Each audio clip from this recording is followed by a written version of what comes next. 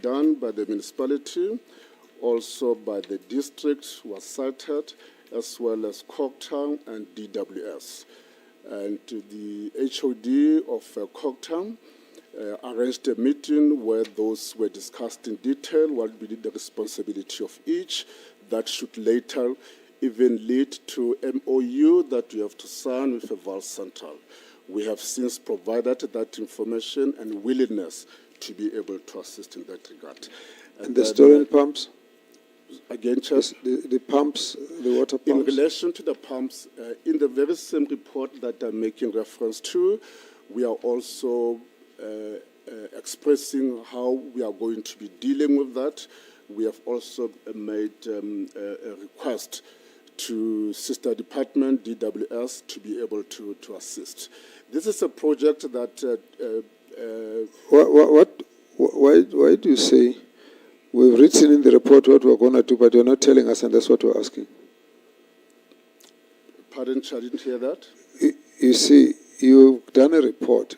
The question is, what happened to the pumps? Now you say you have written it in the report, you have said in the report what you're going to do, but you're not telling us.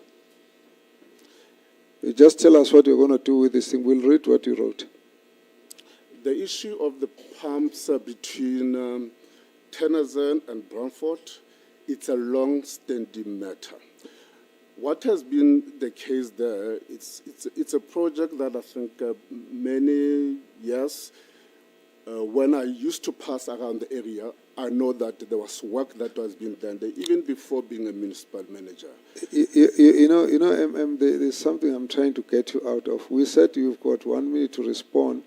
Now, you might have been walking around that area for a long time. You might have read the issue. We just want to know what happened to the pumps and what are you doing about that. That's a very simple, short question. The details can follow. Okay. Chairperson, those pumps, A, B, C, are the source of a problem in terms of water stability in the area.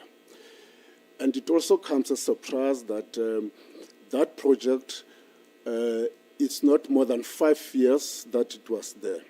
But when we came to the municipality, we found that there was a service provider that was mainly linked, dealing with issues of maintenance in that.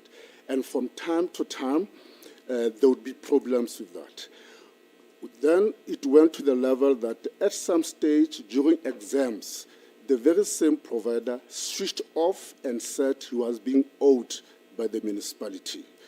We took the service provider to court so that he must bring the keys and be able to provide water. We won the case.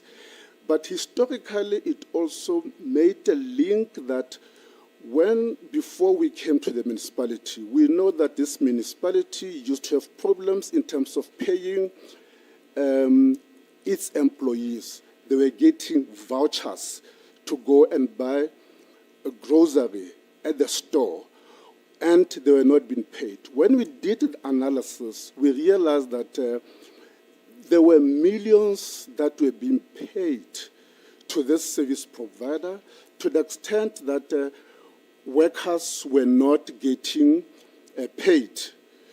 And I asked CFO to investigate that because there was pressure from the service provider to say that since CFO arrived, he's no longer getting those amounts, which indeed CFO brought that report. Then we could realize why these workers have not been paid. So that is the source of the problem around those pump A, B, and C. But we have provided and requested to be assisted by DWS in relation to that. Okay, but just wait a bit. The question here is the pumps were taken away. You have not referred to that. You are saying they were switched on and off. So you are saying they were not taken away. Because the service provider was having keys with him. At some stage, even when he says he has not been paid, he would take those pumps and say that those pumps are his. He had borrowed the municipality. Okay, I think let's hold it there. Now, what was the question? Let's just deal with one other question. Okay. Mayor, I'm not calling you yet, so cut off your... let's go back to CFO quickly. Switch off your mic, please. CFO, just take me through quickly now on your side. You are employed on the 1st of, you are employed on the 15th of December 2023. And when were you dismissed? What date? Mafube dismissal. Chairperson, I think I was dismissed in 20.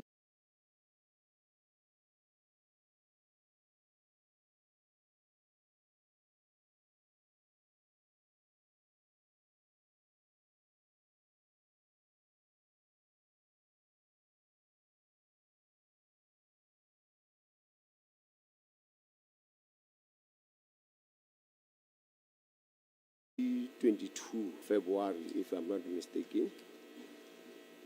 Yes. 2022 February. And Yes. after that, where were you between that time and the time you were employed at Macedonian? I was not working. You are not working from 2022. You are not working. Yes. Okay. This dismissal was a municipal decision that was taken to terminate you. Yes, Chairperson. But what happened? Even there, the council did not want to take that decision. I think my matter was served before municipal council for 6 times, and then the administrator went to meet with the MEC of Cogta. I think at that time was Ndati Ngamili.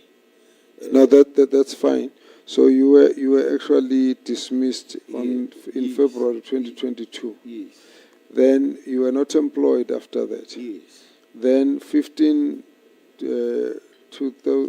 December 2023, you were then employed in Macedonia. Yes.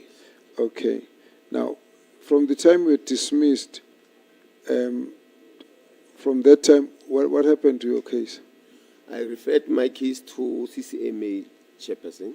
When was this?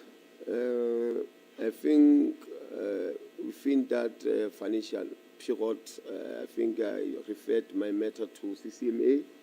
I can't recall. I think 2 weeks after that, I filed the papers. After what? After I was dismissed. So that would be February 2022. Yes. And was there any judgment after that? No, the judgment came after I was employed in Macedonia on the 5th of the 2024. Yes. What month was it? Pardon? What month was this, 2024? It was issued in February, the 5th of February of 5th of January. Yes. And what was issued then? The report from the judgment from the CCMA. Yes. What was the judgment? The judgment was found guilty. So they confirmed the dismissal. Yes. Okay. And then, was there an appeal? Yes, I instructed my lawyers to appeal. And what date was the appeal lodged? I cannot recall, but I got the papers with me. Just estimate. I think it was after 2 months. So after 2 months. So that would have been around April. Yes. April. So you sent you got a court application. Yes. This was in April now. Okay. All right. Honorable Klute, you asked a question. Were all those questions answered? Yes, Chair. I think you highlighted the timelines which I wanted to know. I've got a few extra questions. Will you allow me to ask them now, or will we deliberate later? I'm trying to get away from lots of questions now. That's why I'm trying to channel things. So just let me hear the questions. Okay, it's quite easy. It's two questions. I just want to know from the MM, was council ever informed about the judgment or the case against the CFO when he was at Mafube? So was council ever informed about that? And then the speaker also said that council resolved that a meeting would be held with the chief whips and the MEC regarding this matter. Did that meeting ever take place with the whips actually, and the MEC, or did you go along and do it yourself? So that's two questions I have. Thank you, Chairperson. Let's just clear the question, MM. Yes, MM. Thank you very much, Chair. The first question relates to whether council was aware. As you know that the council had a resolution in terms of who should... No. We're not going that route. Okay. Yes or no? Yes, council knew about the case because when we interviewed the CFO, he also made the declaration on the application form. So through the panel, then council knew. Thank you, Chair. That's the first one. The second one relates to... So what did the council know? The question, Chair, is whether council knew that the CFO had issues with his erstwhile employer. And then my response is yes. That was declared through the panel and on to council, and the matter got debated. Okay, Klute, are we done?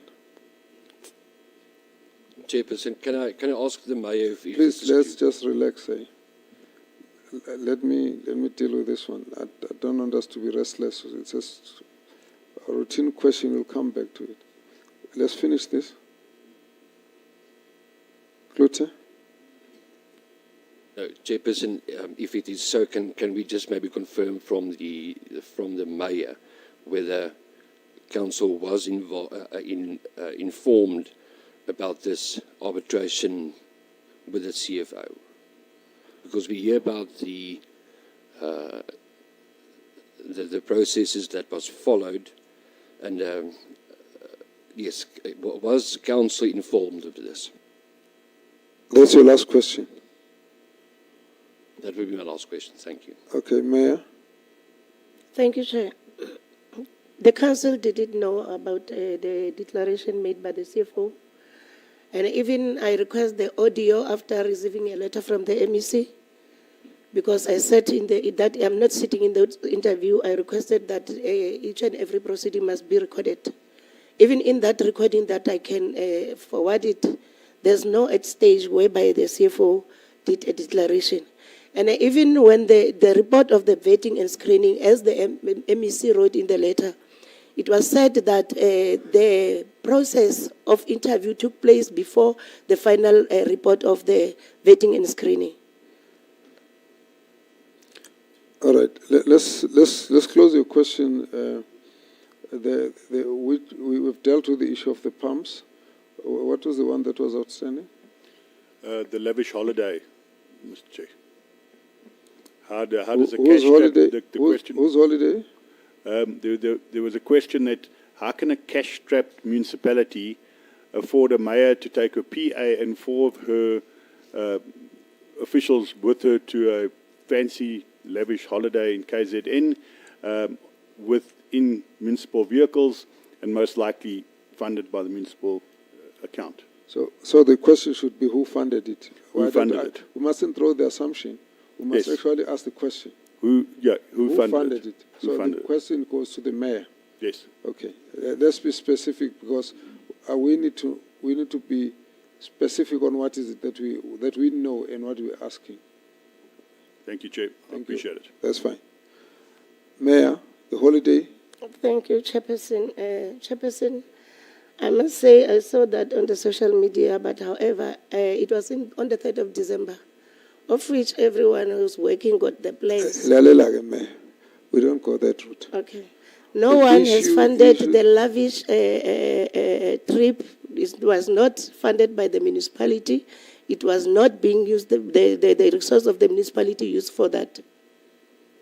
You didn't use the municipal funds Yes, to yes. take the holiday. Yes, Chairperson. You just used the cars. No, Chairperson. You didn't use the cars. No, Chairperson. All right. Now, you're done with your question. Thank you. Okay, honorable members. Now, we don't do it like that. Honorable Kute, My apologies. that was your last question. I know, but there's one question unanswered. No, not Okay, like thank that. you. No, not like that. Let's come back this side. Honorable, let's start with Mkaribi. Okay, Chair, is on a different matter, ne? Can I ask a question? Anything, I want us to close this discussion. All right. Leadership of Macedoniana, can you clarify the issue of interdict court order against the Community Trust of Macedonian? Community? Trust. Yeah. Macedonian Community Development Agency. There's an interdict against them. Thank you, Chairperson.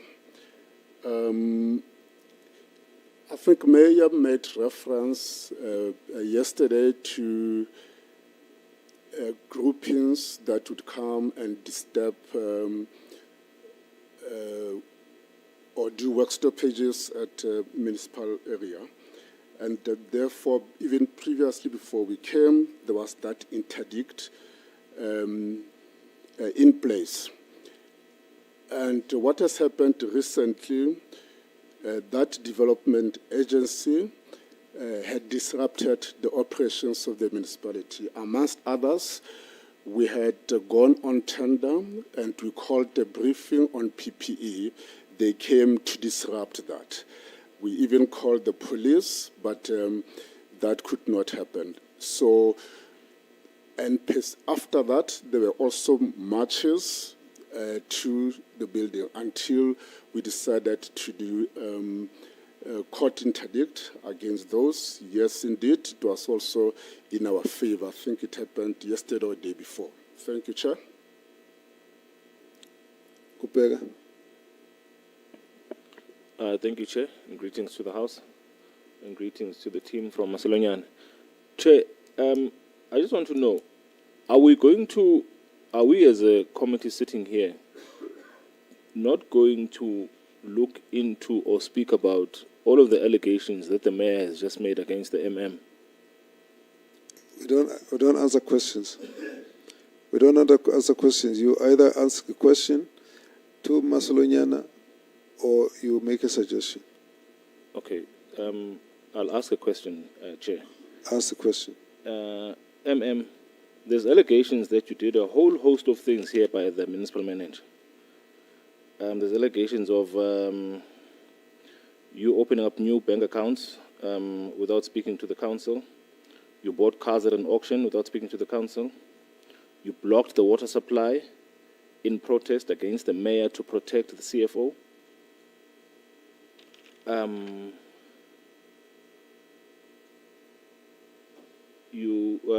There's vehicles that were attached by a contractor. Because you I think the list. Yeah. To the list that you spoke about, That could list, you yeah. speak to that list and take us into confidence about what happened there? Thank you, Chair. Was there another hand? Please. Thank you, Chairperson. A car tracker that's installed in the municipal vehicle, the grey Fortuner, revealed later that that number plate, that grey silver double-capped Fortuner, did travel to KZN over that period. That was the car tracker that did that. It's not me, it's here. and also indicating in the same that you were even late for a council sitting, Madam Mayor, because you were still coming from this little holiday. I know you said the municipality did not pay for the holiday. I want to find out if you paid for the holiday or if there was a funder, because that is also could be problematic. You know, brown envelopes are real. Thank you. Okay. The mayor has said she didn't use the municipal vehicle. And the report, the media report says there was a tracker that indicated that that vehicle had been to KwaZulu-Natal. And did you have another funder? Was there a private funder to your trip? Chairperson, I've never used a grey Fortuner to KZN on that day, on that week.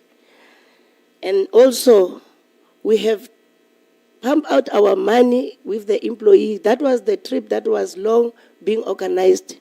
We pump our own money, we donate our own money to book there. Okay. We can take it further if there's other additional information. Let's come back to MM. List of issues raised by the mayor. Thank you very much, Chairperson. Try and be specific, because I'm going to keep interrupting you if you go too wide. Chairperson, thanks for the opportunity. One, on the issue of a bank, as you know, through MFMA, we have one primary account. We have one with ABSA, and then we also have a secondary account, which is for investment, which also we disclosed in our AFS. So, and all this matters, I think we have council resolution to support. On the issue of a strike, yes, indeed, there was a strike that took place, and the demands of workers were saying that the mayor must leave. And it's an area that we did not get into, and we have had meetings with labor, wherein, as the mayor says, we informed them that the strike it's illegal, that they should stop. On the issue of 23, 24, the letter that the mayor is referring to, we also have a report where we responded. When the question was asked, what is it that is going to cause your delay? We provided a detailed response, and that letter is also in our report, and it had gone to council. Therefore, there's a council resolution that is supporting that. On the issue of MM... Sorry, what delay was that? It's around the delay of submission of AFS. Okay. And then I'm saying we have responded to that. It's also in our package as a response. On the MM testifying against or in the trial of or disciplinary hearing of a CFO, as you correctly asked me, the duration where I was in Masilonyana at Mafube, I left in 2020, as I've mentioned. And then around the period when he was going to CCMA or being charged, I was not in Mafube at that time.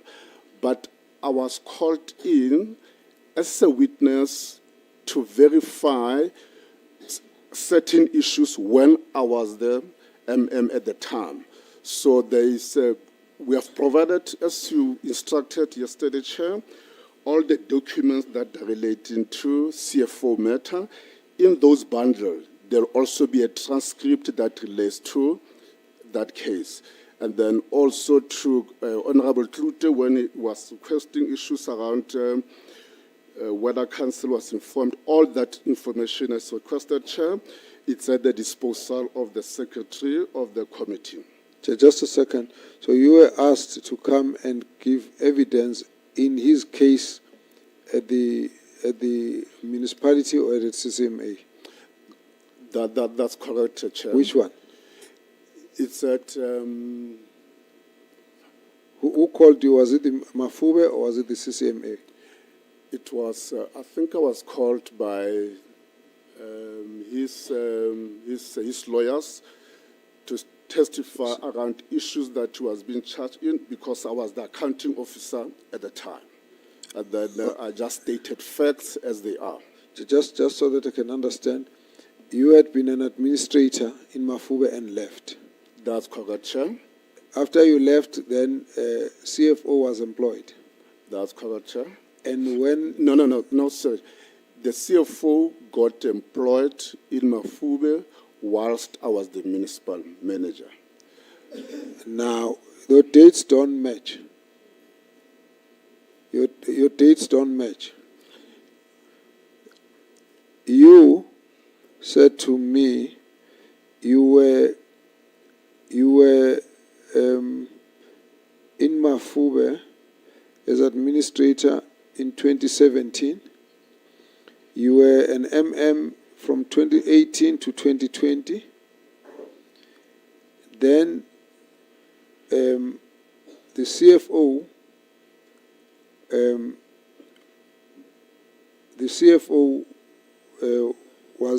was in Mafube. Let me say now, 2020 March. Let me see. Just check my dates here because CFO left February 2022. By which time you were not around, but he says it started working there in the let me see. Did you say 1st of March 2020? CFO, just confirm your dates again. Chairperson, yes, I think it was on the 1st of March. I think 2018, if I'm not mistaken, yes. Around that, but it was the 1st of March. No, you didn't say 2018. Yes. I said... No, you said 2020. 2020. Yeah, I made a mistake. It's 2018. 1st of March. I actually don't think it's going to help us to ask you these questions further because the reason why I wanted to understand is coming out now afterwards that you were actually there at the same time. And in the dates you gave, you separated the dates. So you were there from 1st of March 2020, okay? And then you were terminated 2022, okay? The CFO, the MM was there up until 20. In fact, you were a month apart from the dates you gave. You came in a month after he had left on this thing. Now, you didn't correct it. MM, don't jump. You didn't correct his dates. Don't jump. Now, from where we sit, your dates as administrator, 2017, your dates as MM is 2018 to 2020, February. His dates, you left February. His dates were, he came in 1st of March, 2020. Just missed you by a month. That is the date he gave me. Yeah, we can go on record and check. Now, for you to be called to give evidence in his case would be very strange if these were the dates. Now you've given us a better date.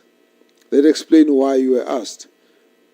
And from what you're saying, what is missing is how long had he been in Mafube before you left? That's a question you can answer. Yes, you were asked to come and give evidence in his case by his lawyers because you are the expert on the municipality. Presumably you knew how well he worked and all of that. You only knew that because you worked with him for some time, and I want to know how long that was. Thank you, Chairperson. I confirm the days that I gave you in terms of my presence in Mafube. Okay.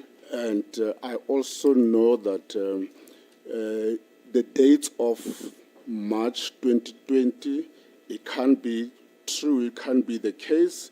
It's either he was appointed in March 2018 or March 2019. But the records that I've provided will clarify that. But certainly you must have known him for at least a year before you left. It could have been a year or two, Chairperson, yes. So he's actually just lied to us. He has just lied to us. You can't give us a fine date of the 1st of March.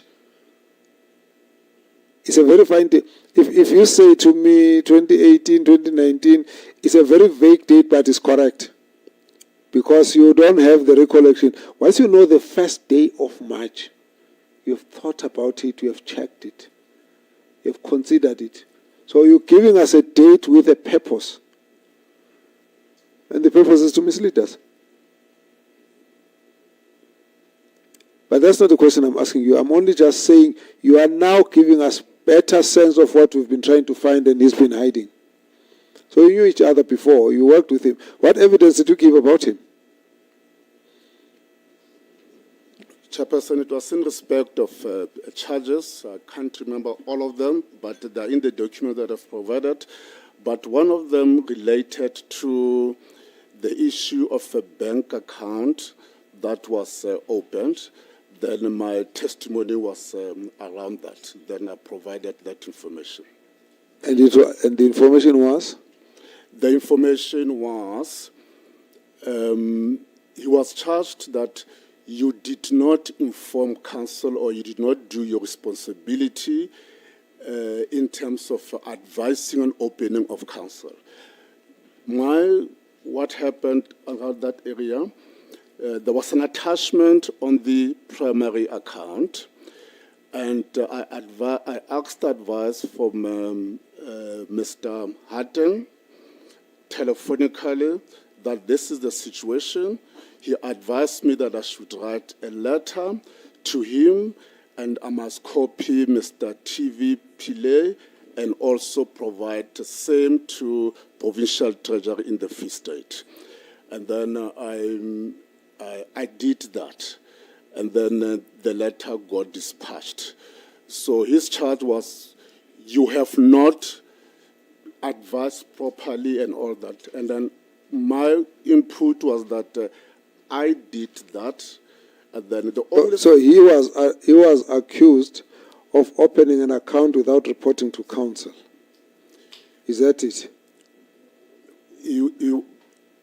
Along those lines. Along those lines. Yeah. And your evidence was actually you as MM did that on his behalf. My issue, in other words, it was reported. Yes, my issue is that as the accounting officer, I took the initiative. I spoke to Mr. Hatton, and then a letter... To report this account. That's correct. So in other words, he is accused of opening an account without authority. You are saying you actually took the initiative to report that he's just opened an account as the MM. That's more or less the kind of issue. That's more or less, but like I say, I can refer to the document that I've provided. Don't worry about the documents because you're going to give that to us. What I wanted to get is just a flow of the discussion. You see, what's happened here, he gets dismissed. He's dismissed because of misconduct. And amongst the issues he was accused of misconduct on, he opened an account without authority. That is what then you are called to say, but this guy who is a CFO, who you left here, he actually opened an account without informing the authority. Listen, there's no raising of hand. When you have to answer, you will answer. You will be pointed whether your hand is up or down. So you will answer. Don't worry about your hand because we don't need it. We just need you to answer when it's your turn. You will have that. I just want us to clear one issue. You are saying you knew him for about a year, from 2018 to 2020. You knew him, maybe 2018, maybe 2019, but more than a year. You know about the account that he opened, and he was charged for opening without authority. You actually had to be called by his lawyers to come and stand in for him to secure his evidence to the fact that he cannot be charged for an account that he opened without authority, because you, rightfully so, as the MM, were the one who actually did the notification. So he must be released from that accusation, because you actually did the reporting. So effectively, you did the report that he's accused of not doing. That's more or less the flow of this thing.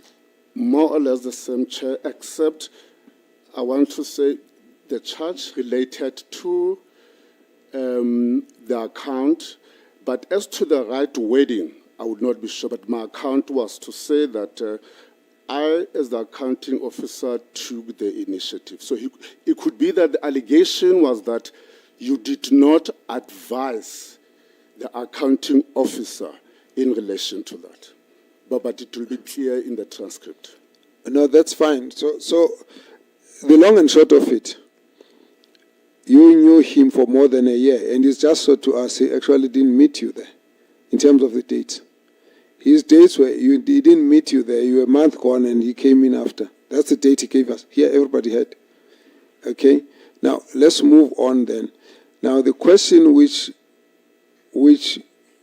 you were being accused, the issues that are being raised by the mayor about you, just finish off those issues, because that's the list that the mayor has given us. Thank you, Chairperson. There was next one around issues of absorption of staff that mayor says did not know of.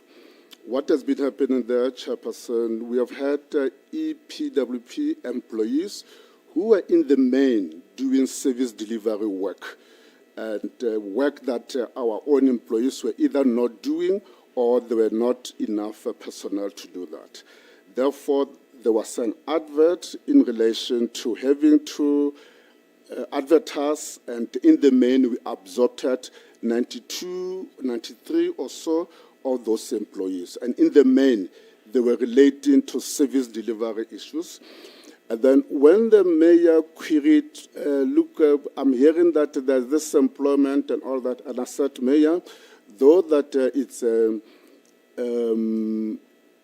operational matter, I'll give a detailed response in relation to that. It will go through your EXCO, and council must express. We've got a council resolution in respect of that, a very detailed report. On the issue of a certain Tumelo, who has been appointed on a contractual basis, that's correct. But before that happened, I had discussions with the mayor that, Mayor, as you know that our audit opinion has not been okay, we need to beef up, the gap that I see in the BTO. One amongst them, we must get somebody who has knowledge around AFS and all that. This is a same Tumelo. Mayor even said, when you do this, you must also consider someone who we mentioned the name and all that, and then, but the process went through the right channels. On the issue of the consultant that helped us on IDP, I mentioned yesterday, Chair, that we have had issues in terms of reporting on performance and all that. And I did not get joy from my own unit, and that's why it was put in the AGSA. Therefore, I needed somebody to be able to help us to deal with issues of SDBIP, and also make sure that we've got measures, KPIs that are related to that. It's an operational matter. We advertised, and then the service provider, even when he was assisted, it was at the Bosberat, where all councillors were there, and that report was adopted by council. We've got a council resolution in relation to that. The issue of attachments, we've got a register on litigation, and which we found to be very long, to the tune of 160 million, excluding the main creditors that I spoke about yesterday.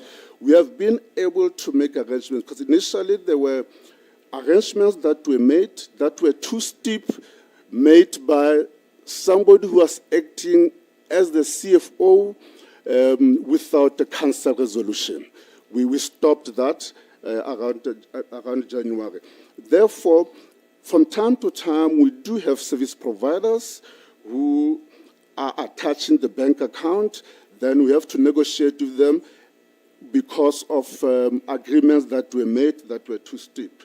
So it's an operational matter in terms of how do we defend ourselves, and if they've also taken some scrap that we don't utilize and charge us 1.7 million to fetch those, we said it does not make sense. So that's an operational matter, but we have reported it to council. DC board, as I said, we are utilizing DC board of the district. It's only on the 31st that we'll be doing our own. Therefore, they had DC board of the district, they had recommended that acting MM must be charged, who was the technical director at the time. This council, when I came there, this individual was 16 months on suspension, cancelled without doing anything about it. It's only when we received that we took the individual to disciplinary hearing until council expressed itself in terms of what in the order. It's a council resolution as well. On the issue of, Mayor mentioned 2 opinions and what have you. Those 2 opinions were relating to how we should deal with the issue of the CFO. We have provided that bundle of those legal opinions that they will be there. That's more or less, unless I missed something. Fleet. Or the last one. There are 2 issues about the fleet. I think the honourable member said no one has seen the fleet. So the mayor says that there's some fleet that was taken by a service provider, and that service provider sold the thing, but you said no, the fleet is still there. And when there was a problem in, what did you call it?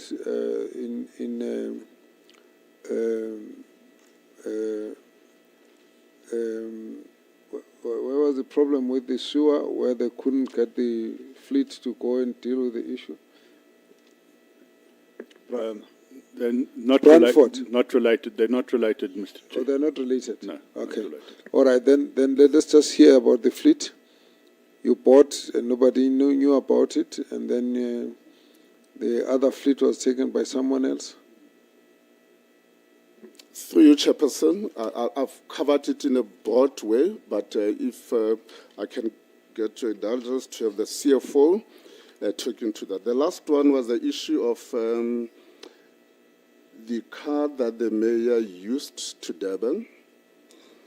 It's not true that there was no financial implications, because the mayor has a petrol card and that was utilized. And then we have evidence in that regard. What about the car? Was it a municipal car?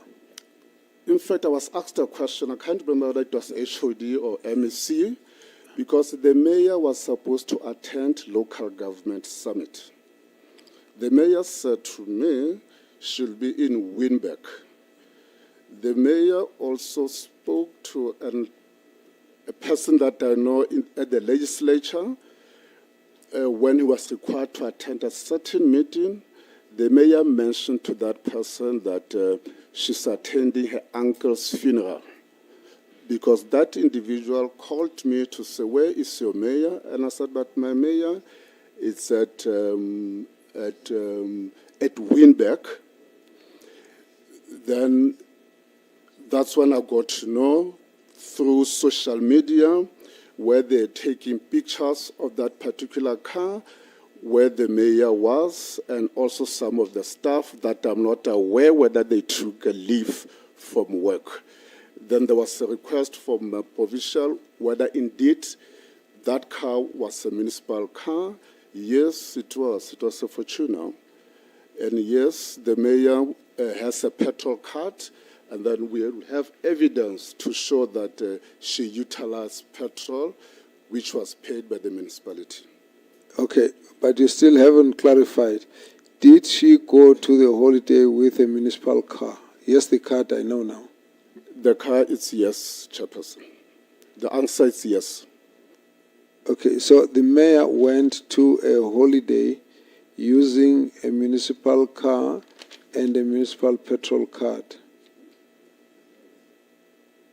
The issue of holiday, I don't know, but I know that the car, even from the shots on social media.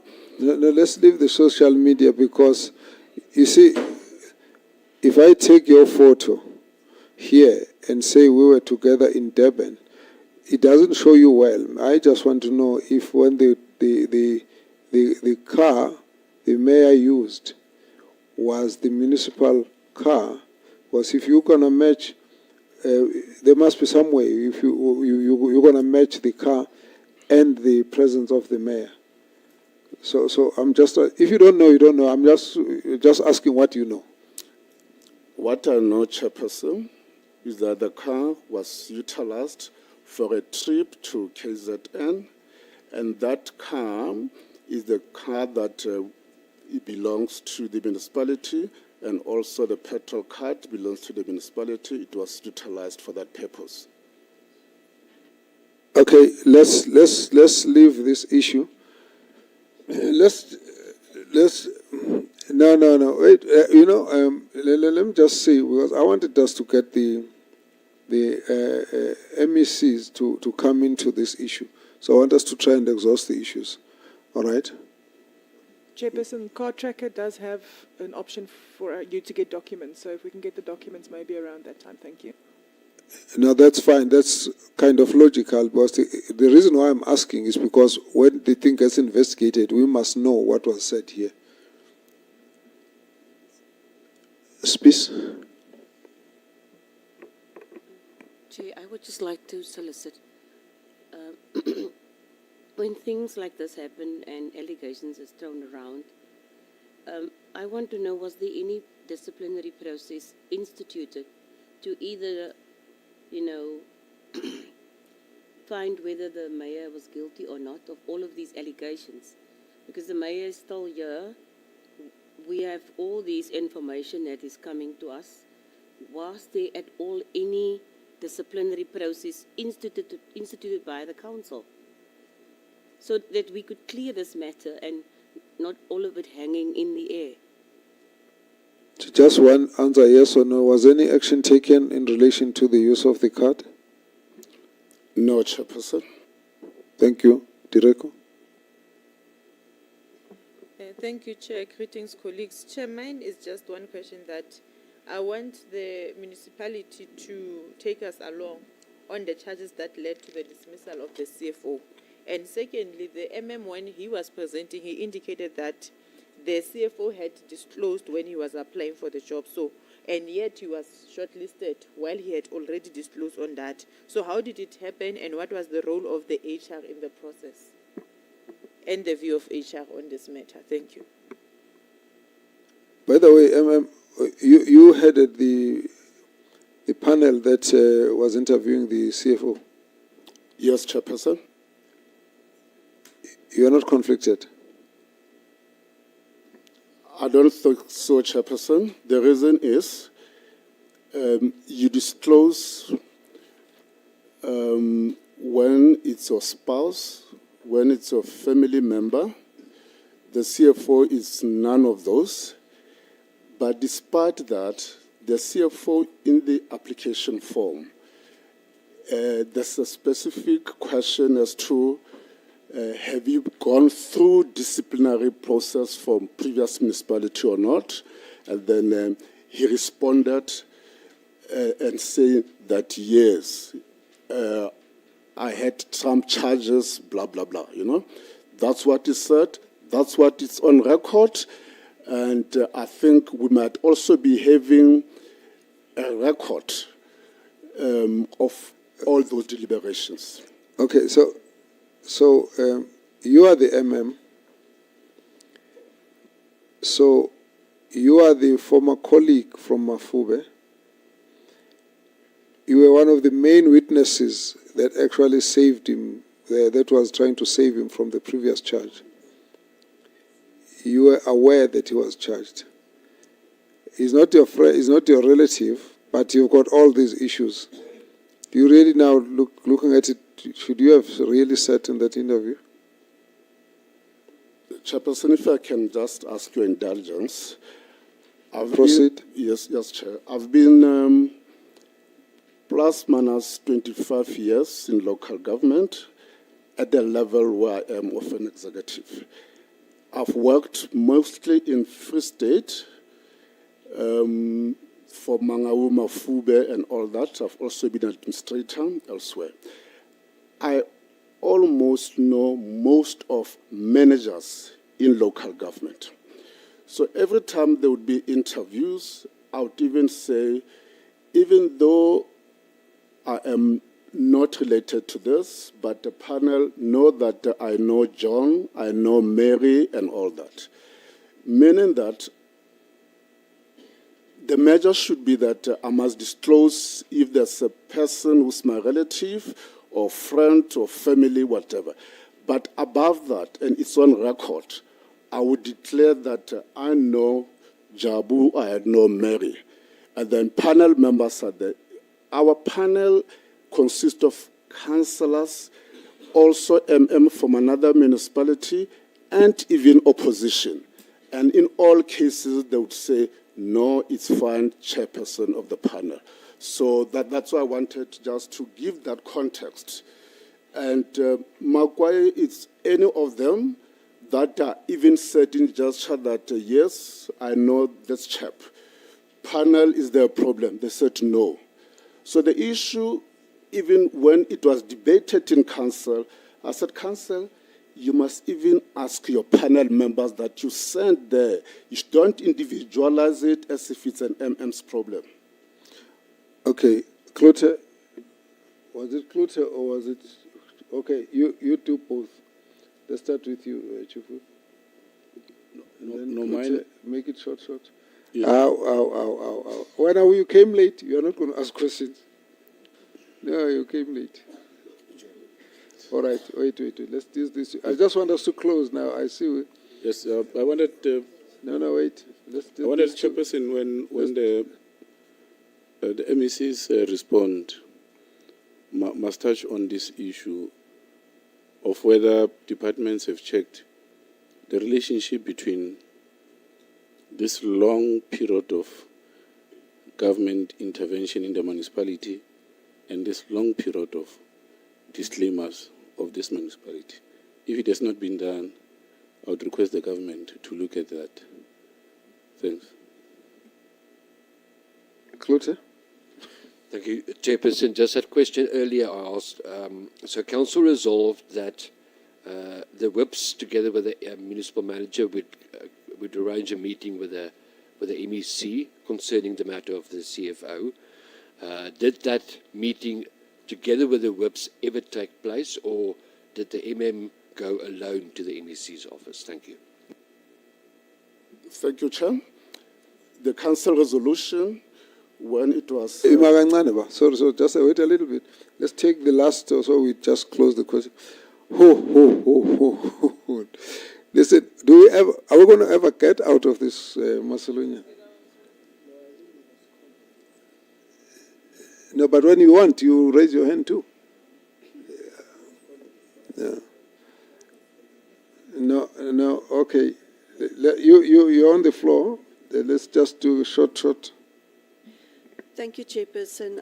I just want to, again, emphasize my first question when we started yesterday with regards to municipal officials in high positions moving around within the Free State, that there is a necessity for a list that indicates which officials has worked in which municipality and whether charges has been brought.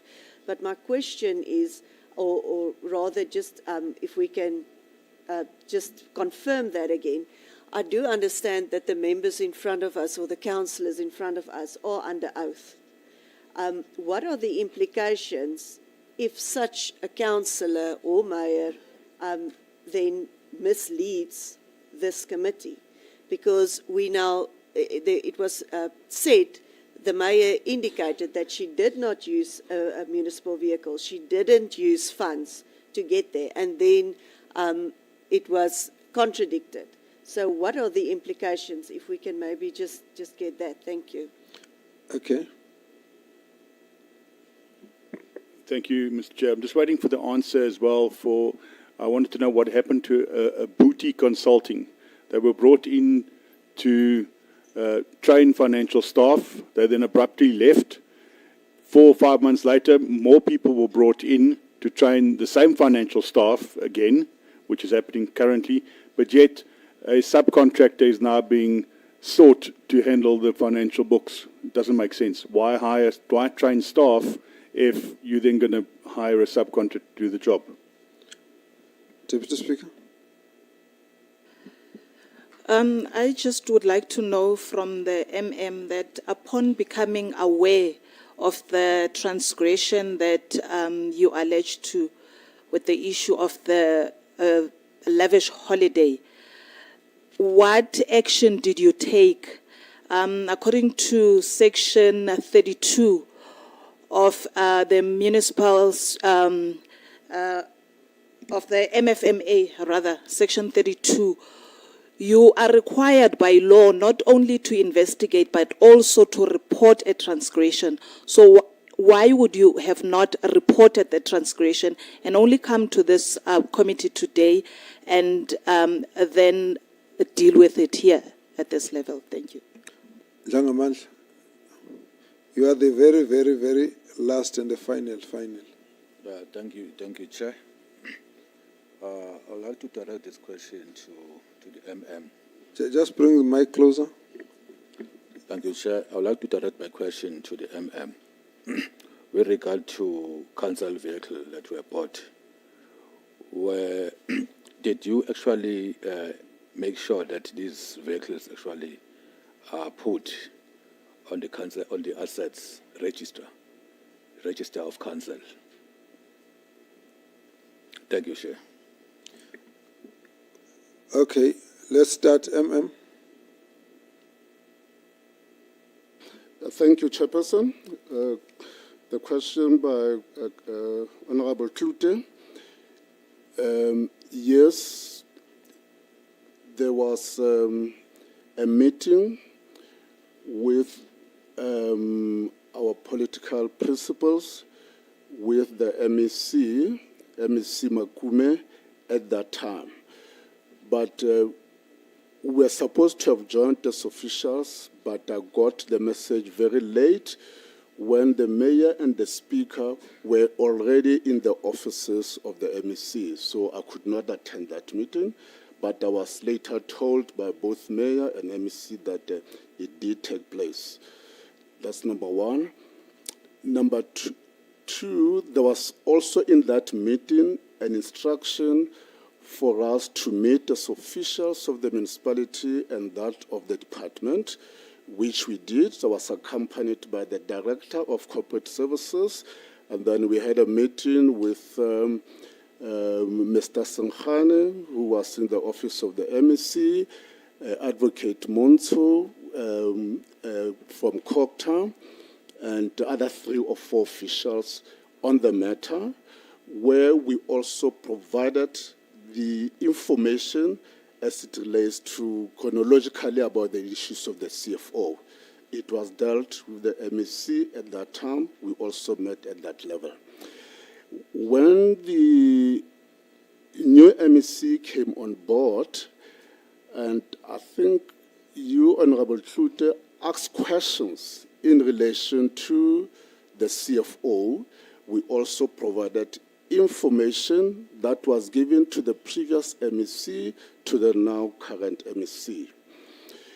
Later, when there was a letter that Honorable Mkhalipi read yesterday, coming from the MEC, we responded on that, or the speaker rather responded on that. We've got evidence, we've got documentation to that effect, that the speaker and our principals, they wanted to come and meet the MEC and give an explanation. The MEC, I think, around that time was in Egypt. But as officials, we went, myself and director, we went and met the HOD and explained the matter, and then we left it at that. So when there were no comebacks or anything, we took it that the matter has been settled, and that's how we have been operating.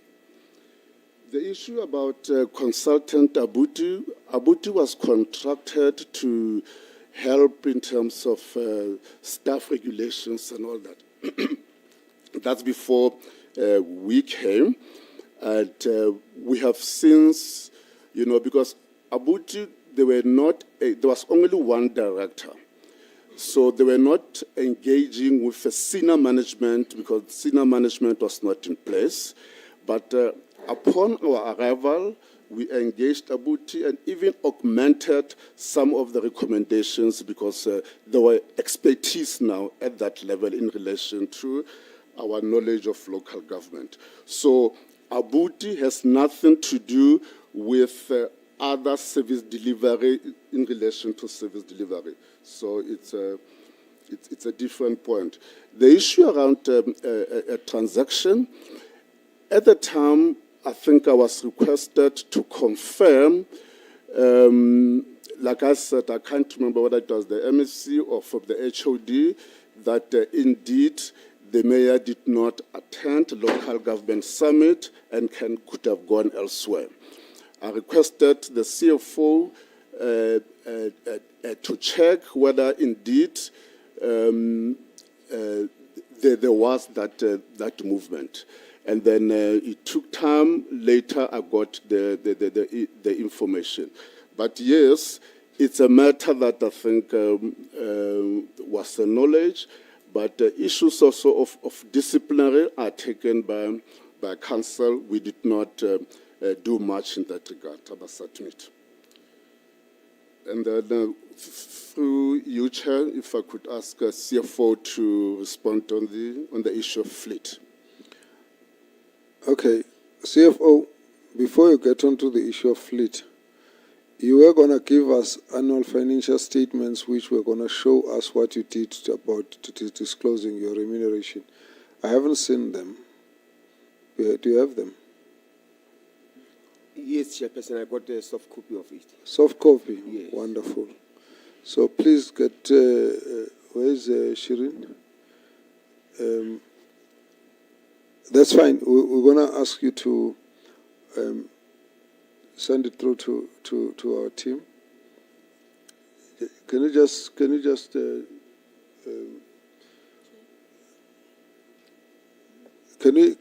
get that transmitted? Just get hold of Shirin and let's get the information from the CFO.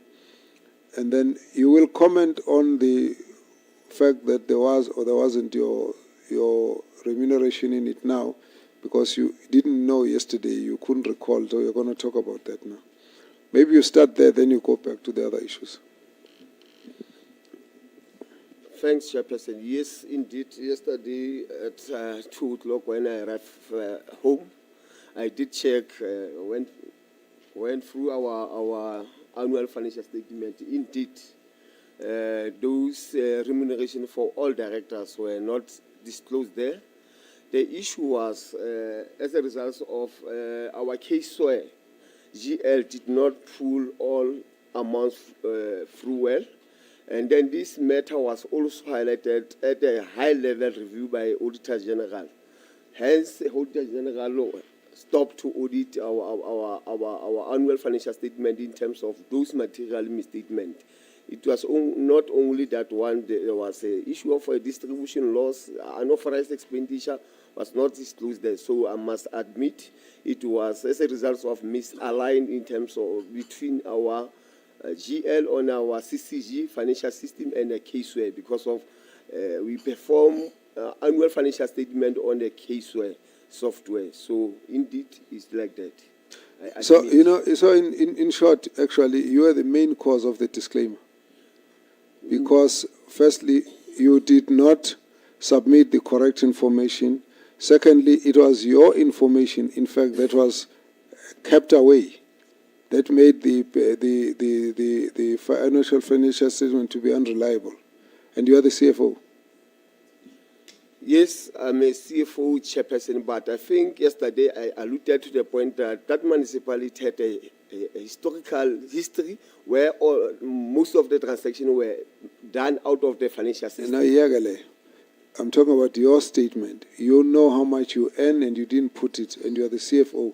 You are the one in charge of the documents that go to Auditor General. You didn't give them correct information about yourself, about your category. Leave the others, because they would have been the main cause. Now, in this case, we can see you are one of the major causes here, probably the main one.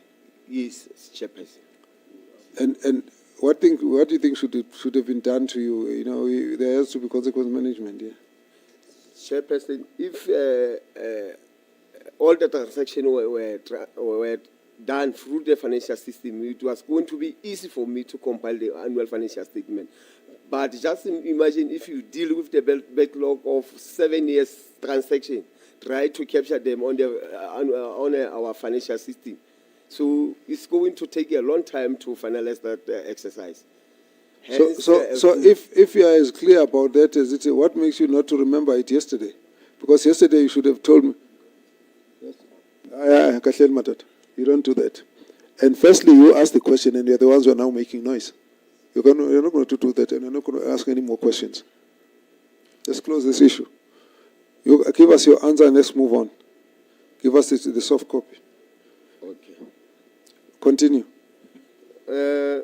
Yes, Chairperson, I say I admit in terms of that, but it was as a result of that historical information that was not in our financial system. Hence, we're having those gaps on our annual financial statement. However, Don't go into that. I'm asking you a simple question. You knew that you couldn't fit in your system for the backlog of 7 years, but yesterday you couldn't tell us that that's the reason why you didn't put it. yes, I was not sure about that information, Chairperson. Answer the other questions. Yes. The other question about the assets, yes, the vehicles that were bought, they are part of our fixed asset register. So we'll report adequately on our annual financial statement. Thank you very much. Let's go back to Mafube. You didn't ask. I stopped you from when you were raising your hand. Okay. On that one of Mafube, Chairperson, what happened? The first charge that MM was alluding to it. Now let's start with the dates. Why did you give us wrong dates? Chairperson, I was not sure about the date, but I vividly recall I started... 1st of March, 2020. You can't be unsure about a specific date. If you ask me when I was born, me, because I'm old, I can say, hey, I think around 90... So many years ago, I can forget. But if I give you a specific date, I can't give you a guesswork. No, I apologize about that, Chairperson, but I know that I resumed my duties on the 1st of March, but I was not sure about the year. So I admit there, and I apologize. You still don't know? Pardon? You still don't remember the date? The date is the 1st of March 2018. How can you make a mistake of 2 years? Pardon? How can you make a mistake of 2 years? No, I was not I mean, if it's 1 week and 2 weeks or 1 month, I mean, I don't think you're taking us seriously. No, I do. You are not. You are not. Let's get the other answers and move on. No, I think I answered all the questions, Chairperson. Because of I was supposed to answer the issue of the assets, the vehicles that were bought, whether those assets are part of our asset register. So I did say yes, are part of our asset register. Thank you. Honourable members, I'm going to request that the two MECs respond onto this issue. But in the process of responding, I just want to say to you, you will take us briefly back on the issues which you want to respond to. We're particularly interested on the issues which they have said which you believe are untrue. Where you agree, you can indicate that, yes, that's what happened as they stated. We found a lot of things that are contradictions here that we just want to know which of these you are actually part of what they've said. Now, you will notice also that there are issues that the mayor raises that are problematic, that would need to be investigated. And I hope you noted them because we're going to ask you to do those investigations. There are issues that were raised by the MM that are problematic that we actually are going to ask you to investigate. So we want to see if you have noted those.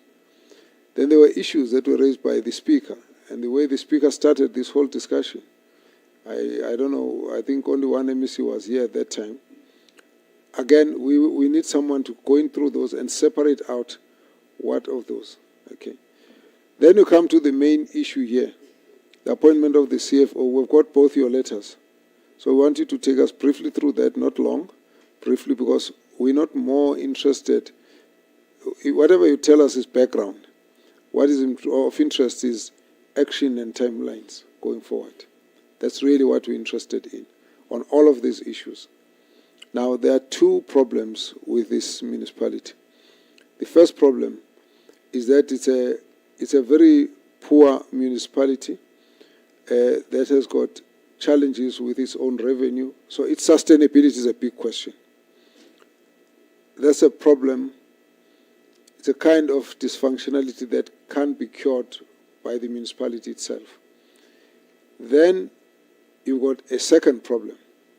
The second problem relates to financial mismanagement, which is one issue that we expect to hear a lot more from you. Then we've got the other aspect of that being the issue of the auditing processes and auditing outcomes, which again is a major bulk of the issues. Then the last one are major issues of irregularities. Now, these irregularities are just unnecessary burdens on a municipality which would have had a problem anyway. Now, this is where we would like to get concrete steps, ways forward, and actions. What are you going to do now that you have picked up all of these things? Leave the fact that we would have wanted you to have dealt with a lot of these issues so we don't have to go through this discussion. But now that you have now found them out, what are you going to be doing about them? We'll give you that opportunity. I think if you gave us a response, it shouldn't take us more than 10 minutes. You can just, see how you share the time. And after that, the Premier is going to make her own commitment on this matter. In your own order, please.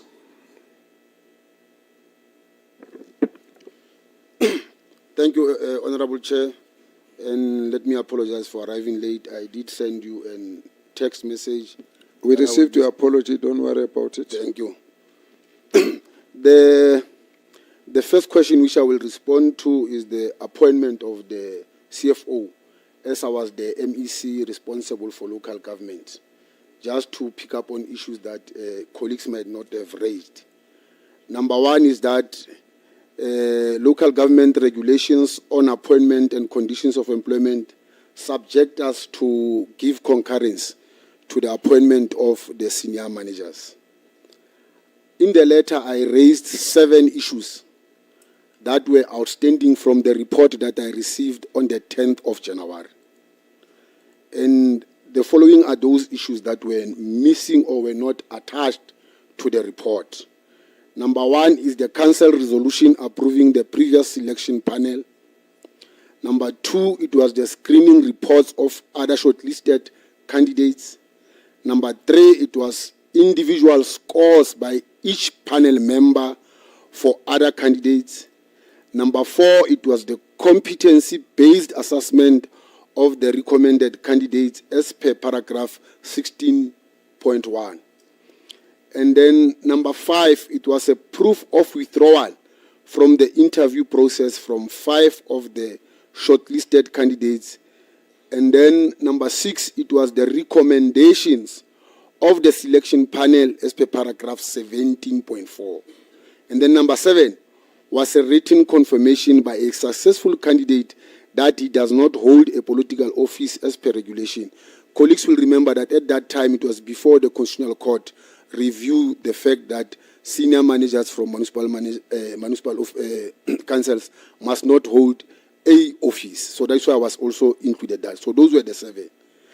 But we then picked it up that other than these documents that are supposed to accompany the report sent to the MEC, there was an issue about Mr. Makwai as the Chief Financial Officer, who happened to have been found to be invalid and non-compliant to the legislation. And the issue was the case in Mafube. The mayor was therefore advised to request the speaker to call a special council meeting to table the report on what I've said.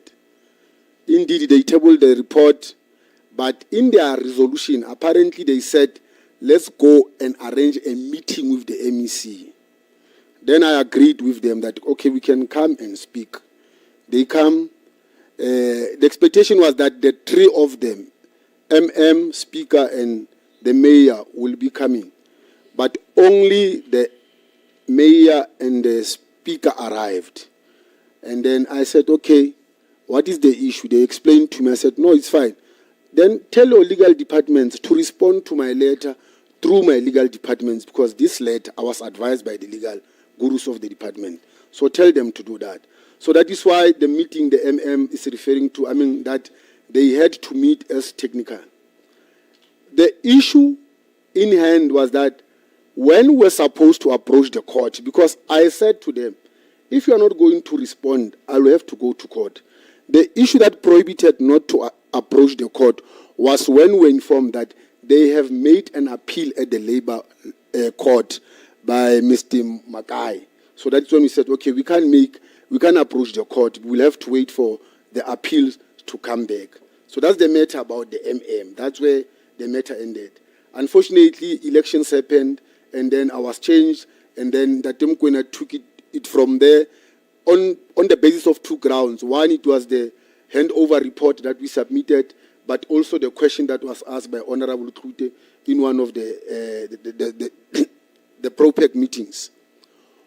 On issues that have been raised, I know that the Department of Finance is regularly meeting with Masilonyan, particularly because it's one of the distressed municipality. I think they are making top 10 in the country. Number 2, because of the instability, we also have a joint committee together with the Cogta that was trying to diffuse some of the things that were happening there. Number 3, it was the meetings that we had with the Premier, including the Premier's coordinating forum, where we are engaging the municipality.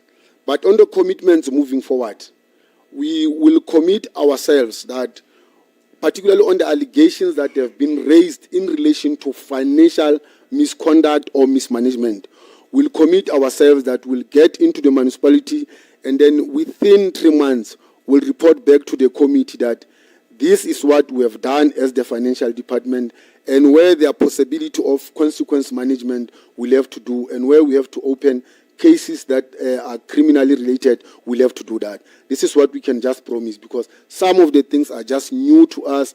I think that they had themselves there at the local municipality, but we are committing ourselves to begin to get in and resolve those things. That's what I can say on behalf of Treasury. Thank you. Thank you, MEC. Now, MEC Mkwena, Premier will be last. Okay. No, thank you very much, Chair, and good morning. I am largely covered, Chair, by what MEC Makumi has raised, except that on the issue of the CFO, we received a letter that was directed to TZ Makume, and then myself, and I was asking him if his initials are TZ Makumi. Now, Chair, in that letter, the council was really responding to our letter where we were making it clear about the appointment of the CFO, as well as the fact that they will have to make a presentation about 139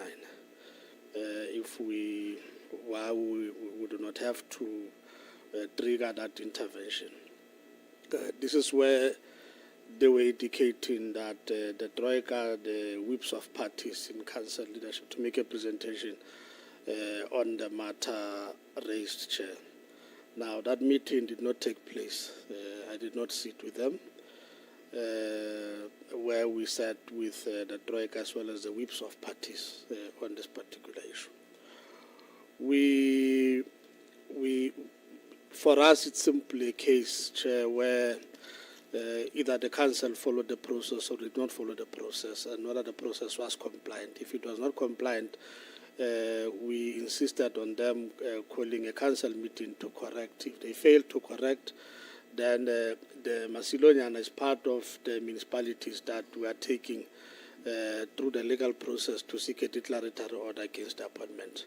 And the matter has been raised with them. They know it, Chair. The second part, Chair, is we have been interacting with the municipality. Maybe just before that, the HOD has got a file in relation to the municipality, which should contain the Resolution 17 report about the issues that the Makumi was raising, and all the issues of our relationship with the municipality, which we can share copies if the committee so wish. We still have to peruse it and pull what we believe will be relevant, as was requested. The file just got in to the hands of the HOD in the last 20 minutes, Chair. The municipality, Chair, is sitting with serious challenges of water. The responsiveness of the administration is an issue that we raised with them. That's why the issue of 139 will have also arisen. We will have directed the HOD to convene the municipality together with Val Central to deal with the problems of water, because their responsiveness has not been what we will expect, and at times we'll have had to jump as the department even before the municipality could jump. And we are quite clear that we could have had a better response on this particular aspect in view of the experience, particularly of the municipal manager in local government. There are challenges, as you can see, in terms of the relationship between the accounting office as well as the mayor, which requires to be attended to. We have tried to mend the fences, and clearly a lot of work still has to be done. Chair, we did ask we tried to locate the mayor, if I remember well. We did ask the HOD, the MM, where is the mayor? And then the report was that she has attended the funeral, and then we saw the pictures at the level of the social media, which we then inquired that was that a private trip or an official trip?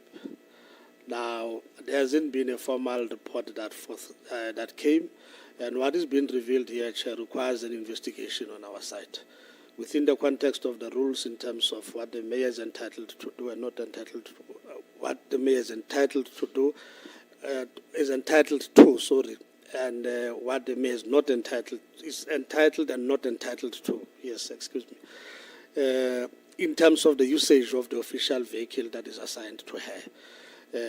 And that will also have to come in relation to the answers that she has given here, so that a report is then provided, so that we probe both the conduct, we probe the usage of the resources of the municipality, including how the municipality in itself has dealt with the matter and lift it up as the department.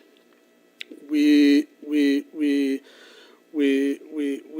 therefore, Chair, are sitting with a challenge that we will have reached a court situation by now, except that we had issues to clear with the state attorneys in relation to the type of attorneys we needed to deal with the questions of municipalities that are appointing outside concurrence.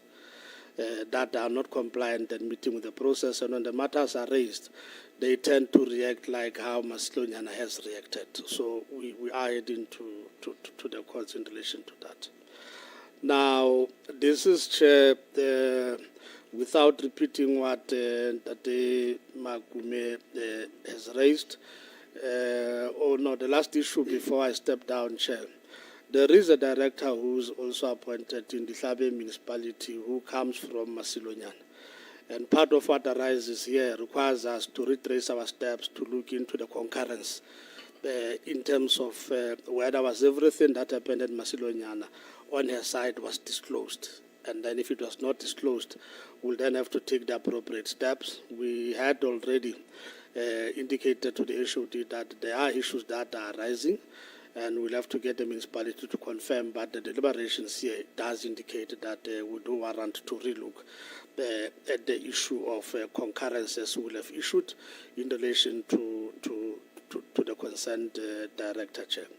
The last issue that we will have to look at as well, I think there is an issue of the recruitment process outside the Resolution 17 report, in terms of what we picked up on the role of the MM, the relationship between him and the CFO, including the fact that he would have had been a witness on behalf of the CFO to clear him in that particular case and came to conduct the interviews.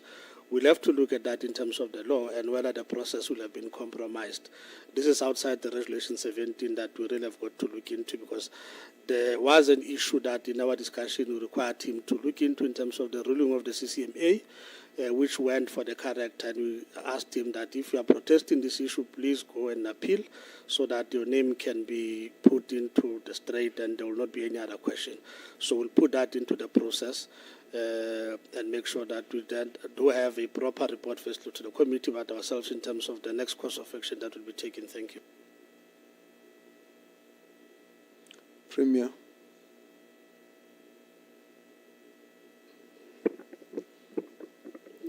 Thank you very much, Chairperson and honorable members. Indeed, Chairperson, some of the issues that were raised today, especially around Macedonian, are new to us.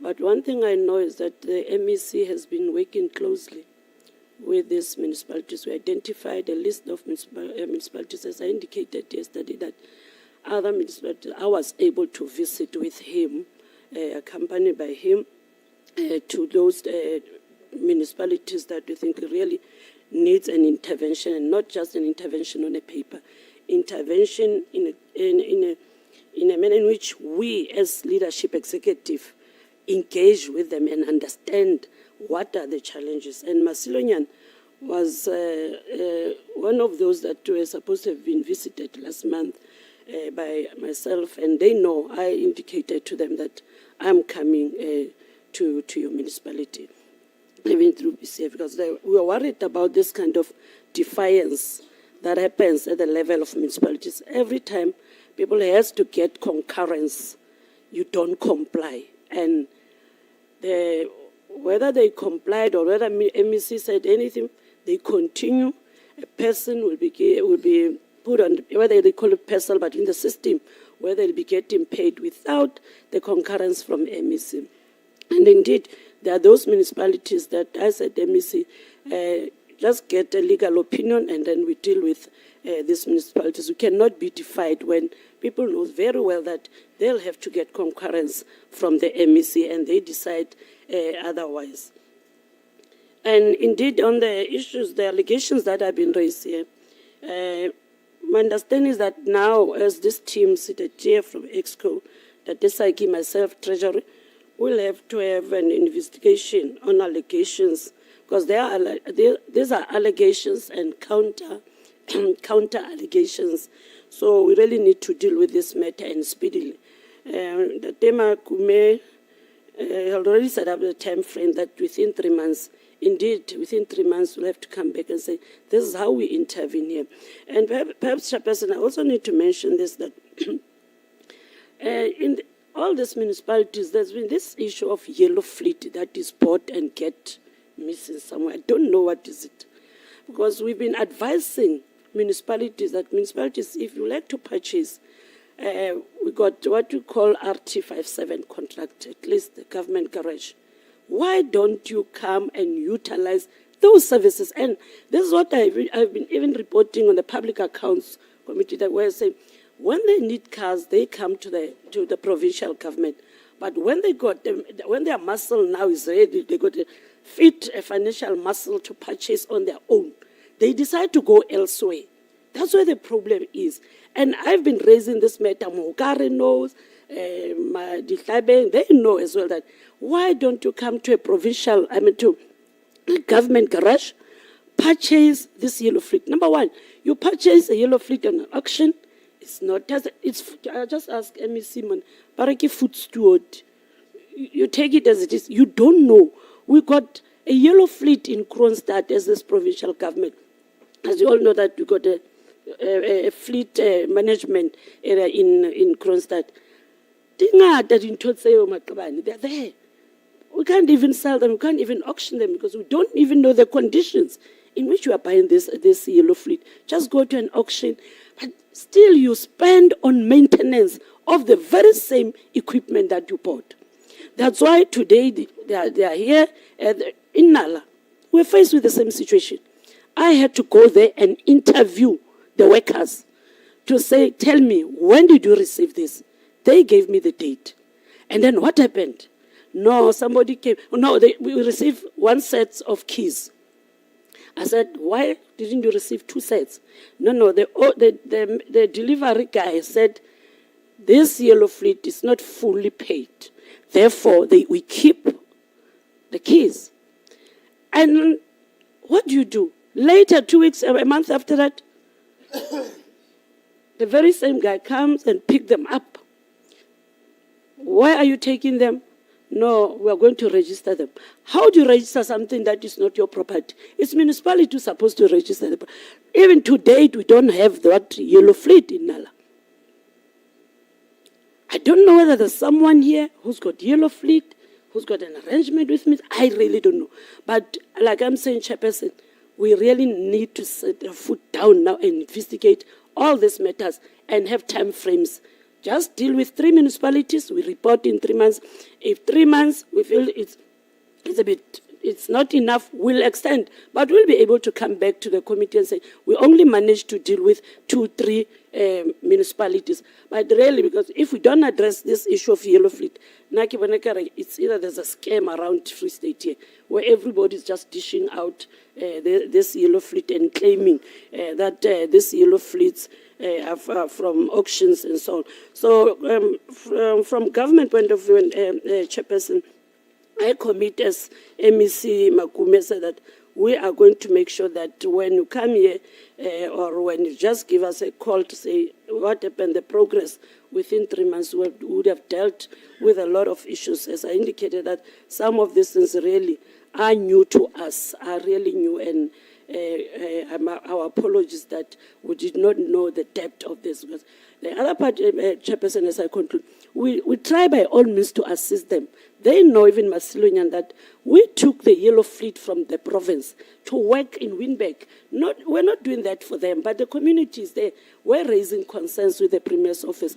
We took our yellow fleet. We worked there in their area. We removed illegal dumping site. We opened roads that were going to gravesite because that's where communities were complaining about. We do assist where they need intervention. Even in this particular municipality, we assisted. We took services to their municipalities just to calm the community down there. But there are issues that we really need to address in that municipality, and I promise that definitely we are going to address them, Chairperson. Thank you very much, Premier. Thank you, MECs. All the issues that have been raised in relation to the challenges in Masilonyana will then be subjected to this processing, and therefore we'll get a report in 3 months. The annual financial statements I have not received yet. I don't know if you have given to anybody at this point. You have? Okay. Honorable members, let me just check now.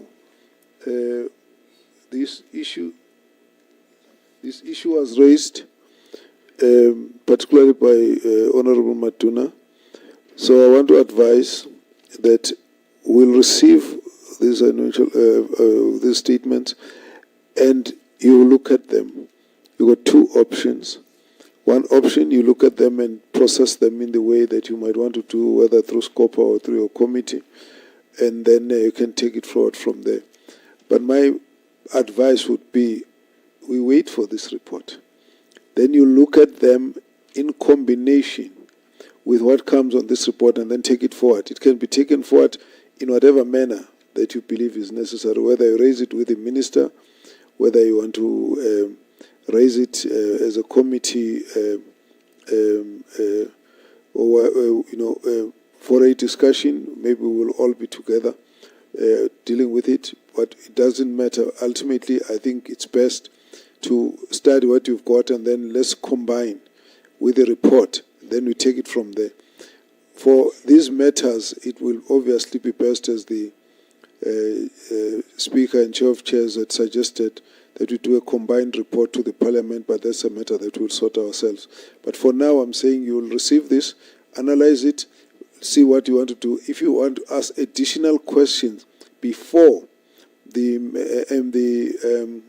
MECs actually report, we can send them the information to the MECs, incorporate your questions and ask them to investigate further, then it can come back, all of it together. So you're free to deal with it from that point.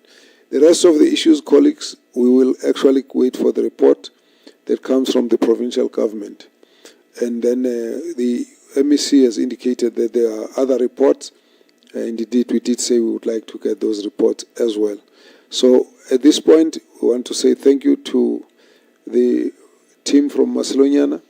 Thanks for all the answers. And indeed, at this point, we would like to excuse you. Thank you. I will take the next municipality, which will be Tokoloho. We will come and, as you know, we won't want to burden members here with taking breaks in between. We just leave it up to their discretion as to when, as and when they wish to go for tea or stretch. We will continue the processes.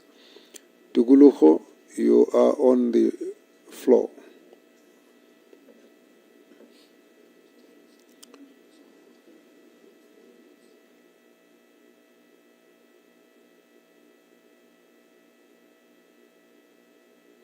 I also want to plead with members.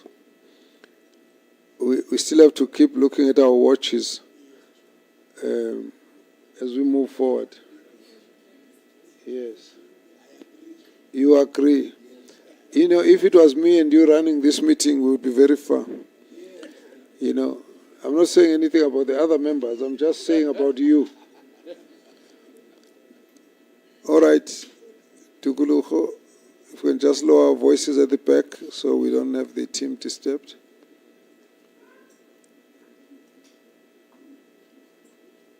You're on the floor. Thank you very much. Please take us through.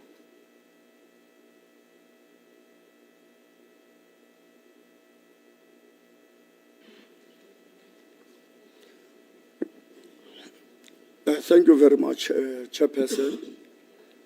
Protocol observed. My name is Buitumelo Inoxiake, Mayor Tokologo. I'm with the Speaker, Councillor Haibe, and then we also have our Municipal Manager, Ntate Mposetlo, and then we have our Acting CFO, Ntate Matile. Without wasting any time, Chair, I will allow MM to go through so that I should not consume more time in terms of his presentation. But what I can allude to is that our municipality is still under FRP, Section 1395A and C. And then currently we have only the municipal manager who has been appointed. Secondly, the 3 directors Their contract has just ended around June, 30 June. We did advertise. The advert closed around 2nd of July, and then the process will kickstart of the recruitment. So therefore, I will then allow the municipal manager to continue presenting. Thank you very much. You are welcome. I'm not saying anything about your team. I'm just noting that it's all men. It's a really strong man team. But I'm not saying anything about it. I'm just observing. Please proceed.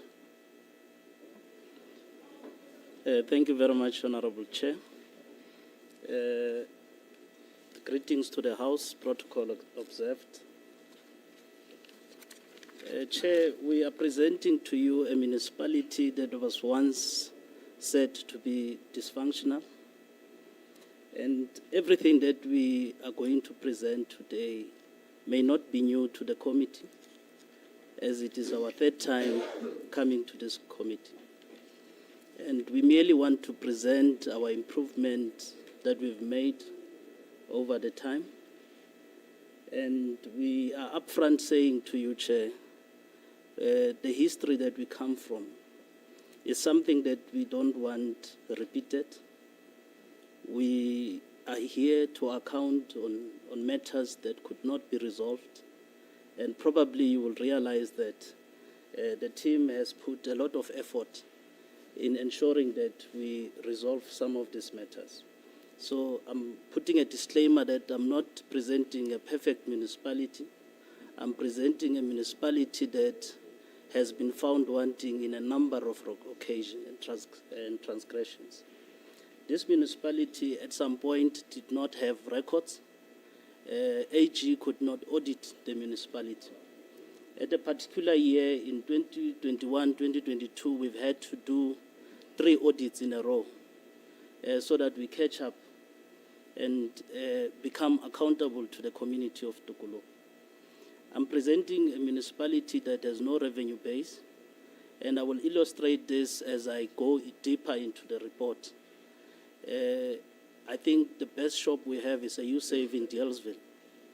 All other towns do not have even a sufficient food outlet.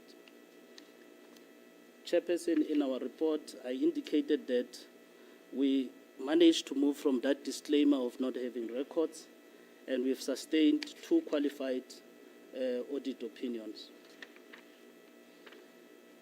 And we are still striving to improve. We are a municipality that owes ESCOM, and that has declared a dispute with ESCOM. The dispute started with the intervention of the minister in December, and Sanedi was appointed to be a mediator between ESCOM and Tukuluho. That process started in March, and it ended in April. Both parties are still awaiting a report from the process. The municipality did intend to get into a distribution agency agreement with ESCOM. The matter was presented to council, and council unanimously agreed that the municipality should enter into that distribution agency agreement. However, there's the latest communication from the National Department of Treasury, to say municipalities should wait, and that further discussions will be held between SALGA, the Department of Cooperative Governance, and the Minister of Electricity. So we're still awaiting that outcome. I'm saying this because I'm answering that question that perhaps we do not have any intentions to pay ESCOM. We do have those intentions. We have clarified this matter intensively in our interactions. That's one of the challenges, is that what ESCOM is charging us is something that we're not able to collect from our residents. And this speaks to a number of issues, including the collection itself in terms of what costs us to distribute this electricity. Chair, the second debtor that you would see in our books would be your Department of Water and Sanitation. We do not have a water board, so we owe the department a substantive amount of money but in that amount, there are amounts that cannot be explained. And Chair, we will be applying to the department for a relief. And this will be done by the 31st of July 2025, which is the time frames that were given to make this application. So, Chair, the purpose of the report really was just to answer your questions, and I'm going there straight with the background that I've given. The matter that was raised was that what is the mayor's actions in relation to section 131(1) of the MFMA? And in relation to the specific question, I have attached, you will see in my report that there will be page 5 to 9 that indicates the post-audit action plan that we are busy with. And we intend that this post-audit action plan addresses the issues that are raised by the honorable members. The second question was in relation to the municipal manager, that in terms of section 62(1)(d) of the MFMA, what has the municipal manager done? So basically, this outlines, we've outlined this in a table where we indicate that following the question on the municipal manager, these are the steps that the municipal manager is taking to prevent unauthorized, irregular, and fruitless and wasteful expenditure. So these processes are ongoing. We've outlined the time frames, the action required, and the notes that the municipal manager is actually doing to ensure that these transgressions do not occur. The reasons why irregularities or transgressions occur. So what page of your report did you refer to? Chair, I indicated that the post-audit action plan is between page 5 and page 9. Now, the last matter that I just indicated is... Do you have pages or page slide? You have got slide numbers. Chair, there should be a PDF report that followed the slides that we sent. Okay.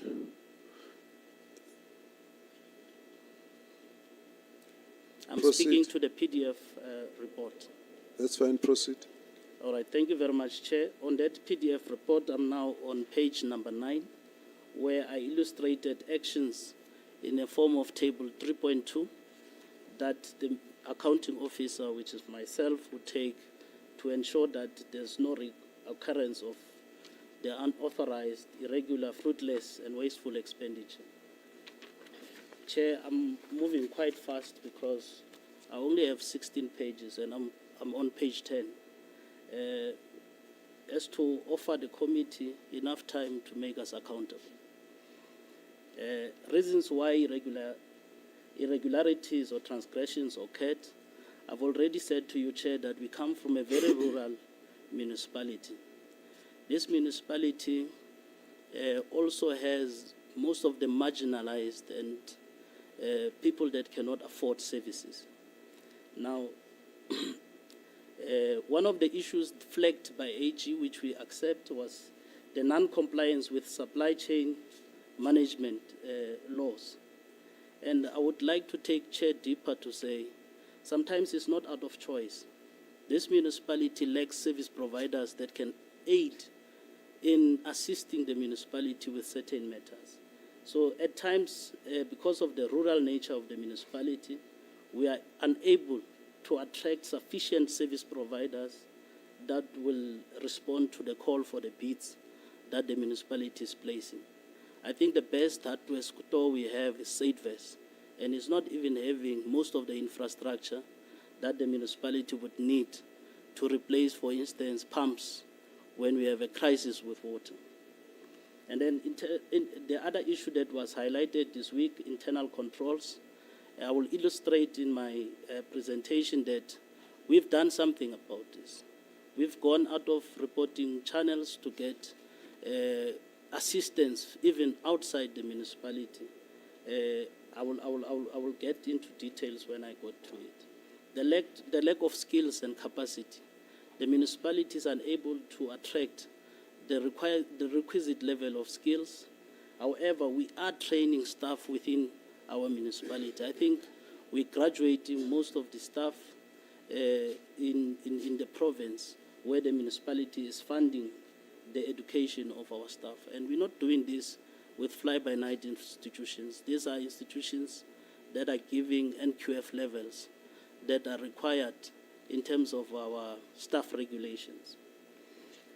And in terms of unrealistic budgeting and financial distress, Chair, we do project the amount that we intend to collect from our residents. I was listening yesterday, one honorable member indicated that perhaps there's a certain margin of our community that decides to have boreholes, to have solars. That's exactly applicable to Tokolo. Those that can afford are beginning to be independent from our supply.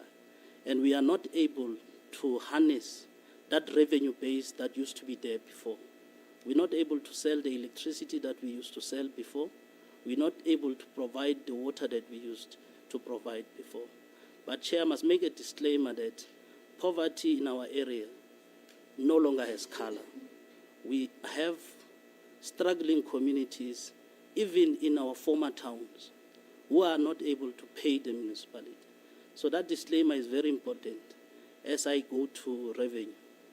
Thank you very much, Chair. And then, Chair, I would like just to touch on the corrective steps that we've taken. On the corrective steps, remember I've said we've gone out of our way to also look for support outside the normal systems of government. We went to South African Institute of Government Auditors, and they appointed a consultant to assist us to perform our post-audit action plan. That consultant has developed standard operating procedures, which were mostly a problem in addressing our irregular expenditure. And what do we say in terms of our future actions to prevent reoccurrence? We are saying we will budget accordingly. We will restructure our budget, and we've put time frames to that. We said we will look at revenue. We will cleanse our data, and we've put time frames to that. We said we'll do our credit controls. We'll put prepaid meters, and then we'll deal with the issue of expenditure management. And just on the issue of the expenditure management, if I can go a little bit extra. In terms of our financial performance, we've decreased expenditure by 5%. And out of that 5%, 30.9% of that decrease came from contracted services. So we are trying to do away with contracted services, and we are building in-house capacity. Chair, in terms of anticipated actions to be taken in preventative actions or target, if preventative actions or target are missed, we said we have a post-audit action plan that we monitor weekly. We will do oversight and we will ensure that oversight is done, and we will escalate matters monthly. We will ensure that disciplinary measures are not discarded, are actually strictly adhered to. We will revise the plans that we have to ensure that we comply. We will continue to build capacity within our employees. Chair, I want to speak to matters that were said, to say there was a non-implementation of remedial action to correct material irregularities. This specific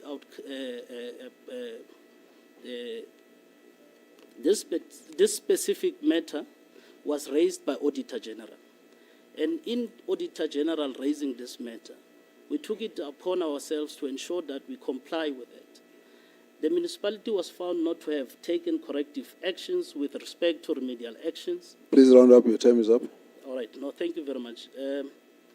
This had two aspects. The first aspect was that we were not keeping records. But you will see the improved audit opinion then showed that we did something about it. The records were not there, but the years that followed, the AG was able to audit us. And the second part of this was that there were interventions sought, And on those interventions, cases were opened with subs.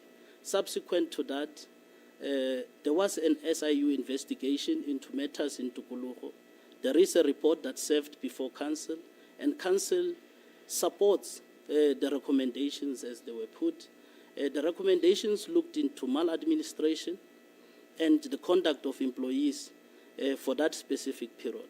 And also, one of the projects was thoroughly investigated by SIU. We complied with that request because we want to see clean government, or at least have clean government that we leave to the future generations. Chairperson, I think the other issue was the unspent conditional grants. We only did not spend one grant, which was WSIG. That grant was not spent because we were doing a sewer oxidation ponds in Herzogoville. And in the process of that implementation, the contractor was liquidated. And when the contractor is being liquidated, we could not spend further. So we had another project in our plan, which we fast-tracked. That project is in Boshoff. We are doing toilets, sewer toilets in Boshoff with that funding, whilst we are awaiting this process of this project, because the matter is in court, and we have been called on a numerous occasion to state our affairs in relation to that project. The poor revenue collection, Chair, we are saying, we've already said we'll do data cleansing, we'll ensure that we do strict audit, strict controls, we will promote payment habit, and Chair, just on this one, I just want to pause there. As we promote these payment habits. You remember I said your time is up, no? Thank you very much, Chair. Thank you. Members, any questions? All right. We'll take one by one. Let's go by row. We start with you, Kubev. No, thanks. I just want to check, I see that in your unauthorized, combined with your fruitless and wasteful expenditure and irregular expenditure, it's in 2020, at the end of 2023, 2024, it's almost close to $1 billion. Why you are not dealing with that? I think 694 million unauthorized, fruitless and wasteful expenditure 108, and then irregular is 265. So I want to check that. And again, can you provide us with the explanation why you didn't spend that grant? Because I noticed that also at the mid-year this year, also it's also indicated that you are still not spending that grant. And lastly, I want to check what percentage is your salary expense to your revenue, vis-a-vis your revenue. Thank you. Honorable. Thank you so much, Chairperson. I want to check I see your unauthorized expenditure moved from 1.12 billion, and it's zero in 2023-2024. So, can you take us so confident as to what happened? Did you deal with it or? Don't disturb you. You don't represent each other here. You speak for yourself. That's not the one. Sorry. I was You're reading a wrong script. No, it's fine. I'll come back. No, let's jump you. We'll come back. Recheck your notes. Right. Honorable Speaker. Thank you, Chair. Yeah. Chair, through you, thank you. In terms of the ESCOM debt, can the municipality just tell me how much you owe ESCOM and what the plan is for that debt relief? The mention was made of no revenue base. Now, given that, I want to know, given the lack of the municipality's revenue base, what actions are you taking to improve revenue collection and ensure financial sustainability? In terms of your qualified audit opinions, how do you justify the two consecutive qualified audit opinions. And although you've mentioned that you are working on it, can you give specific actions that you are taking to address it? And then the last one, Chair, is the issue around the oversight and impact. And I just want to know why is it that your impact failed to table any reports before Council since its appointment in January 22? And why should this committee not be disbanded, given that that's definitely a clear lack of purpose? Chair, thank you. Thank you, Matiwan. Thank you, Chair. Since Tokoloho is one of the municipalities in the Free State that are under administration and that is failing to meet its constitutional obligations in terms of Section 152, what are the plans that the municipality has in place to address the crisis of water shortages and the backlog of the bucket system? And in terms of the report of the South African Human Rights Commission, have they tabled the reports within the required times that they were required to in addressing the issues, especially in the two towns of Dealsville and Herzogsville? Does the municipality has a plan to bring basic services to its residents? Thank you. Please respond. Thank you very much, Chair. Let me start with a question on UIF and W. I indicated in my presentation that there was a period of 3 years where the municipality was not audited. And obviously, there was UIF that had occurred. Now, the first thing that our MPEG is faced with is to look at irregular for a period of 3 years. And in looking at that irregular, they had to do investigations. I've been with them to sites where some of these transgressions occurred. As much as there's no report presented to Council, it doesn't mean that there's no work done on the ground. And one of the issues that the report was due to be tabled, it was withdrawn at some point, precisely because they wanted to see for themselves the things that are on those reports. And we commit to this committee that we will not come here the next time without any action, because there are reports and Council has to interrogate them and decide on them.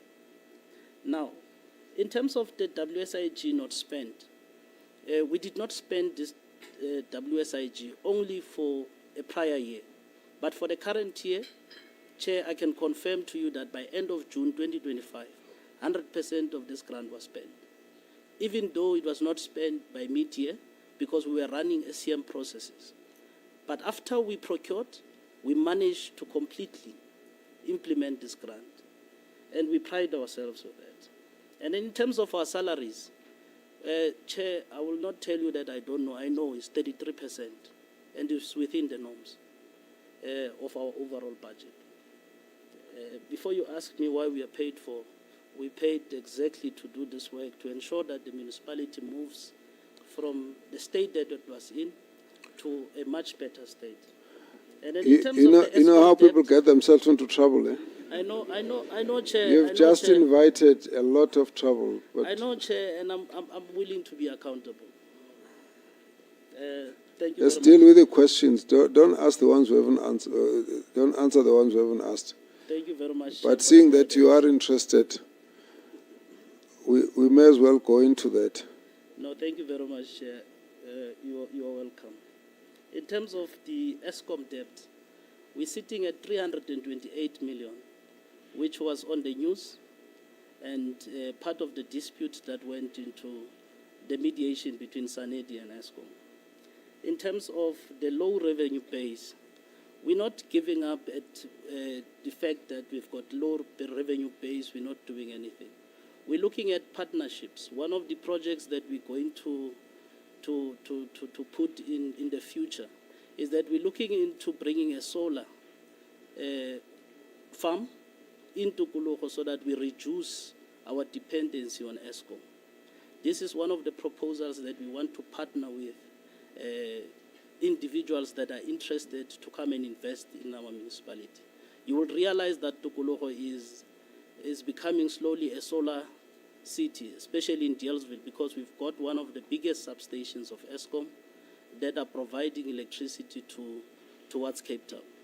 So this is one of the issues that we want to improve on. We've gone to LDA. We said to LDA we've got 2 farms that are a heritage and have got animals that if they can run it with us and invest on it, we will be able to improve our revenue in Tukulu. And then in terms of the 2 qualified audit opinion, the actions that we are putting to ensure that we move to a better audit opinion is precisely to deal with the UIF and W that came before. And I can tell you, Chair, in terms of that UIF and W that we are dealing with, most of that expenditure resulted from projects. We've got a project scheme that we are implementing from Riverton to Boshoff. That project scheme is almost estimated to 800 million. Now, if you are told that documents for that scheme cannot be found and the auditor cannot audit that 800 million, it automatically goes to your UIF and W. And I'm answering already the honorable member that why would a small municipality such as ours have such a high irregular or UIF and W? It is precisely because of those documents where a case was opened, but we've managed to maneuver and work with the service providers that were there to ensure that we recoup those records and that AG audits those records. It doesn't mean that processes were not done. There was a criminal conduct that sought to destroy those records, but we managed to recoup those records and we got those projects audited. Now, that's the report that is sitting with our impact. In terms of the impact not running for a period of 3 years, there were issues of capacity that were highlighted. And a number of trainings were done in between as they do their work. One of the last training was done by SIU to our impact to capacitate them so that they deal with these matters decisively. And I can tell you, Chair, some of the expenditure there results because we don't have companies in Tukulu that can address the issue of tricotation at some point. We've got a single source service provider that is giving us petrol, for an example, and diesel. You can look at that expenditure, but accumulated over years, that's a huge amount of money that Tukulu. Each town has got 1 garage, and we cannot get this service anywhere else. Because if we take it outside Tukulu, it would be more expensive. And then in terms of the administration in our municipality, the section 1395A and C, this has actually brought light to the municipality. I can tell you of 3 gains that this process brought. One is that Cogta was able to support us with a forensic investigation to look at whether are there ghost workers in the municipality.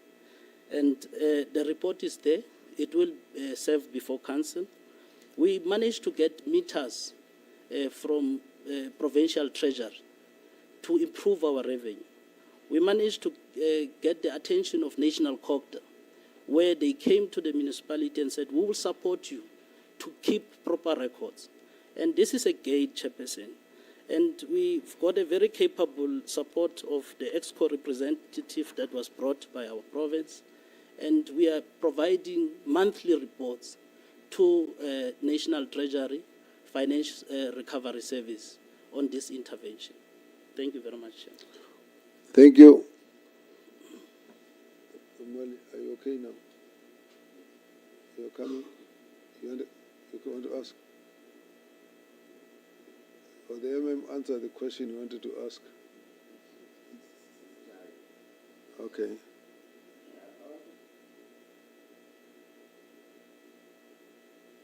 Okay, your number of days to pay creditors is extremely high. How are you going to work on that? How are you going to turn that around? Because it's still going to remain as one of the findings that the AG is going to quote as a material irregularity. And also the AG mentioned that you don't keep records. And you did give a response, but you did not give adequate information. How are you going to address that MR? Because it was one of the qualifications of your financial statements last year. And then on the UIFWE, the one I wanted to ask actually is fruitless and wasteful expenditure. From 2022 to 2024, it moved from 68.7 million to 108.41 million. That is almost double in just 12 months. So can you take us into confidence as to what happened there? Thank you so much. Thank you, Mkalipi.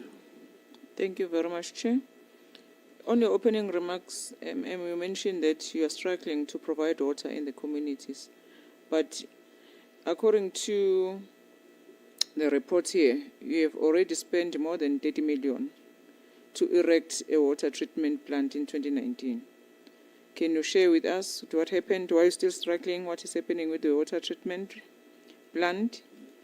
We are saying we are here to account that's why we are using 33% of the money to pay salaries. Can you also tell us in terms of the informal settlements that you have in Tukuluk, if are 3 or if are more than 3?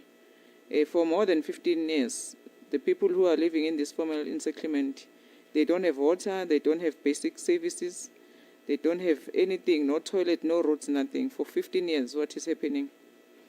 And then earlier on, the Premier spoke about the issue of fleets. I'm sure you were listening. Do you have fleets in your municipality? Because we are told that there is no tools, there's no vehicles, there's no tractors, no trucks for operational purposes for the past 6 years. How do you do your work as a municipality? Thank you, Chair. Thank you.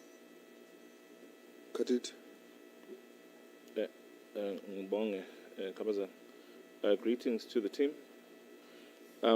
Chair, I just want to know, the MM spoke about 3 years that were not audited. Exactly which 3 years were those, MM? And then I want to know, when did the MM and CFO join the municipality? I'm asking, Chair, because I'm looking at the records of poor repairs and poor maintenance of infrastructure, non-implementation of remedial action to correct material irregularities. That's from the AG. My colleague there mentioned the 1,400 days to pay creditors, the issue with ESCOM issuing a publication of a disconnection notice for bulk electricity supply. Could you please just elaborate on those issues for us? Thank you. Vansel. Thank you, Chairperson. Good morning. Your collection rate, I might have missed it, but if I can just see what your debt collection rate is at the moment from the consumers that can pay. Then unfunded budgets for 5 consecutive years, I think you said, and then the AG couldn't audit you for 3 cycles. How did the province assist you after the first year of noticing that you weren't being able to audit, and then moving on to the second year, how did the province assist, and the third year, how did the province assist? Because there's 3 years unaudited. I'm sure the province would have known, they've got good leadership. And then I also just wanted to remind the MM that residents, if they want to bore holes for water or put up solar, they can. It's not illegal or unlawful, and it's a free country, South Africa. Then you spoke about the ESCOM debt at 328 million rand. Is there a debt relief plan? Are you in the debt relief plan? What are your plans with that? Then something I picked up is the SIU has been authorized to investigate high mast lights project in Tokologo for the procurement irregularities. What can the municipality explain about that project specifically? Thank you. Fagu. Thank you very much, Chair. Firstly, you are alluding to the fact that your senior management has run out of contracts in July. Why did you start the recruitment process late, as you knew long ago that their contracts were coming to an end? I'm looking at your closing date of your advertisement, which was 2nd of July. That's one. Number two, you are talking about a rural nature of your municipality, and you are arguing that against the non-compliance with the SCM laws. Then what is it that you are going to do going forward? Because I can't foresee a situation where your municipality is now all of a sudden not going to be at a rural area. What is it that you are going to do to mitigate that?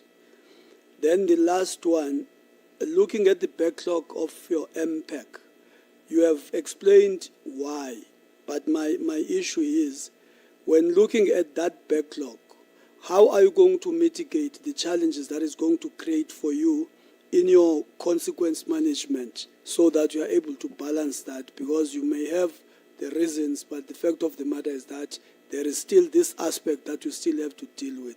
Thank you very much, Chair. You will wait a bit. I will take the answers and then I'll come back to your last page.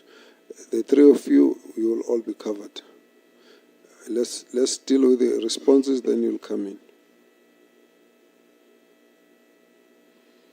Thank you very much, Chair, to the audit, and to the honourable members. The number of days taken to pay creditors, we've significantly reduced them, and that's why I limited the service providers that are still within that span to ESCOM and the Department of Water and Sanitation. The municipality had a lot of litigations precisely because they were not paying creditors. Some of the fleet of the municipality was auctioned because we couldn't pay creditors. But we ensured that we do have settlement with creditors, one of our creditors being pension funds.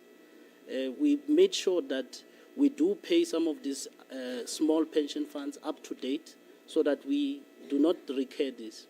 And then on the issue of the MI, I want to say it here that that MI was addressed. One, we've shown that we've improved in terms of records because we could give the auditor to audit the records.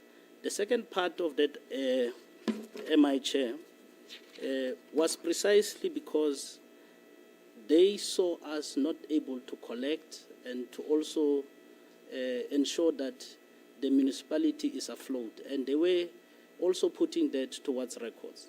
Now, these records have assisted us to review ourselves and to ensure that we do perform our duties diligently. And then the issue of the,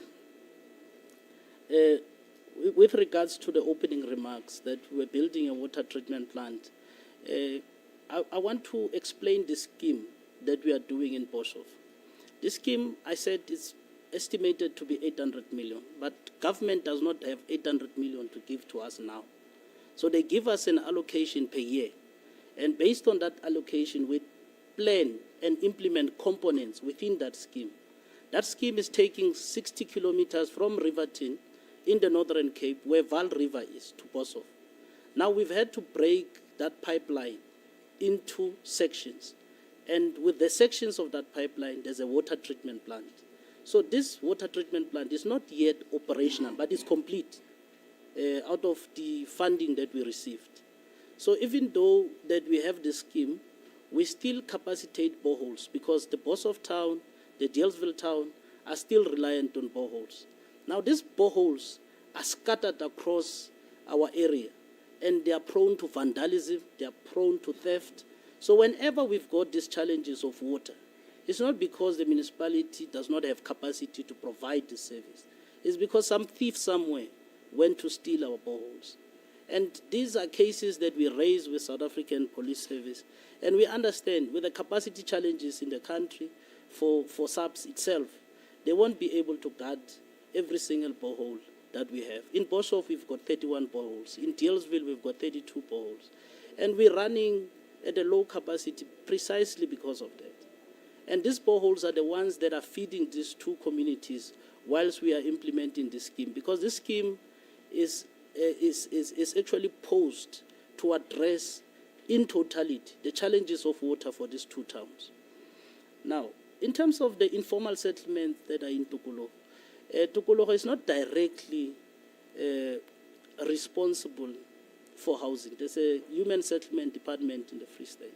And we've engaged this department. Through HDA, there are plans that have been made to improve this informal settlement. And we are in their budget. However, we've not been assisted as yet. But the problem is that we've got informal settlements, and that these informal settlements, we are giving a basic level of service to them. We're giving them water in terms of JoJo tanks, communal standpipes, and we still use sanitary buckets because we cannot put services in terms of the mandate of the grants that we have. They do not allow us to develop in not formalized areas. And then in terms of when did we join the municipality? Chair, I grew up in this municipality. I came to this municipality in 2010. I was a technician at the time. I'm a civil engineering graduate. And I learned this municipality over time. And that's why I'm able to respond to you, Chair, because I've got the background memory of this municipality. Our CFO started as an intern in 2009 for finance, and now he's the CFO. And you can see with our looks are not deceiving. We're still young, Chair, and we want to leave a legacy. Are you really that young? Chair, if I might give away my age, I was born in 1987. You were born in 1987? Yes, Chair. Yeah, you are very young. Very, very young. Unfortunately, it doesn't go for audit outcome that, but let's continue. All right, Chair. And then in terms of the unfunded budget, we do have funding plans that we sometimes are not able to achieve because of the challenges that I outlined. And with those challenges, Chair, I can tell you now that with the support that we get, Tukulugo is not a municipality that needs billions to address its problems. We also now, with the mayor, trying to get into civil society to assist us. AfriForum has been criticizing us for the longest time, but at least for now, they want to come in and assist us in terms of bringing some of these services to realization, and that's a good thing, Chair. And the next thing, in terms of the boreholes not being illegal, I understand that completely. I was saying it in a context of revenue collection, that we're not saying it's wrong. We're just saying it's impairing somewhere. And the other issue, in terms of the contracts of the 2nd of July, I think that one I'll leave it to the mayor just to explain some of the challenges that led to the council sitting and subsequently, because we needed to get the approval to proceed. And then in terms of the MPEC backlog, I want to assure this committee that our MPEC will, in the end, be able to deal with that backlog. It is not work that was started yesterday. It is work that has been done over time. And our post-audit action plan will demonstrate this. And then in terms of consequence management, Chair, I want to say, so far there are no matters that were raised that warranted the consequence management. However, the SIU report itself is somehow detailing some of the processes that council needs to take in terms of holding people accountable, precisely for that project of 15 I must lie that the honorable member asked me about, to say there was improper conduct in terms of the officials that were there. It is unfortunate that those officials are no longer with the municipality, and the municipality was now not able to do some of the recommendations in the report. The report is with the Office of the President, and it has been shared with Tukulugo local municipality. And we will in time respond to the report to say what have we done? Records management is one of the issues that are in that report, and the conduct of employees is one of the issues that is in that report. And I indicated that Council is in full support of ensuring that a law is done. Thank you very much. Let me take the next page. Mayor, you'll come in after the next page. We start with Van Veek, then Mteto, then Mtolo. Sure, Chair. You've said that you are from a rural community, and you actually even mentioned that you only have one store there, USAFE. And you say that you come from 2010 as a young person. What opportunities have you created for other young people in your municipality, even with province and so on, so that they can also build themselves like you have done? And lastly, can you please just elaborate about all the problems that AgriForum is giving you? I'm sure my honorable member, Mteto, would like to know. Thank you. Yeah, no, you don't represent another party here. You must speak on behalf of your own party. Honorable Mteto, don't feel provoked. Don't change your script. And Africans are passionate, and as Afrikaners, they are passionate, yellow fluke. So, Chair, I was waiting for this opportunity, and I think I found it, to confirm what white people are doing in this province. And exactly, I coined it an economic espionage. Afrikaners and the whites in particular, they are doing an espionage on the entire province.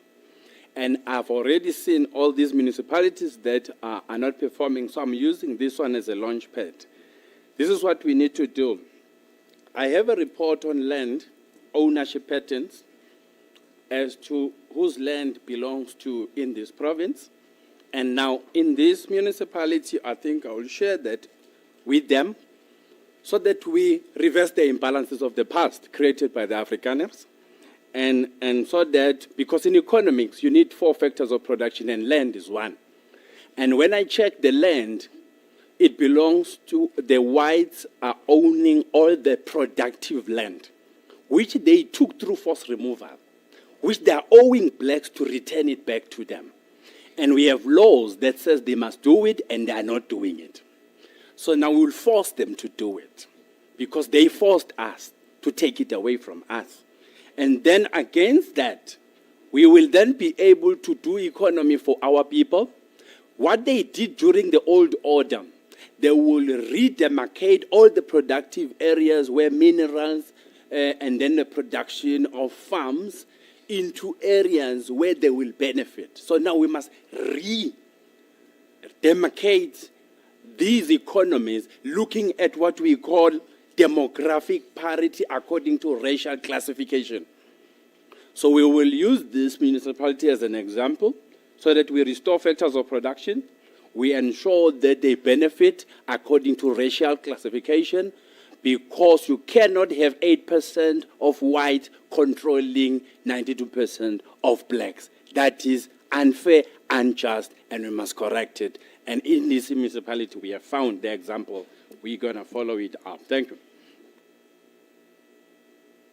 Gentlemen. No, thank you, Chair.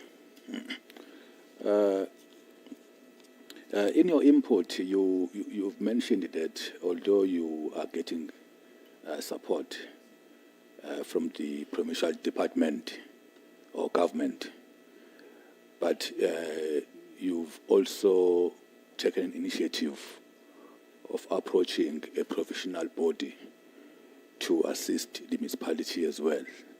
They've also actually given you some consultants. Was that based on pro bono, or you are paying them? Thank you. I wanted to come back. I see that someone has been circulating the issues around the bucket system and a project that's not been finished for 10 years. I'm not sure where this area is. Sorry. I can assist you there, Chair. It's in Shwaraganang, right next to Deelsville. Okay, thank you. So, just to comment on that so that we can just understand what is happening on that. You had 3 questions. Can you deal with that? And at this point, MM and Mayor and whoever else wants to comment, let's respond. Thank you very much, Chair. Let me start with what opportunities have we created for young people? Because the municipality that we serve wants to enable that development, Council took a resolution that for kids or young people going to universities, we should pay their registration fee. The next program that we are running for young people is to ensure that through LG-CETA, we tap into the various grants that they have for different programs. And we've employed them through LG-CETA, training skills programs in their hundreds. And I just don't have the reports just to mention what is it that we prioritized. But I can tell you skills like plumbing, skills like hospitality were some of the skills that were provided through these programs. And we can only do so much. And then in terms of the AfroForum challenges, I cannot name them challenges because they've actually helped us. They've pushed us to do our work. And in them pushing us to do our work, we were able to address some of the important community concerns. In terms of the support by the professional body, that support is absolutely free. It is because most of our employees are affiliating with them, and we were able to plead with them to assist us. And then in terms of the project that is in question in Tshwaraganang, the project is not run by Tikologo Local Municipality. It's one of the projects that we are supported by the department, the National Department of Water and Sanitation. This project has seen different contractors being removed. This project has seen gift of the givers coming into the space because of sewer spillages.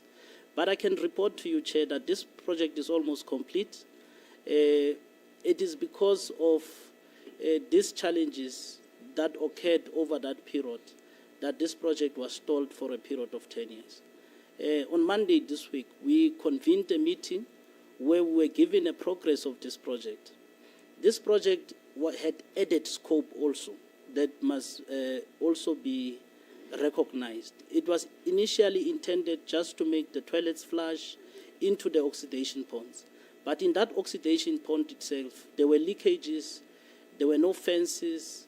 We had a case where a kid fell in, and we still are facing some litigation because of that. And that was precisely because of the infrastructure that was stolen around that area. But this project has managed to address those issues and also address the issues with Human Rights Commission that were related to sewer in Deelsville. Thank you very much, Chair. Mayor. No, thank you very much, Chair. I think that on the issue of the advertisement, our last meeting in February, the matter was presented to Council, and then the Council referred the matter back. Then on the around end of May, March, then is then that the decision was taken that the advert must be done. Thank you. Any other?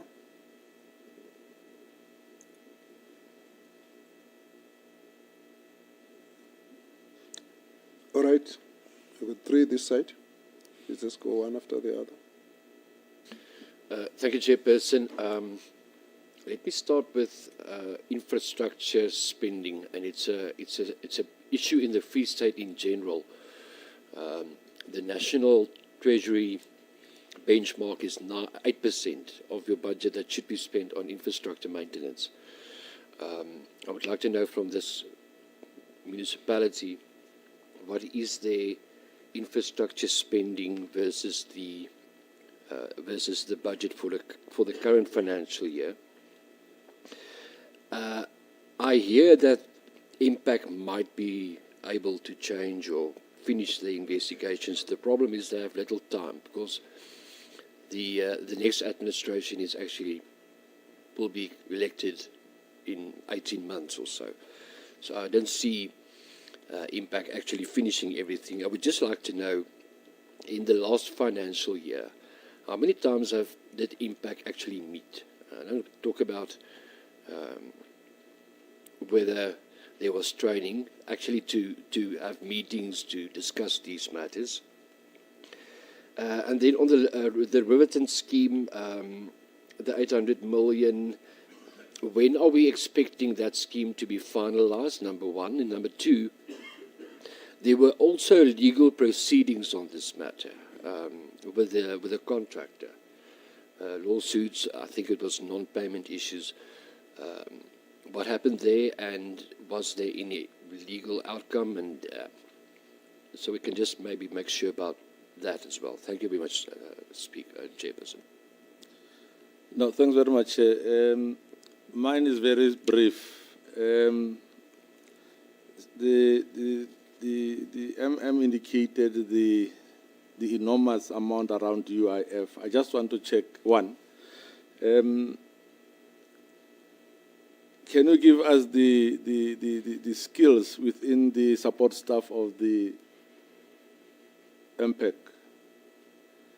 The manager of that particular office, what skills or qualification does he or she have that will enable them to be able to deal with this report, or rather look into this research work? Secondly, how many reports is the MPEC sitting with that are ready to serve in council? Lastly, the issue of the sewer that runs in that particular area there, given the report made by the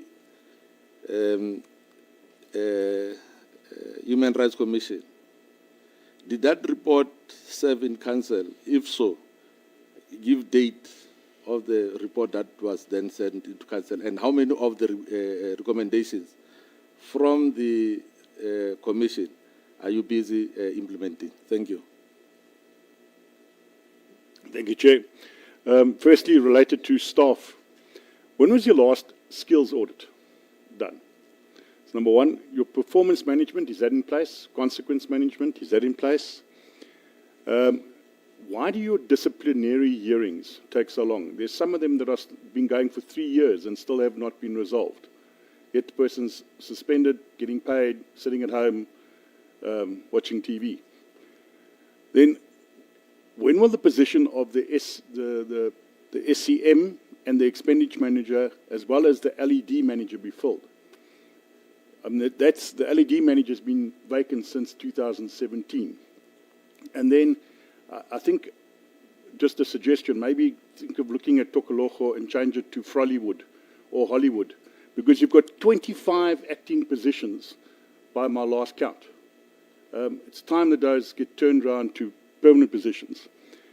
Your active, do you have a functional and active internal and risk management committee?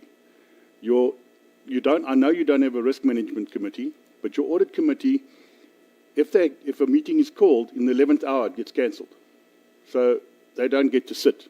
And even the chairperson says that they're not getting support from management. And he said that in a council meeting, he says every time he tries to call it, it doesn't work. I don't know what your relationship is with the audit committee, and then your indigent register. When was the last time it was actually verified?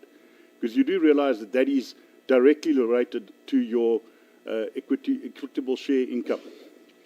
And then, do you have a functional billing system? Because there's been quite a few queries in Tokologo that people then have to drive down all the way to go and get their bills sorted out. but nobody can assist them because they don't know what's happening, they don't get bills, it's moving from this system to another system, so it's a bit confusing. As far as the water extraction point is concerned in Riverton, this is a problematic area. I've just received a video of how contaminated the water is, which is currently happening at the moment. And this has been ongoing for quite a while. If that water is then extracted and sent through to Hatzochville, there's never any chemicals to actually treat the water, so the water goes through with high E. coli levels and is not fit for human consumption. That is a major problem. Then, in addition, I don't think Tokologa has a concept of how much water they actually use, because there is no water meters. There's not conventional water meters, there's no water meters. Although you took a resolution to install water meters, and it was a council resolution, nothing's happened. There's no prepaid water meters being installed. You've got absolutely no concept of how much water you're actually using, because one person can be using 10,000 kiloliters, the other person could be using a glass full of water. And then my final question is, on the Hatzochville, I'm finishing. Okay. The Hatzochville and Dealsville sanitation plants, neither one of them are connected to anything. There's a pump station in Dealsville, a water treatment works, but the pipes don't go anywhere, so the effluent just runs out into the road. And in Hatzochville, it's the second time for two different contractors that sanitation is now in court and they're busy suing you. So what are the legal costs contained to that?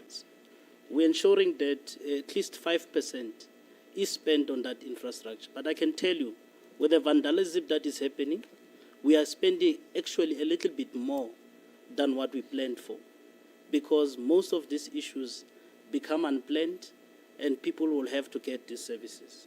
Now, in terms of the MPEC meetings, most of these meetings have been interrupted by these trainings that I referred to, but I do not have the number with me that I can share with the committee. The issue of the scheme of 800 million, yes, there has been legal challenges on the scheme, but I can report to this committee that those challenges and the legal matters were settled between the contractor and the municipality. Hence, we see contractors continue to work to implement the project. In terms of the skills of the audit manager, on one of the applications that closed on the 2nd of July, we are in search of a manager that is skilled enough to assist the MPEC. So you will see that an advert went out and we closed on the 2nd of July. And then how many reports? The reports were, I do not have the number of reports. What I can tell you is that the MPEC has said to consider the reports for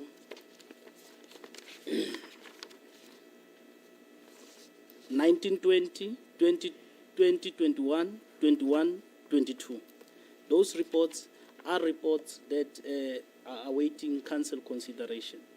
And then in terms of the sewer, I would say the sewer in Tukulo, most of the running sewer that is piped is in Boshoff. Herzogsville is partly piped and using VIP toilets. Dealsville does not have a running sewer. So in these locations, we're using trucks to suck drains and dispose of those drains. So we do not have sewer spillages in Tukulo. That I can confirm to this committee. The only time there will be a sewer spillage is when a drain is full and perhaps the truck has not attended to it yet. And it will be of a particular household. It will not be of the entire community. And there are a number of challenges to those drains. One, some of those drains were constructed a long time ago when we did not have the sufficient use of water as we do today. So in terms of how they feel, sometimes it's because the resident left the taps open, because we do have a challenge of water in Dealsville. Sometimes we load shed water. We will have water in the morning based on the availability of water from the boreholes and later in the evening. In between, some of the households leave their taps open and we will have that crisis of servicing those drains when water is available. Now, in terms of the staff skills audit, the report that I alluded to of Cogta also looked into skills audit. It did not only look at ghost workers. And that report is there to illustrate, are we compliant in terms of our staff, in terms of skills audit? And then performance management. We've had an issue with performance in our audit report for quite some time, but I can report to this committee that through our M-Score compliance system provided by Sebat, we've added a function for performance management. This is to also alleviate the issue of human error in as far as performance is. We are automizing performance in a manner that we will be able to get reports at real time. The issue of the LED manager. In terms of the finance recovery process, there were posts that we were given by National Treasury in that report to say these are critical posts, and those are the posts that we are focusing on. We do not hire based on how we feel. We are guided by a report. That report has got different phases. It says this is what you do to stabilize the municipality, and this is what you do to continue this municipality from where it is. And this post, I can guarantee you to you, Chair, that it's not a priority in that report, and therefore is not a priority for the municipality because that report was approved by Council.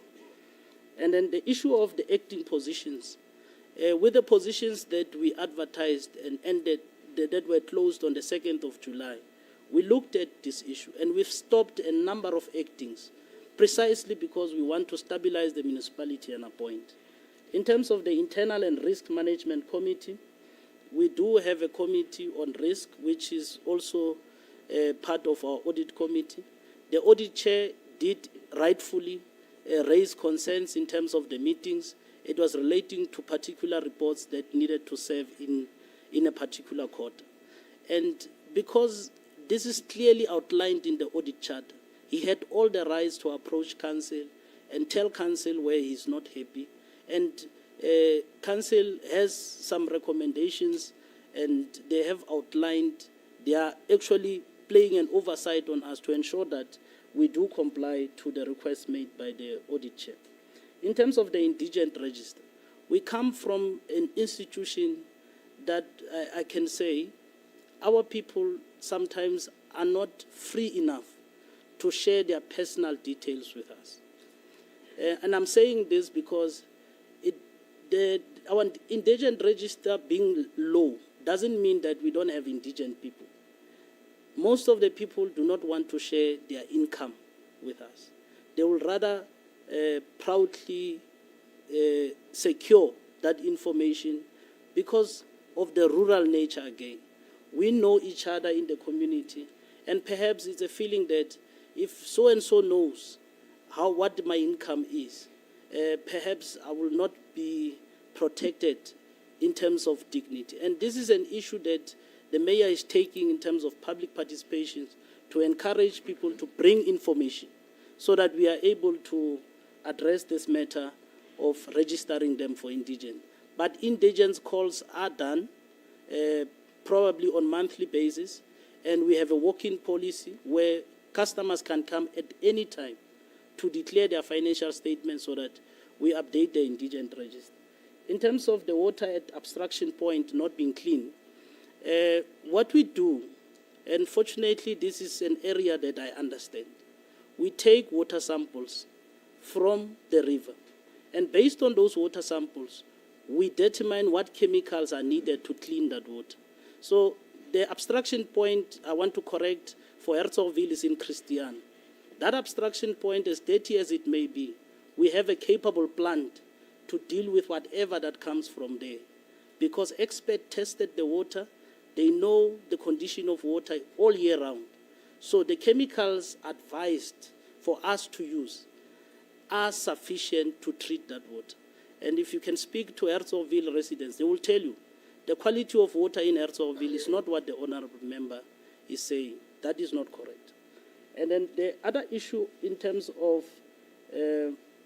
water meters, we've accepted We had conventional water meters, we had prepaid water meters, and those did not work. Some of the conventional water meters were even billing when there's air in the meters, and these were complaints that were brought by residents. And then council took a resolution that we will charge a flat rate until we resolve this matter. So a flat rate was discussed with communities through public participation and is what is being charged in terms of water. But we do know the quantity of water we are supplying. We've got plants. We know how much is that plant per day producing to the residents of Tukulu. And then the issue of the two contractors in Herzogsville doing a project, that is not true. There's one contractor, and that's the contractor we are sitting with a court case on. And the municipality stance is that we are dismissing that contractor for poor performance, and we will get a capable contractor to finish that project. And in terms of the pipeline not being connected to the sewer outlines, that is also not true. In Herzogsville, we've got sewer that goes into our oxidation ponds. The project there is extending the capacity of that plant. The old portion of the plant is still functional. In Dealsville, what is said is partly true. There are pipes that were left incomplete by the previous contractor. The current contractor is addressing that matter, is finishing off the pump stations to ensure that they pump to the sewer oxidation ponds, which are elevated and are not in the same level as the community of Dealsville. Thank you. Percentage collection? This one I'll give it to the CFO. Thank you. Whilst you do that, just talk to us about the Herzogsville extraction plant. Somebody has just sent us some indication, some photos that relate to some work, some problems in the river, saying that they are seeing lots of dead fish. Presumably this is contamination. They say this is Riverton dam where obstructions are taking place and people are getting sick in that area.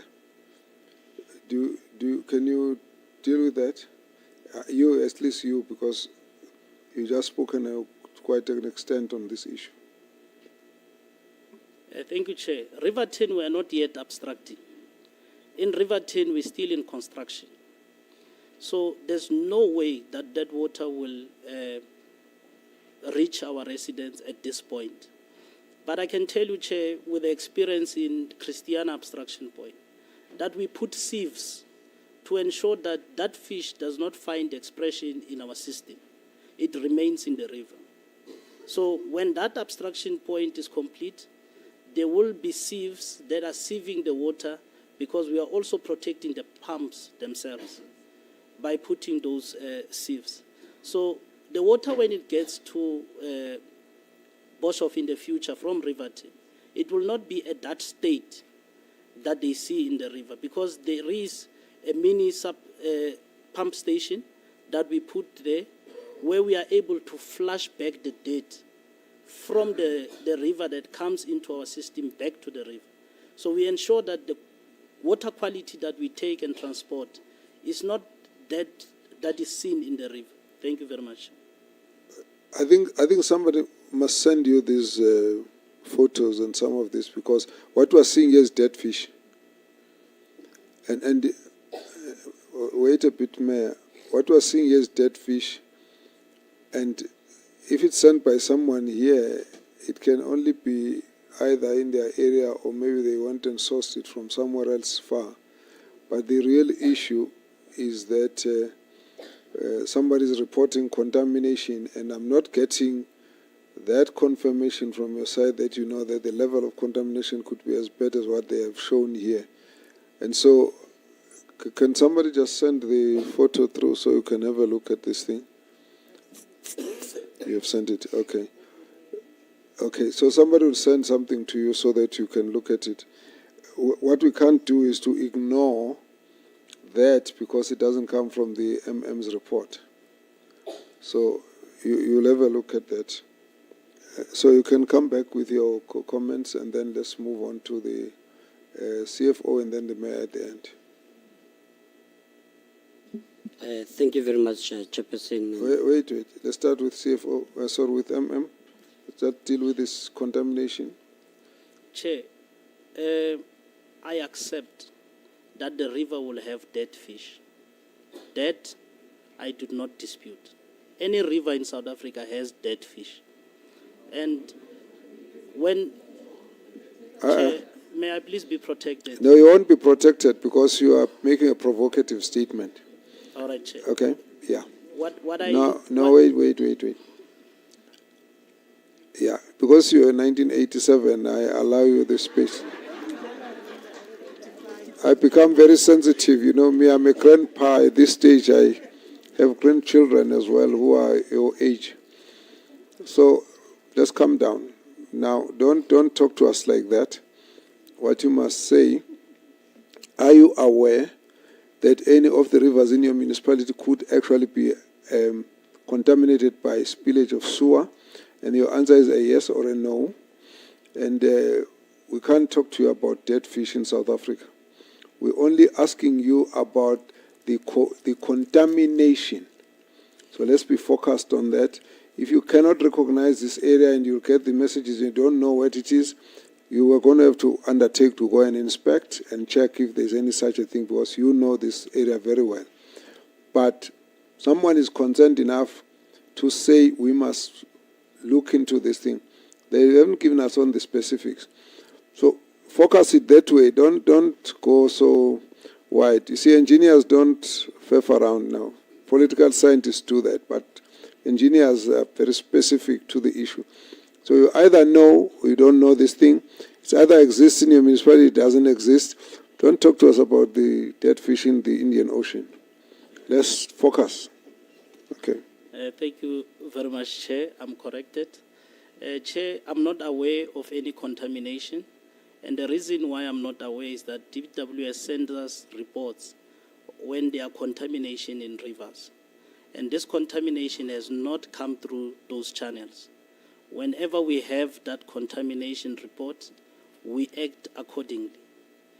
That contamination would have been broadcast for all that are abstracting from that level to know, and remedial measures would be put as to what should the water service providers do in terms of that contamination. So this contamination, I'm not aware of it, Chair. Okay. There are two ways you find out contamination. Either surveillance, which is what you do as a municipal manager, or reports from affected community. So if you don't do surveillance, or you do and it didn't give you, it doesn't exclude the possibility somebody would have spotted it and will report it to you. You'll only tell us after we have gone to check what they said. So you have to look at that area and undertake to go and get some team to go and investigate to see if they'll pick up anything there. And we're going to then say, those who receive the message, send it back and ask them to give us more specifics.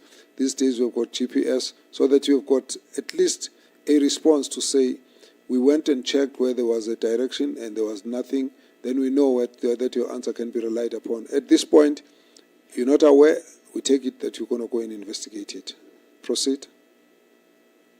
Thank you, Chair. With your permission, I ask that the CFO responds. CFO, proceed. Thank you very much, Chair, and good morning to the House and all protocol observed. In terms of our collection rate, Chairperson, the property rates, it's standing at 67%, and then in terms of service charges, we're standing at 28%. And the other part I just wanted to omit to was the repairs and maintenance. In terms of our repairs and maintenance, Chairperson, we're standing at 1.3% in terms of on a PPE, and in terms of the total operating expenditure on the repairs and maintenance, we're standing at 5.4%. Thank you, Chair.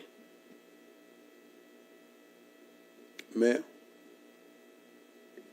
No, thank you very much, Chairperson. I was just coming in on the issue, but it was clarified because it was a confusion in terms of Christiana or Riverton.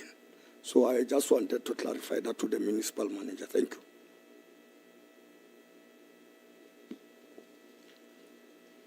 you done? You've said very little in this meeting.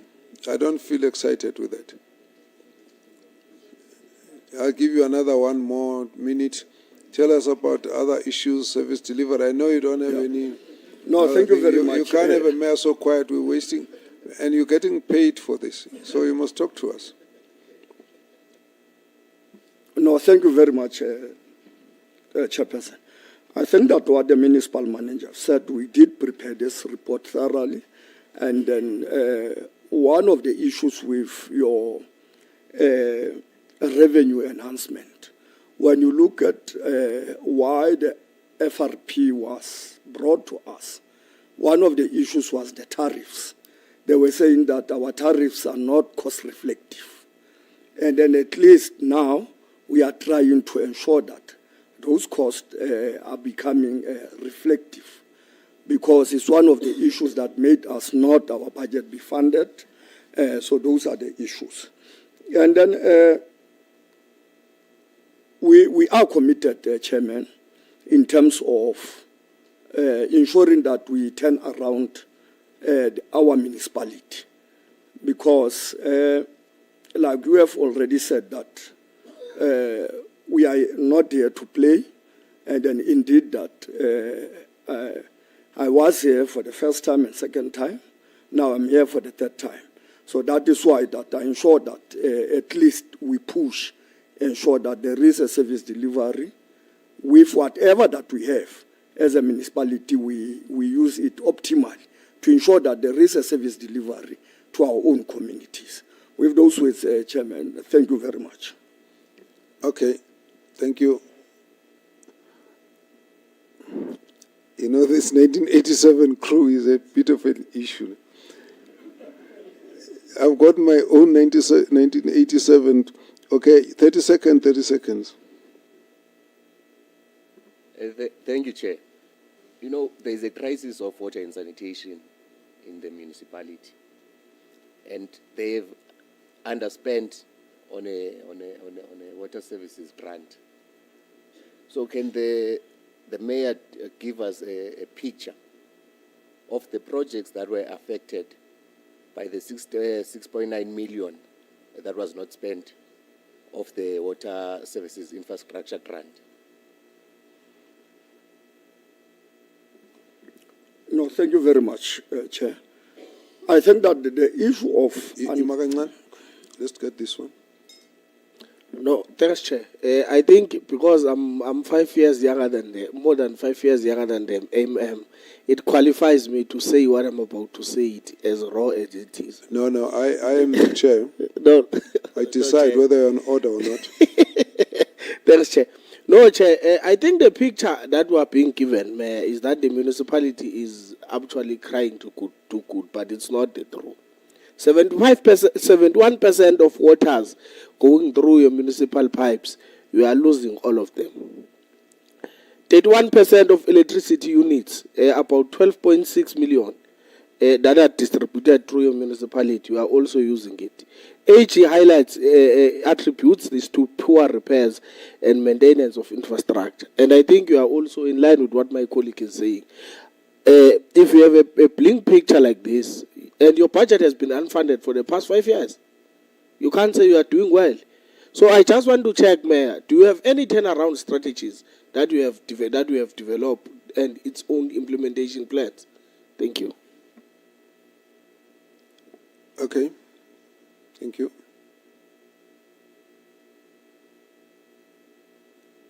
Now, okay, you now the just over. No. I'm not reopening. We're going to close. We can't. All right, 10 seconds. And the other gentleman, 10 seconds too. Thank you. Any performance bonuses paid in the last 5 years? And what is the amounts? Thank you.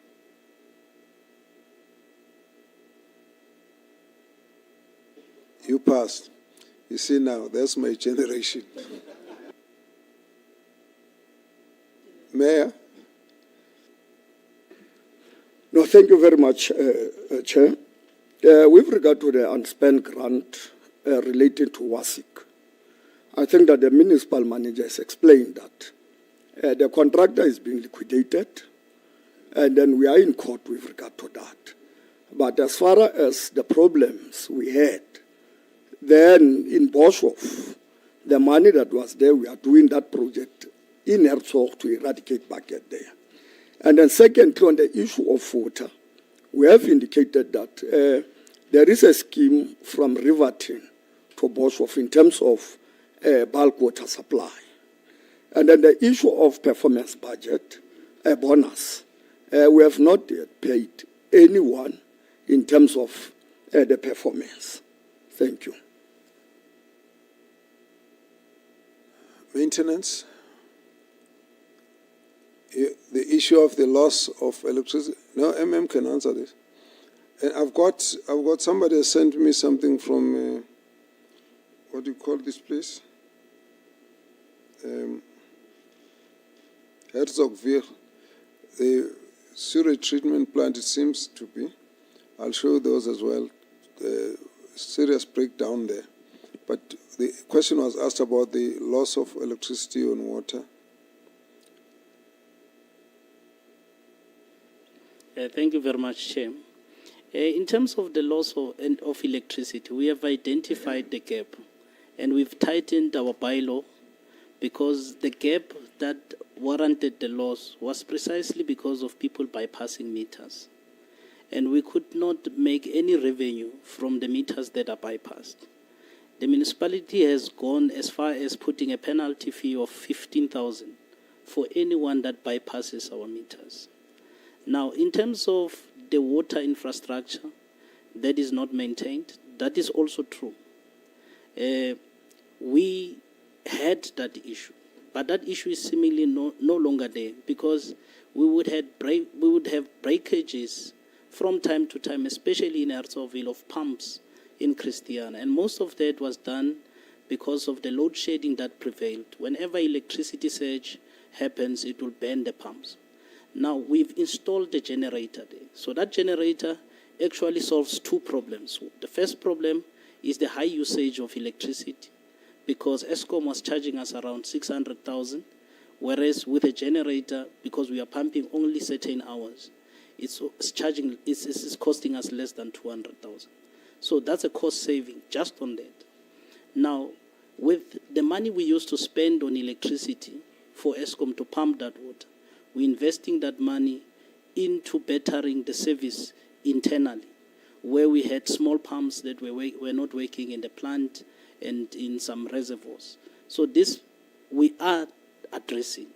And for our community to see that we are addressing these matters is that I think Herzogville has no water challenges currently, something that was not there before. Thank you very much. I've asked that I must send you the picture so you have a look at it. But anyway, at this point, let me say thank you for your presentations. I think for us, a number of issues which obviously we need to get the province as well to work with you as we monitor how you're moving about with them. Firstly is the sustainability within this municipality. The fact that you have poor revenue collection and difficulty in spending your conditional grants and very low collection has been reported here. Still unfunded budget and the need for you to get a financial recovery plan is one big issue. The second one is on the audit issues. The Auditor General reporting that you are not able to implement the remedial plan that they've put in place, and also dealing with the issues of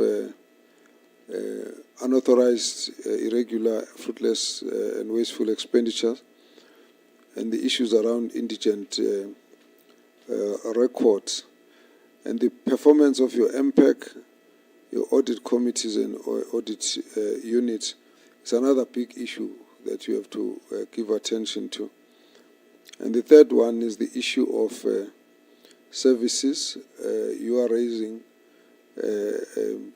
sense of optimism around this, but certainly issues that arise are that of the sewage issues in relation to the bucket system. You have indicated in some of the areas you don't have that problem, and then, but the complaints that come from the public still require that there should be attention given to that. And the issues around contamination of water, we need to actually give specific attention. We are dealing with the ESCOM issues, both from the point of view of the services and future plans as well as the debt. But I think the other issue you have raised is the issue around maintenance of infrastructure. So all of those issues are issues that require a lot of attention. And as you move along, the MECs will be giving us regular reports as to what progress you're making. On all of these issues, when you deal with them, we need you to be able to put timelines and proper targets so we know what you want to achieve by which time and whether you are achieving that as we move on. The other issue in relation to the sustainability will fall into the baskets of the issues that we have to discuss at a national level relating to various municipalities that are in a similar situation with poor revenue base. Thank you very much. Let's close this discussion and take the next municipality. Thank you very much. You are excused. We're going to request the next municipality to come to the fore. And that would be Tsulopili. Thank you.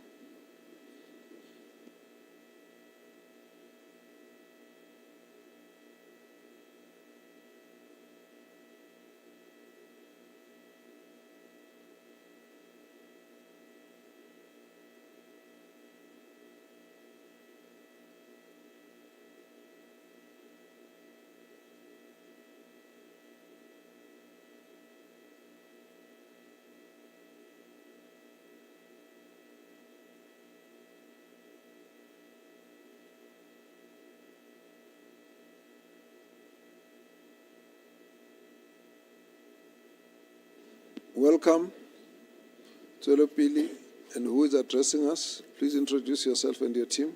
Thank you, Honorable Chair. Good afternoon to yourself and the honorable members of the NA and the legislature. I hope that your team was the original delegation. It wasn't just shuffled now that I made a comment earlier. No, it looks Chair. Good. No, Chair. No, thanks, Chair. My name is Kinalema Mpukunzi. I am the mayor in Tsolopili local municipality. With me, I am with the Speaker, Councillor Musabinyana Raseu. I'm also with the acting municipal manager. I am also. When you introduced, raise your hand so we can see who. Councillor Musabinyana Raseu, who is the Speaker. The acting municipal manager, Sabata Rabanye. We also have the acting CFO with us, and that is solid. We'll then have to explain to why these two actings, Chair. Chair, we will continue with the presentation, and then when the questions come, the officials and all of us as a team will respond to the questions, Chair. We indeed received the questions from your good self, Chair, in terms of the AG's report, but we want to just give a bit of background to our response, Chairperson. When we came into the municipality in 2021, the municipality was faced with three issues. The first one was the ESCOM debt. The second one was the water debt. And the issue of the URFWs that were not investigated for the prior year's, Chair. So we want to start there so that we are able to give context to our response as we will be moving forward, Chairperson. The municipality is stable, Chairperson, compared to what happened prior we come into office in 2021, because I think it's a known fact that before 2021 there was instability and the mayor by then was removed from the council because of many other issues. In terms of the questions that are raised to ourselves, Chairperson, we just want to make a point that the MPEC is indeed in place, but immediately after our election into office we appointed MPEC, but there were challenges in terms of the audit findings after the AG presented the report to council. We then went back to council to change the committee, especially the chairperson, because the same issues that were recurring from the prior years were still coming back. So after the installation of the new chairperson of the MPEC, there was a progress in terms of investigation, in terms of dealing with all those matters. And we are going to cite examples as to why are we saying there was some progress in terms of the investigation and other issues, Chairperson. The audit committee, the risk committee, they are in place. The disciplinary board is in place, Chairperson. The Council of Zolopil has your collective executive committee that sits on a monthly basis to deal with issues of council, the Section 71 report and any other reports that goes to council. They go via the EXCO. The issues of the Chairperson, the top management, the whole top management was filled, Chairperson, until we suspend the municipal manager on the 25th of June this year. The process of dealing with that particular matter, it will be concluded roughly by month end of August, because it ran into twofold. It's non-financial matters and financial matters. Then we are all aware that if it's financial matters, the DC board does kicks in. But if it has non-financial matters, then the council, in terms of the regulations that deals with disciplinary board, officials, then has to appoint an independent investigator. So that process is running, and we are expecting a preliminary report by next week. So the matter will be concluded by August the latest. The MEC is also informed about that particular process, Chair. The issues that are raised by AG in terms of the UIFWs that were not implemented, we have making reference to those issues to say matters comes from the prior year's Chairperson. And I said that we are going to give context to say why are we saying since the inception of the new MPEC there was a progress. The AG, through communication 161 with the mayor, then raised quite issues in the first year when we came into office. One of the issues was the issue of the upsurge, because the AG's representatives in the office were saying to us, if we are not going to agree with them, they are going to qualify the municipality. And it was an issue of upsurge. Upsurge is a contractor that is not responsible for revenue collection. So it was actually fraudulently appointed to the municipality by the then municipal manager, who is no longer with the municipality. Then we raised the matter with the MPEC, referred the matter to MPEC to say, MPEC, please go and investigate and report back to council, because this is what is raised by AG. The other issue was the issue of the incomplete toilet, project of the toilets in Wolfstad, that is called 499 toilets. Those two matters, the first one has said in court, it is referred to the regional court, it will be setting in August, and then the other one, there is still investigation going through, Chairperson. Those two matters are those matters that made us to say that the MPEC has actually dealt with what it's supposed to be doing in terms of the issues that are raised by the AG, including other issues that they go further to go and investigate that were not even raised by the AG, Chairperson. So the matter that we want to bring is in terms of us relying on the AGSA for the AFS. Indeed, Chairperson, when we got into the office, the unit that deals with the preparation of the AFS was actually assisted by the consultant. There was an instance whereby I was informed that we are not going to be ready to present the AFS by the 31st. Then I have to request that we have the meeting with the consultant that was contracted by the municipality to make sure that we are ready for that particular thing. There was only one person that was dealing with that particular preparation of the AFS, but today we can report that we have actually made sure that that particular unit is well capacitated. We've got 3 people there. It's Meconcilia and the other lady and the intern that is in the municipality. In terms of the risk, the internal audit chair, equally the internal audit was only one person, but we've equally went to further to capacitate the unit to make sure that there are people in place that are dealing with those issues. So those issues of the prior years, we have moved to make sure that we address those issues, Chairperson. In terms of the other issues that speaks to us relying on the audit to be able to deal with other issues. Yes, indeed, we were relying on the AGSA, but the reason for that, Chair, was that we would then have contracted the consultant that was preparing the AFS and believing that the money that we are paying will be giving us something back, but we found out that the consultant was not doing what is supposed to be done. So subsequently, Chair, we will then refer our own AFS to the Provincial Treasury for review. So we have plans in place now to make sure that all these AFS, by the 18th of August, they will be ready to be subjected to review so that as and when the AG comes in, then we are able to deal with those issues. Maybe the other issue that we would want to report, it was the recurring matters in terms of supply chain, non-compliance with supply chain. The matter was raised by the AG. The issue was that the supply chain unit of Solopil was a combined unit of expenditure and supply chain. Then the AG raised issues. We then went back to council and raised the matter to say we need to separate these two units so that the expenditure becomes on its own. Procurement and supply chain goes together. So those are the things that we did today, Chairperson. And in terms of the performance of the municipality when it comes to your grants, Chairperson, Solopil spend its grants 100%. We even go to an extent to be actually awarded for the good spending. The only issue that we want to raise in an instance whereby we are asked why does it not translate to what is on the ground. There was a rollover for the prior years, and that rollover only came into the following financial year. That is why it seems as if we spent more than what we actually projected. The other issue that we want to raise, Chair, that we put in place is the issue that we installed the high mast lights in both units. There were 4 in Oversight, there were 9 in Belfontein. The municipality construct high mast light, but ESCOM is responsible for electrification. In Oversight, there is still 1 high mast light that is not concluded. In Belfontein, about 7 of them are not concluded. So that is the other issue that makes us to be seen as if we are not actually doing what we are supposed to be doing. For bulk water supply in Oversight, Chairperson, the contractor that was on site in 2022 have had some challenges, and then we started to, the report came to EXCO because for every month we get a progress report in terms of the performance of MIG, WASIC, and RPIC, and any other grants. Then we we recommended to council to say council must start instituting penalties for that particular contractor. So the penalties was actually introduced in that particular thing. When it comes to ESCOM debt, Chair, we are participating as Solopil in the ESCOM debt.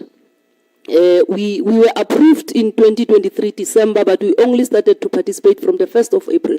Already when we start to participate on the 1st of April, there was an issue of us having some arrears that we have already to pay. But the key challenge with all these things, Chair, is that when it comes to winter, ESCOM has their own tariffs that they are charged, and the municipality does not have the same right as ESCOM. So we were about to be one of the municipality, out of 10 in the Free State, we were about to be one that will be written off its debt. The only thing was that we were owing ESCOM about 18 million. Then from 18 million, it ballooned to 27 million. So we are still working on that. After we get our equitable share, we said with the team to say, where can we cut and make sure that we settle this particular account so that we actually benefit from this particular thing of the debt review. We can also report here, Chair, that Solopil is a water service authority. Solopil is equally a water service provider. We procure our raw water from Sunfed, Chairperson. We actually purify. In our plant, we have the process controllers that are actually qualified, Chairperson. I am going to start to wrap up, Chairperson. In terms of consequence management, Chairperson, the officials that are found to be doing wrong things are being charged, Chairperson. We have 2 officials that are being charged as we are speaking today. There is an issue of the MM that will give the details to issue. There is an issue of the health inspector who was found guilty of, the matter is still going to sit next week, but the allegation is that he went and solicited from these foreign people money on behalf of the municipality using the name of the municipality. The other issue was of the supervisor who was actually charged with the sexual misconduct, and that particular supervisor has been dismissed today, Chairperson. I so submit, will wait for the supplementary questions, Chair. Thank you. Thank you. There will be 1 round of questions. Please ask all your questions once. You've got a minute, and we will move around in 2 batches. We'll start this side and go that way.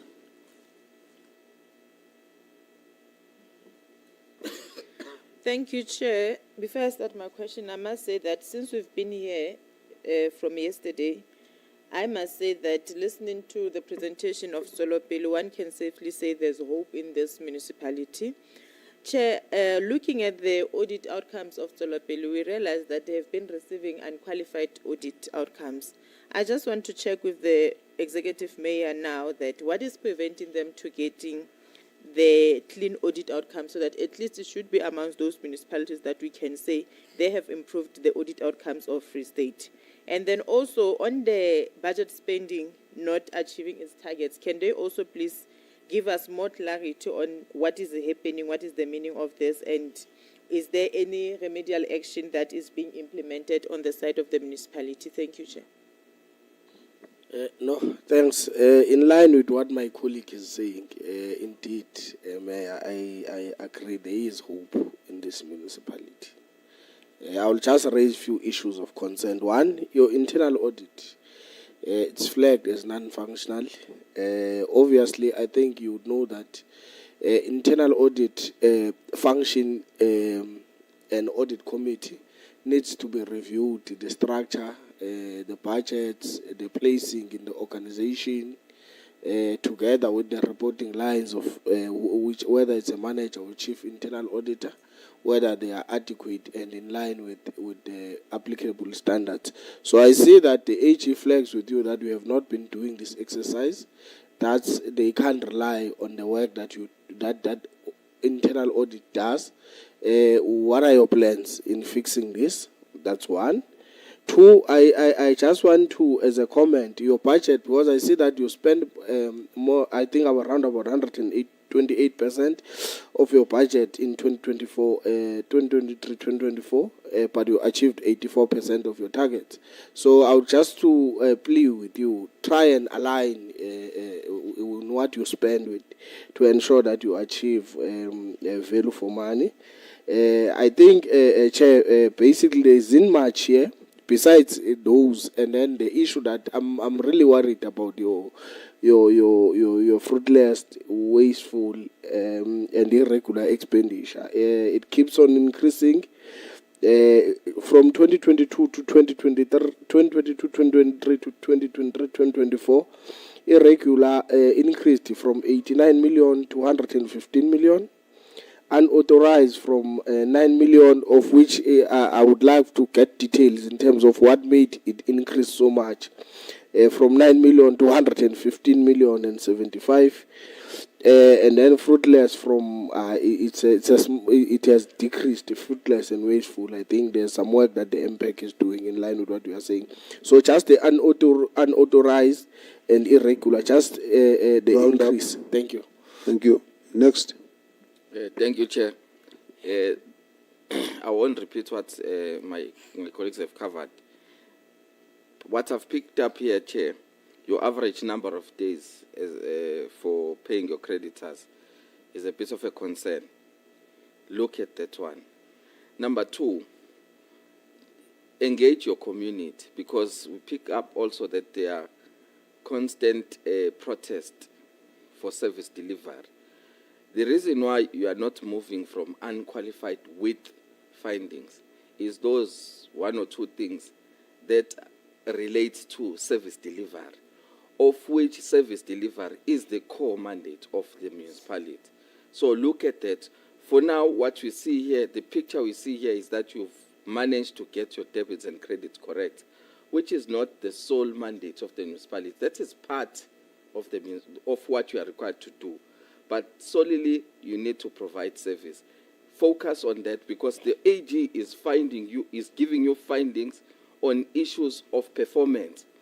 When you look at issues of performance, you're looking at issues of delivery, of which that is what is exactly you are mandated to do as a local municipality or as a municipality. So look at that, then you will definitely move from unqualified with findings to an unqualified or to a clean audit. Thank you so much. Thank you. Next. Thank you, Chair. Mine is just two. The one is the, I don't know if that was raised while I was out, but the non-function of the internal audit, which obviously results in internal control issues as well as material misstatements. And I would like to know those who were tasked with that, why did they not do their job and what was the consequences for that? Then also, again, like many others, the non-investigation of unauthorized, irregular and fruitless and wasteful expenditure. Again, those responsible for investigating that. Why is that not happening, and what is the action? Thank you. Thank you. Mutuan. Thank you, Chair. With regards to the AG's findings against appointments of service providers which did not follow SAM processes, which was subsequently upheld by the Municipal Public Accounts Committee after further investigations, out of all the contracts that were flagged, all of them were cancelled except for one contract of Peruma Sebata, which contributed to irregular expenditure amounting to 7.2 million rands. Can the municipal manager appraise the committee on why this particular contract of Yellow Fleet was not cancelled? Kalipi. No, they'll answer after you spoke. Thanks very much, Chair. You, on your opening remarks, greetings to you, Mayor, and your team. You have not tell us why you have acting MM and acting CEO, and you promise us that you are going to tell us. So therefore, I want to know why you have an acting CEO, what happened to your CEO and to your MM? Is it true that one of the reasons why your CEO is suspended is because there is an irregular or a fraud? Because I always term it, this thing of irregular expenditure and wasteful expenditure, that is fraud. Is it true that there is a company that you paid before you got what you wanted as the municipality? 2 pumps that were going to assist the municipality to provide water, and then you paid for those pumps millions of rands, but 1 pump was never delivered. When it was delivered, because of the pressure from councillors, it was discovered that the second pump is not a new pump. And now the council is demanding to know where is the product that you paid a lot of money, which is millions, because pumps are not more than 200,000 or 300,000, but apparently you paid 2 million for the 2 pumps. So now you are struggling as the municipality to find out where is the service provider that you have already paid. Now we are taking more money from the municipality to get your legal advice or the lawyers to go and look for this company. So can you confirm that? If, according to your reports that you are going to tell us, the reasons why you also suspended the CFO committing crime because it was not authorized, so did you open a case of fraud as the municipality? The third one, did you follow the proper processes in terms of the new person that you have just hired as a supply chain management who happens to work at the AG's office, who came to your municipality and conducted the audit? After that, Waka Waka, he is there in the municipality. Did you follow the proper procedures? And is it ethical for a person who has been dealing with your books from the AG, now is working for you? When was that post advertised? Who were they applied for the post? When was the shortlisting was done? The last one, the security, a person who's leading your security when you become a mayor, is it true it is a person who is very much close to you, who happens to get a contract of a security in the municipality? Thank you much. Thank you very much, Chair. Kupega.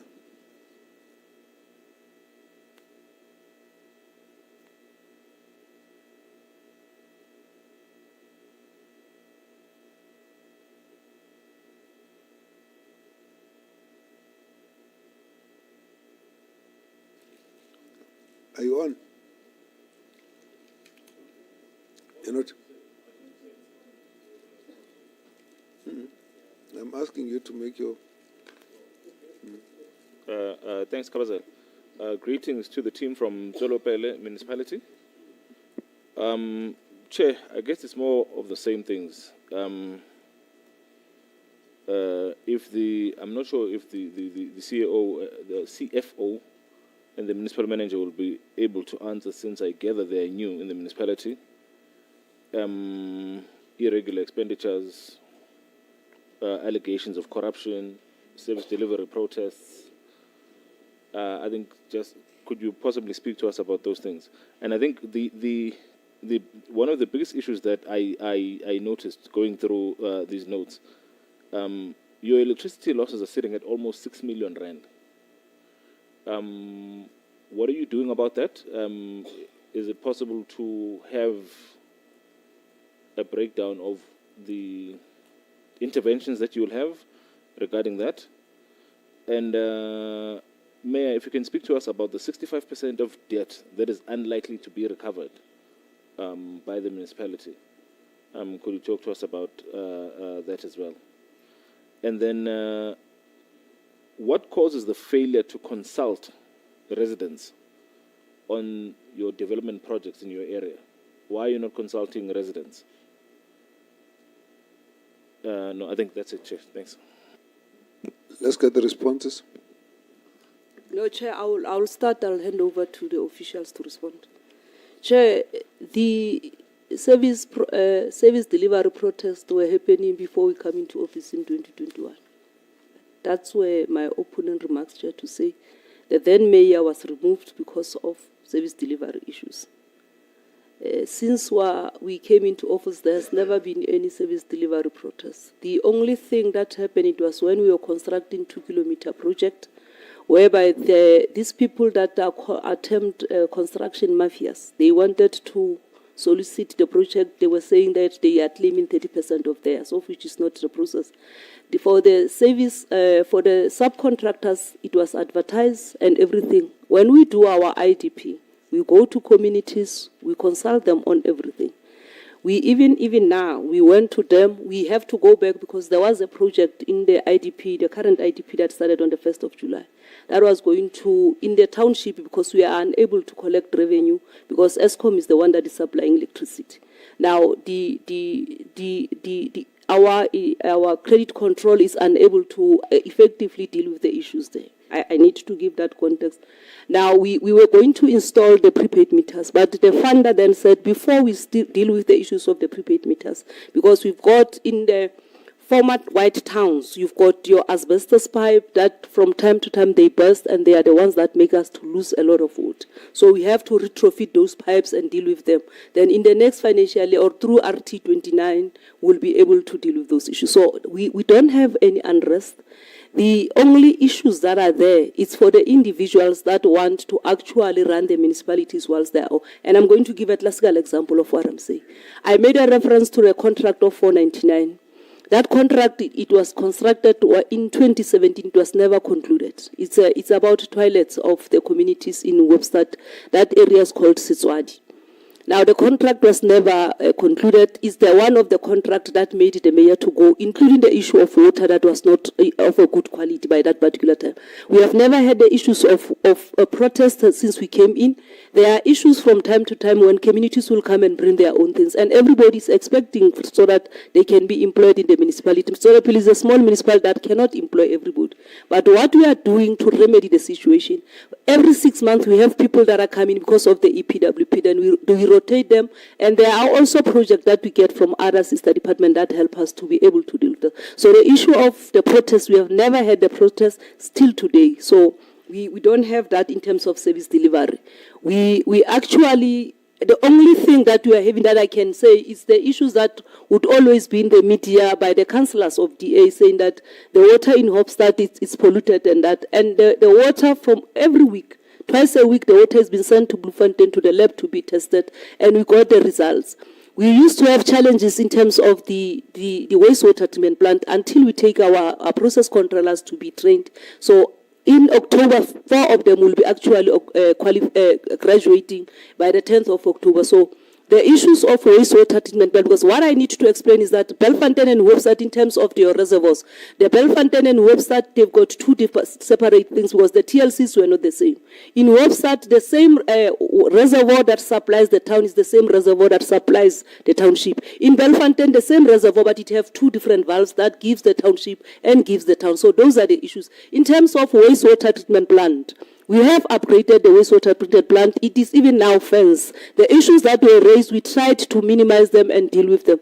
The only thing is that You'd have people that will go and open your manhole and throw everything there. You'd even have the steel ball. As we are seated here, Monday we received a report that there is a steel ball that was found in one of our manhole. The other steel ball was found at the landfill site. So these are the issues that we come across them.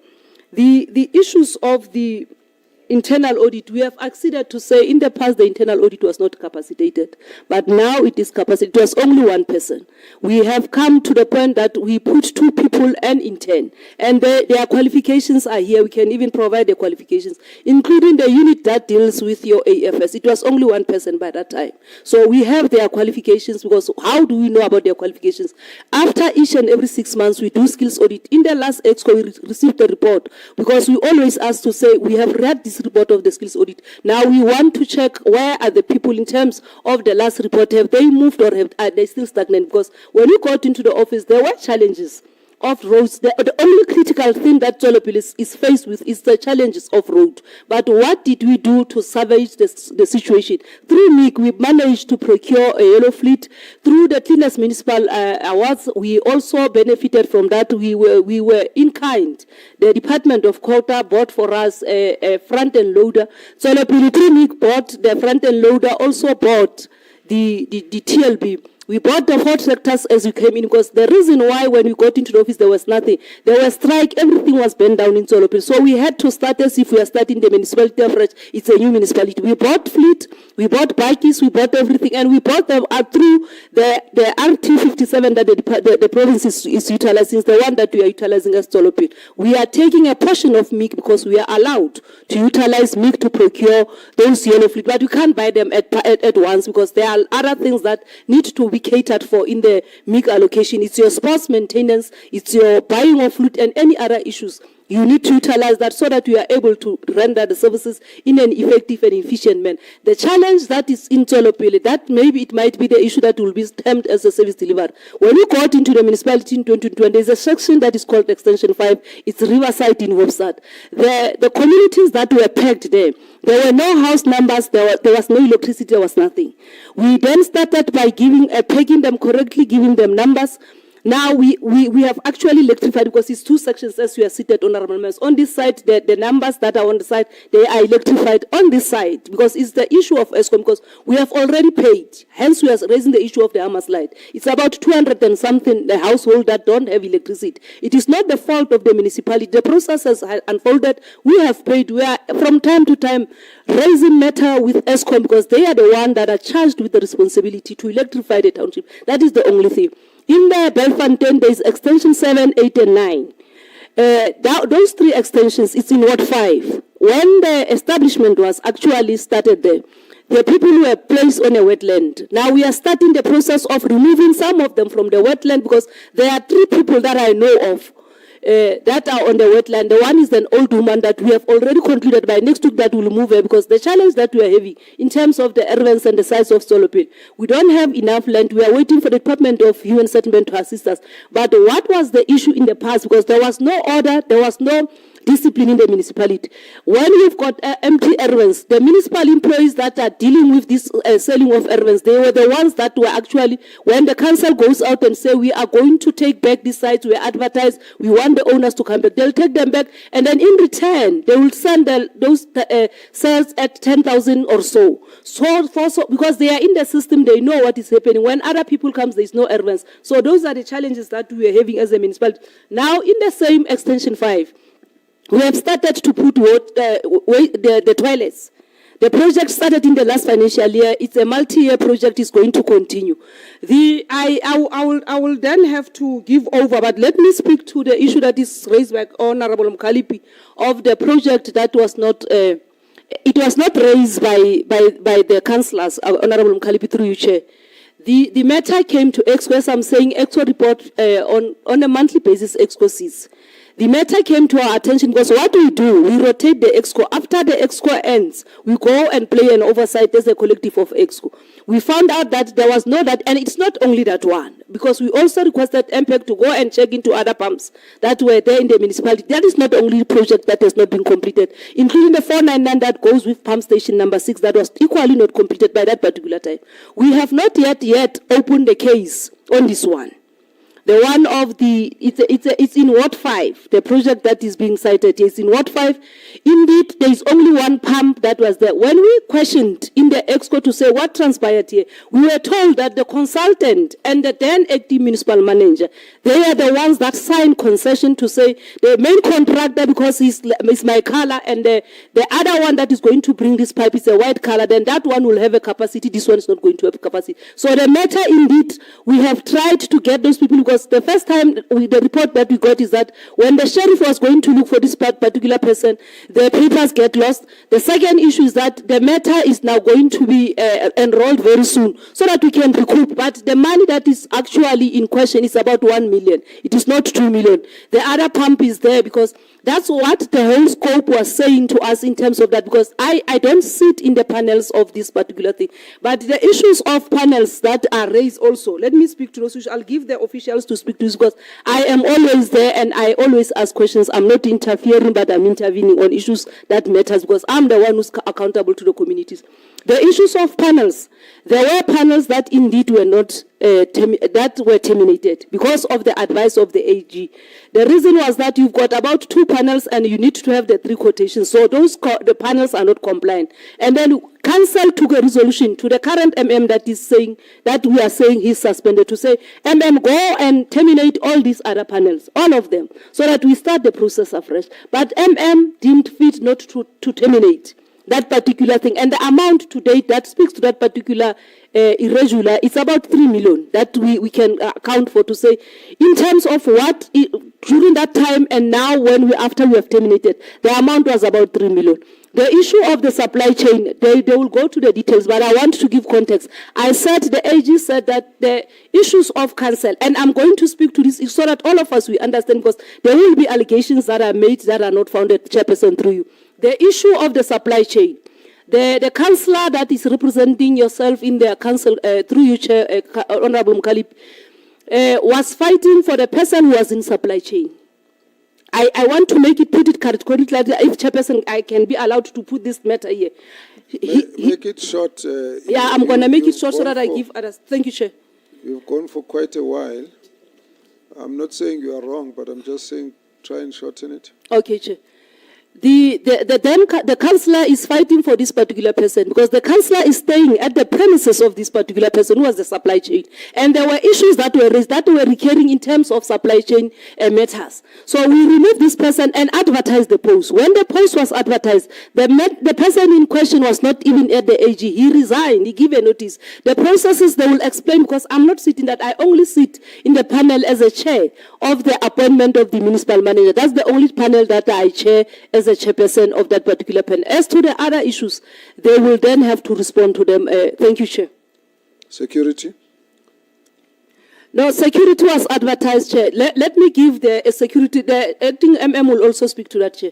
But let me give context to the security. When we got into the office, we got a service provider by the name of Puta Dichaba that was there. The contract expired, and then council took a resolution through the motion that was brought by a member of Honorable Mkalipi to say we must insource. The council then said, whilst we are in the process of actually making ourselves ready, let's have an ad hoc committee that will prepare for the council to be able to insource. The post was advertised, everything was done, and I can also even say what we were paying to the service provider, because we requested yesterday that they give us the value in terms of what was paid to the service provider to what we are paying today, because the service provider we were paying round number, he was paying people through the SIRA. Then we insource people. To date, we have about 24 people as security guards. We have the manager, we got the supervisor.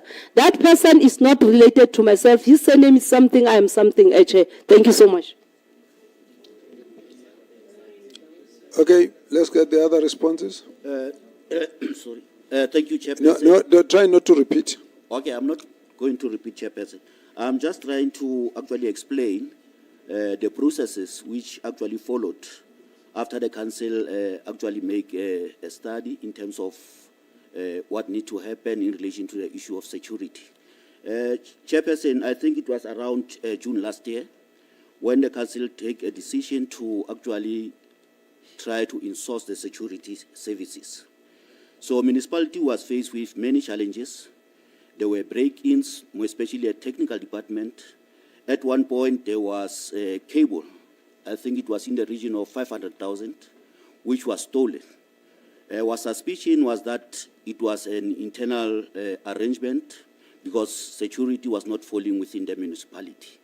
Then we decided as management, together with council, to conduct a feasibility study. We contracted a private company to assist us in terms of coming up with plans on how to insource. Chairperson will remember that the matter of insourcing came through the council, then it was repeated again around June. So as management, we conducted that. We sit down, we analyze, we have done the organizational scan. Then we found that indeed the municipality need security. We look into the issue of finances as well. How much are we paying to the security company vis-a-vis paying ourselves from our covers? So like the mayor has alluded, when we check the issue of security, when we pay the service provider, we're paying in the region of 400,000 per month. Now when we're sourcing, we are paying around 318. Then the municipality is making a saving of almost 100,000. If ever it was not about the issue of increment, which came into effect this month, the municipality was going to save around 200,000. So let me come up with when the security was insourced. In January this year, the council took a resolution for an ad hoc and give us the instruction that insourcing must actually take place and must be finalized and be operational by the 1st of July. So indeed, the security currently belongs to the municipality. All the processes in terms of the recruitment, we follow the HR policy in terms of the recruitment. People were invited, positions were advertised. We invited people for interviews. And all the people who participated or who were called for interview were appointed. There is an issue in relation to the issue of security, who has a relation, it is alleged that he's having a relation with the mayor. So chairperson, the person who is appointed is having an extensive experience in issues of security. The person has worked for the SAPS, the person has worked for the Navy, the person has worked as a protection at a higher level. So chairperson, we have actually followed all the recruitment processes. We didn't favor any particular individual to actually get the job. We are having a policy which we need to follow in terms of recruitment. The person was found to have been qualified to be appointed as the manager of security or head of security. So, chairperson, when it comes to the issue of AG, the person who was working at AG, chairperson, like the mayor has alluded, during audit, after the audit last year, the mayor had a meeting with AG in terms of the findings and so on. Then one of the issues which was raised was the issue of separation of SCM and expenditure. We're having one position of a manager where it was occupied by one person, but dealing with two functions, that is ACM and expenditure. Now, one of the findings which were found by the AG, it was found that majority of the findings were supply chain management related. So, based on that, then the council around November last year took a resolution that that position must be separated, must be a separate entity. Supply chain must be a standalone position, then expenditure must be a standalone position. You move fast because it's been explained already in that level of detail. Okay, Chairperson. Then, after that, the position of supply chain management was advertised. The person in question who said was working for AG, there was no any relation between the municipality because the audit was finalized around November in 2024. When the positions were advertised around March, April, that person was not having any relationship with municipality. Chairperson, I think I must actually explain further that I think it was 2 weeks back, around 15 or 16 of this month, the AG called our office to actually inquire about the person in question, which the municipality has appointed, there was a complaint which was lodged by one of the councillors. We didn't know about any complaint. The AG told us that the person whom we have appointed, he was working for AG, and actually that person has actually transgressed some of their rules. So now there's nothing else we can do as a municipality because it was employer and employee relation at AG. On our part, we have done everything we could to actually follow all the recruitment processes, and the person was actually appointed. And there was no conflict of interest whatsoever in that matter, Chairperson. Chairperson, on the issue of the matter which is before court, that one of the pump the mayor have alluded to, I won't say much. Just to say the matter is before court, the matter will be heard soon. Chairperson, on the issue of protest, the mayor have answered that. The issue of Puruma Sebata, the chairperson, like the mayor have indicated, it relates to the previous municipal manager for non-implementation. Sorry, Mayor said when was the last protest? The last protest, Chairperson, I think last 12 months or so, we didn't have 2022. Yes, we didn't have any protest march. Proceed. Yes, Chairperson. On the issue of irregular expenditure, I will give to the CFO, Chairperson. On the issue of UIFW and electrical loss, Chairperson, CFO. Thank you, Chair. All right. Most of the stuff has been explained. I'll give you your 2 minutes. The things that were not mentioned by anybody.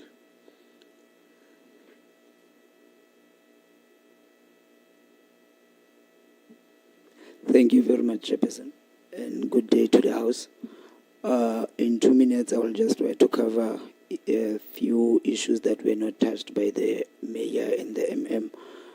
First and foremost, I'd like to speak to the issue of unauthorized and irregular expenditure. There was a question raised to say the unauthorized expenditure has been increasing over the years.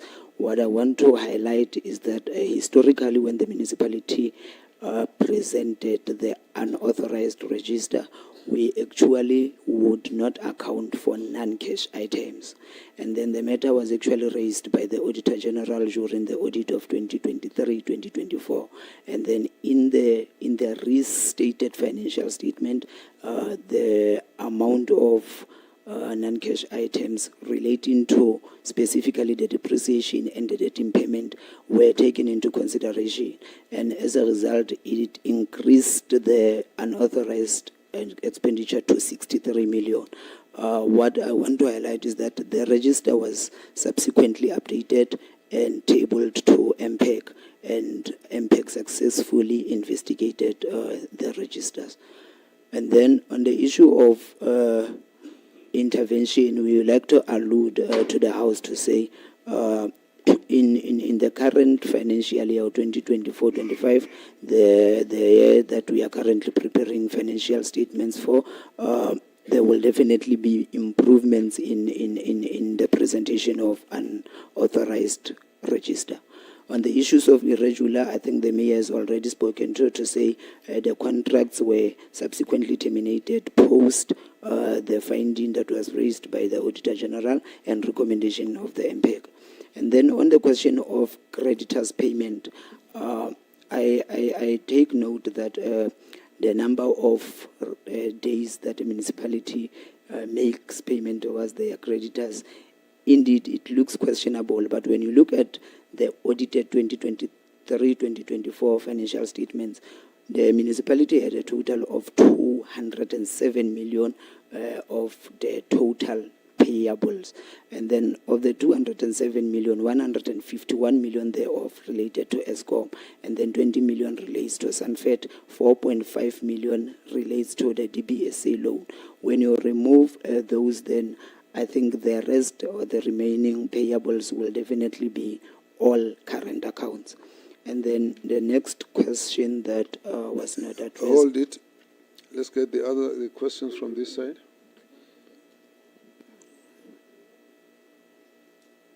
Which side? I've almost sacrificed you, but let me get this team. All right. All right. We're doing 30 seconds now.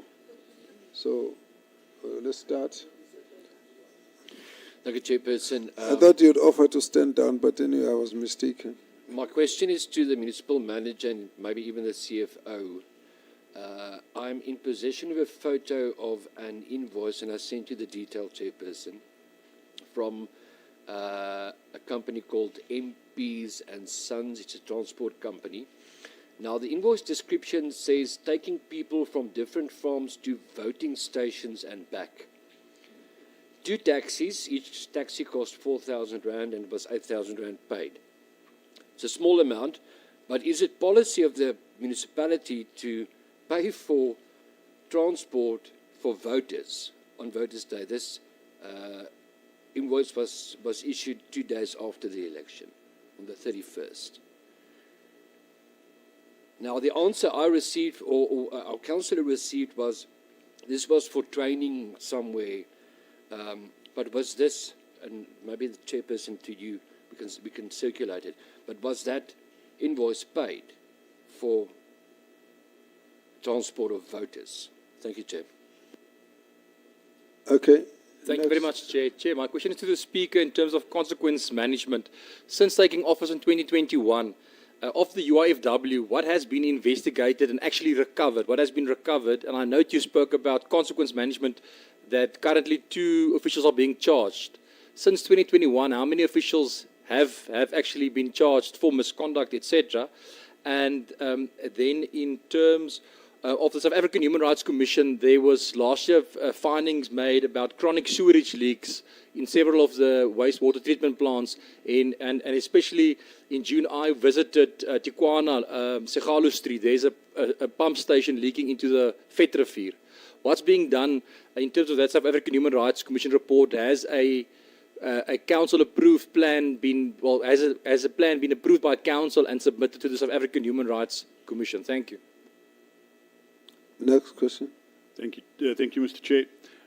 With regards to the legal costs incurred by the municipality due to the conduct of the mayor, will the mayor pay the costs back to the municipality? I'm referring to the assault charge on an employee that cost the municipality 300,000 Rand, and the incorrect dismissal of a former dryer that was settled out of court that cost the municipality 150,000 Rand, or 6 months' pay. Have proper procedures and protocols been observed pertaining to the letting of municipal property and procurement of resources, and not at the mayor's whim? Please clarify the reasons surrounding the CFO that was put on precautionary leave for alleged misconduct. And then please clarify the relationship with KO Grains that you have to create jobs. Thank you. Fancy? Thank you, Chairperson. I'm also going to latch onto this thing about the CFO, and I'd like maybe possibly for the MM to answer, because I understand the mayor might be a bit close to the situation of the 2 CFOs. It's alleged. So if a pump is, I mean, there's something about R1 million, but a pump is actually 200,000 Rand, and now you've got lawyers' fees trying to find the company. Is there actually a company? The mayor spoke very demarcated, and I couldn't quite follow. So if we can get a comprehensive report about what, I mean, there's 2 CFOs, 2 salaries at this stage. One is suspended or on precautionary leave, so there's 2 salaries. So I'd like just some solid information regarding that. Thank you. Thanks very much, Chair. I'd just like to ask a little bit about employee costs. I see it's not noted in our report, but I'd like to know what percentage of employee costs, what percentage of your overall revenue that takes up. And then the second question is they did mention an issue about nepotism as far as hiring is concerned, and that's probably referring to the security contract that you've been talking about. But the other thing that I'd like to mention is just one of the goals of the GNU obviously is to try and reduce cost, and part of that is to look for ghost workers in government as well. So I'd like to ask you, because I mean, Mayor, you might well have a number of ghost workers in your municipality and not be aware that they're there, but will you do an audit over the next year and check to see that everyone's coming to work and everyone's working, and those who aren't are removed from your payroll. Because that will go a little bit towards what I'm asking about, the percentage of employee costs versus your total overall income as well. So if you can make savings, there'll be more money there for service delivery, basically. Thank you. The nepotism thing, let's drop it because it's been dealt with. It was asked already by the Honorable Mkhalipi, and there was a response. I'm trying to see how we can weed out what repetition can delay a lot. So let's deal with the other questions you raised. Honorable Fagu, Honorable Van Beek, Honorable Mteto, Honorable Ntolo. Thank you very much. We close at that point. We're going to go for... Just a follow-up, Chairperson. Excuse me? Just a follow-up on what actually Honorable Mkhalipi raised. Follow-up? Yeah, with regard to nepotism. Honorable Mkhalipi was direct to the mayor that actually there are allegations that the person that receives or that gets contracts has a close relationship with the mayor. Can the mayor actually respond on that? Because she never responded on that. Can the mayor herself respond on that? Thank you. Just say that again. Which of these issues are we raising? The issue that Mayor raised, that Mkhalipi raised, was security. Yes, but she also stated that the allegations that the person that receives security contracts has a close relationship with the mayor. The mayor never responded on that. Can she respond on that, please? Okay, let me just understand the question properly. The first issue was someone in charge of the security that was alleged that was allocation was appointed in a funny way, in a thing that's not clear. Is it related to the mayor? What happened? What was the process? And all of that. And then the went on to the processes that they went through. So I just want to understand, now when we're saying someone who gets contracts, are we still referring to the same person or referring to other contracts? Chair, my understanding was the same person, but for me that is not that important. But what is important is a close relationship with the mayor. We like this House actually to have a clear understanding. The mayor should actually respond on that allegation, whether it is true, although it is an allegation, whether she knows that the person that gets contract has a close relationship with her. That is the point that I want the mayor to clarify. Okay, I'm going to get... No.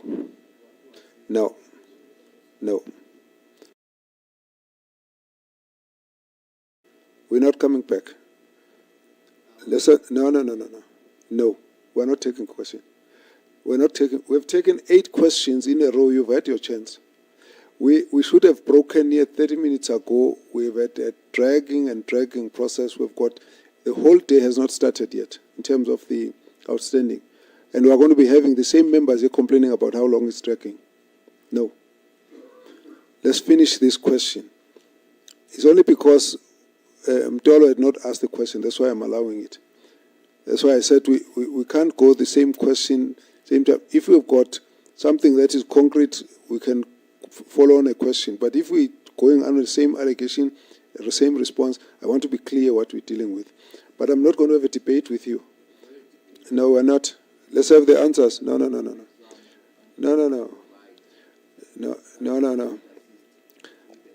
No, let's go through the answers.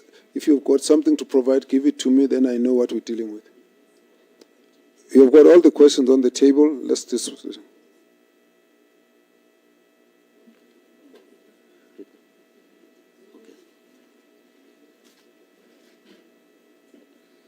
Please respond. Thank you, Chairperson. I think I'll start with that one of the photo of MPS and Son in respect of whether the municipality is paying for voters to go and register for training. Chair, we don't pay for people to go to the voting station. As the municipality, we are having our policy. We also follow the supply chain management process. So at no stage did we actually contracted someone to actually transport voters to the voting station, unless a committee prove me otherwise. But as far as I know, Chairperson, I've been there during that period. I don't remember signing anything in relation to that. On the issue of, I will answer some questions. Colleagues will assist me together with the Mayor and the Speaker. Then I'll go to the issue of Human Rights Commission. Chairperson, I think it was last year when we appeared before the Commission issued her findings. We prepare an item to Council. The matter served before the Council in relation to those findings. The municipality makes some recommendations. We also attach our plans, business plan in relation to the projects which we need to actually implement, or whereby we have actually submitted or make a request to the BSA to finance some of the projects which we envisage to actually do. Then there was another issue in relation to the findings of Human Rights Commission. It was the issue of servicing of the farms. There we have indicated that due to the distance of the municipality, we couldn't actually be able to actually do that functions. But we do have a relationship with the farming community around our area. We engage from time to time whenever there's a need.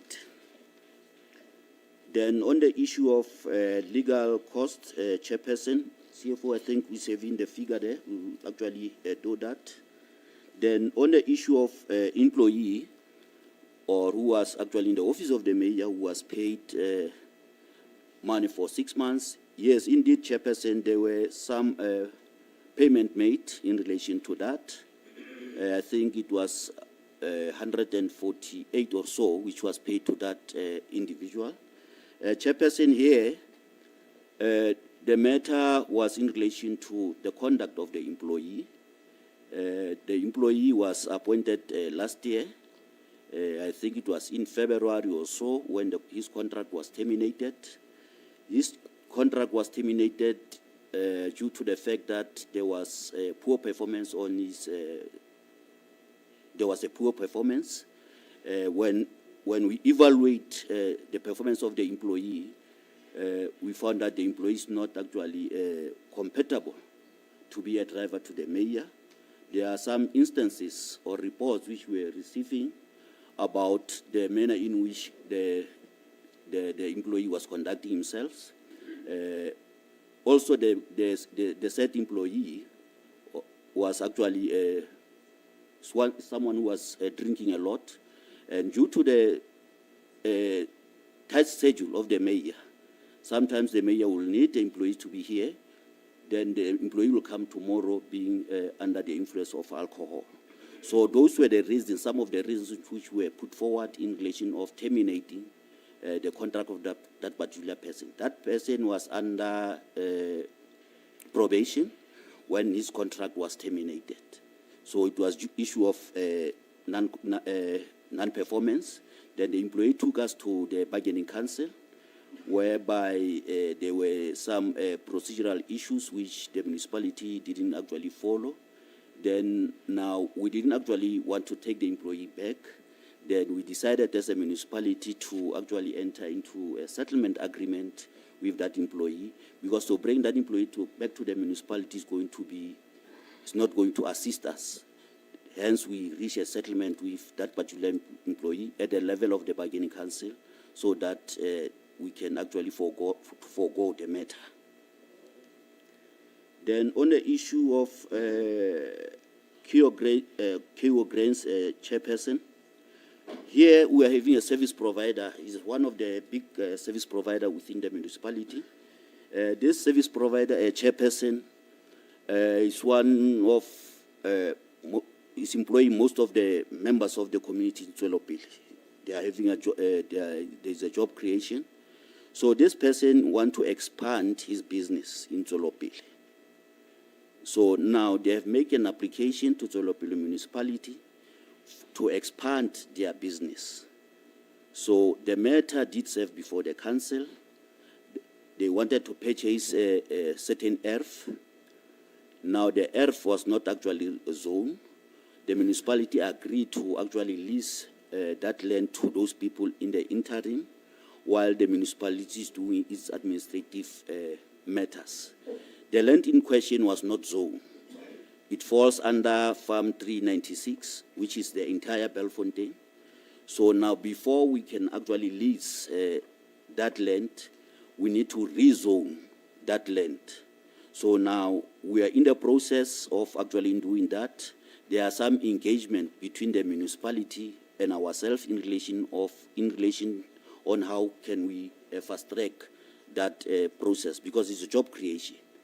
Chairperson, there are meetings which are held by the previous municipal manager, by the mayor, with those companies where officials are there.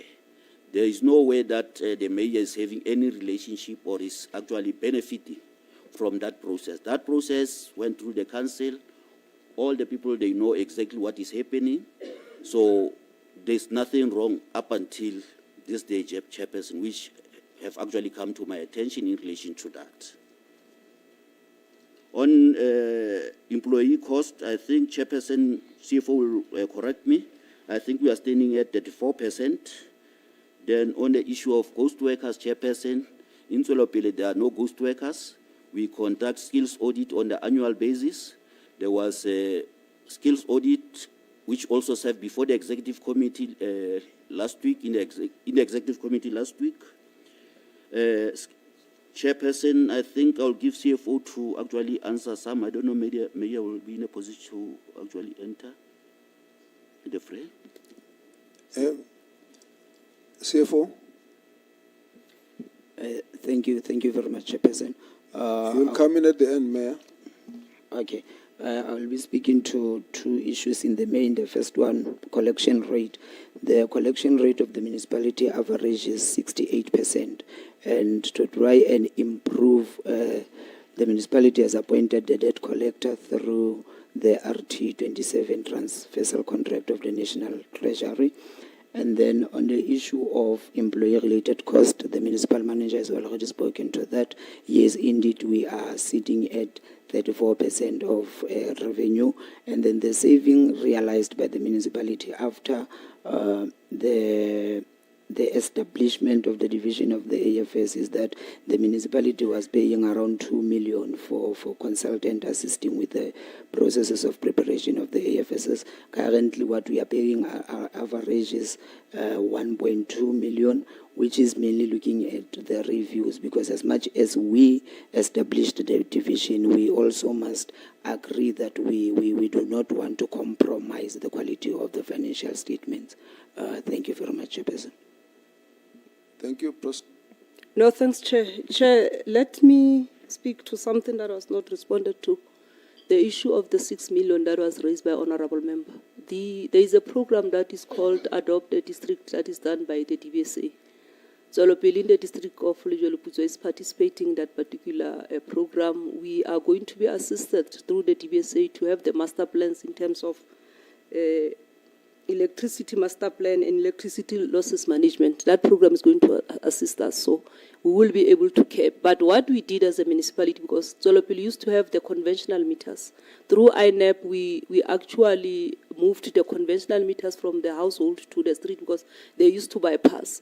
Then we installed the prepaid meters, and then in Tswelopele we've got the single phase and the third phase meters.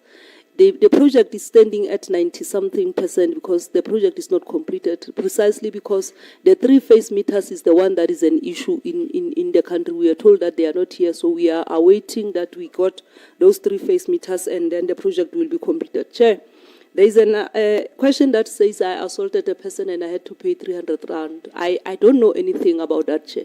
The only thing that I can raise that Honorable Mkhalipi would recall, the case is actually closed. It's the case of myself when I got into the municipality where I was fighting for the people of Zolopili, where they were sold by the foreigners the actually illegal stuff. That is the only case that I know. I've never assaulted anyone, and I would never assault anyone as a member of the community because I am there to serve those communities, Chairperson. The issues that, Chair, that we are told that we did not respond to, we'll make sure that Sorry, Chair. within 7 days... Sorry, Chair. Sorry for disturbing please. the Mayor. No, please. No, Chair, you mentioned my name, so I want the clarity. I don't recall what she's referring to. But I will remember the case of foreigners in her municipality. Maybe you can share the clarity, Chair.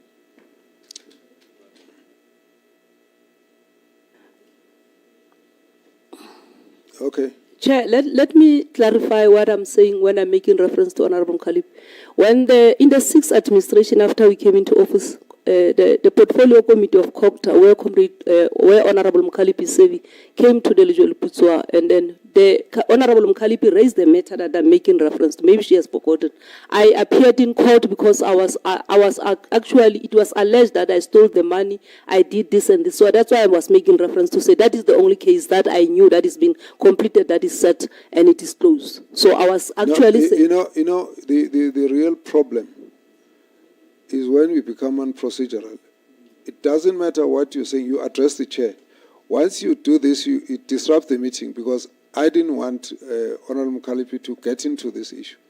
But when you raise the issue, you must address the chair and not refer, because you are actually sidetracking all of us. If you start saying, well, you know, so and so, it doesn't help us. And I'm just saying that even for the others, because when the meeting drags on, it gets dragged because of side issues that we bring into the meeting and we all get excited about. Apologies, Chair. So I don't have any assault case, Chairperson. The issue of the South African Human Rights Commission's report did serve in the council. There is a program in terms of addressing those issues that has been raised there, Chairperson. So the other issue that I wanted to raise, Chair, is the issue that Honorable Member, I think it's Honorable Member Van Zyl, that said that she did not hear what I was saying. We'll submit a detailed report in terms of what we were saying so that she can understand, because I am not the one, through you, Chair, to say that the report entails this, because I did not actually deal with that. There was a consultant. The recommendation of executive is that the consultant, and including that particular company that was paid through the concession, must be blacklisted. That's the resolution that we have, Chairperson, to say after we have recouped the money, those two must be actually blacklisted, Chairperson, so that they don't do any business anymore in South Africa. Thank you, Chair.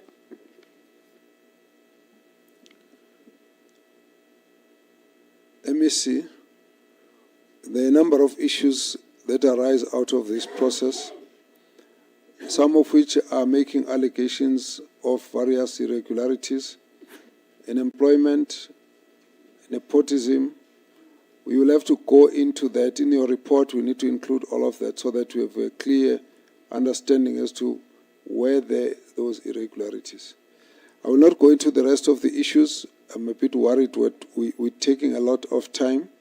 And so I want to request that we approach this issue the following manner. Right now, it's 1:10.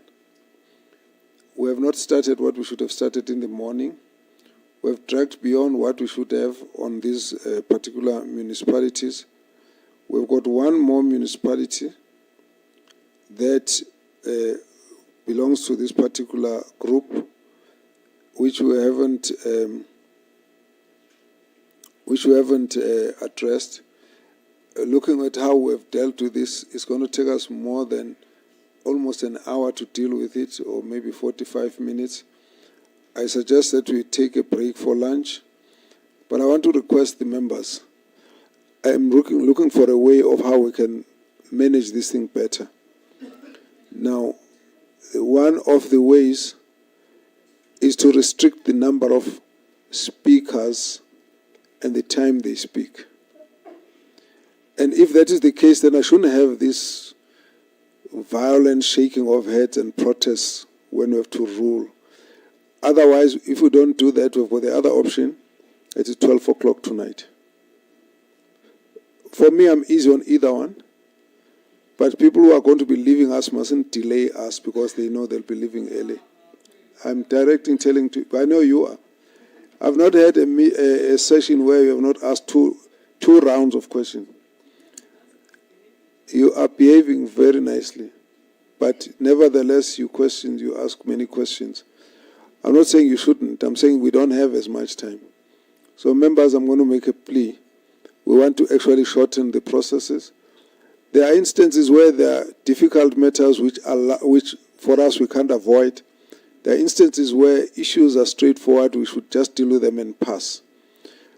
It doesn't change things because we've got the reports here which we're going to send for the members to respond to and to address.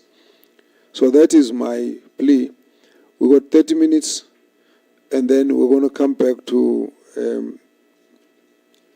Machabeng, and then we will hopefully we can actually discipline ourselves to a more manageable process.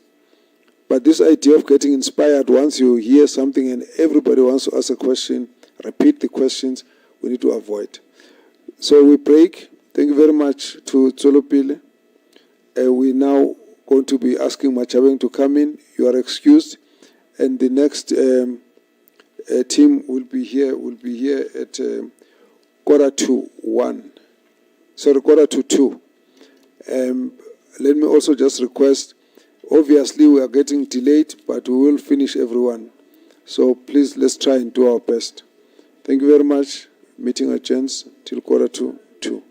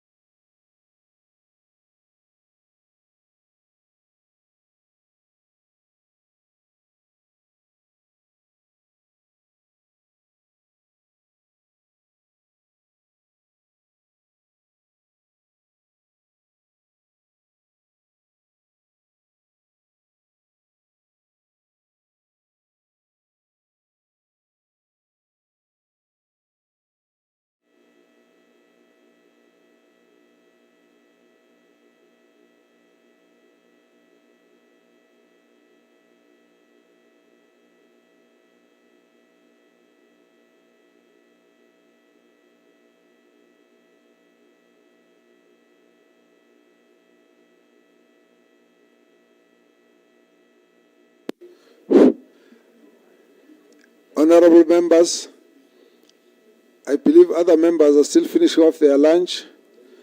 I decided to bring mine here so that we can try and take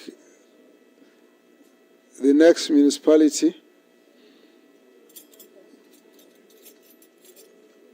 Please just indicate to those who are coming in.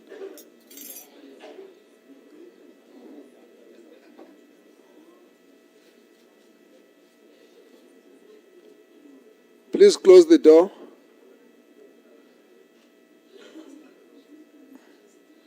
We need to employ a doorman now.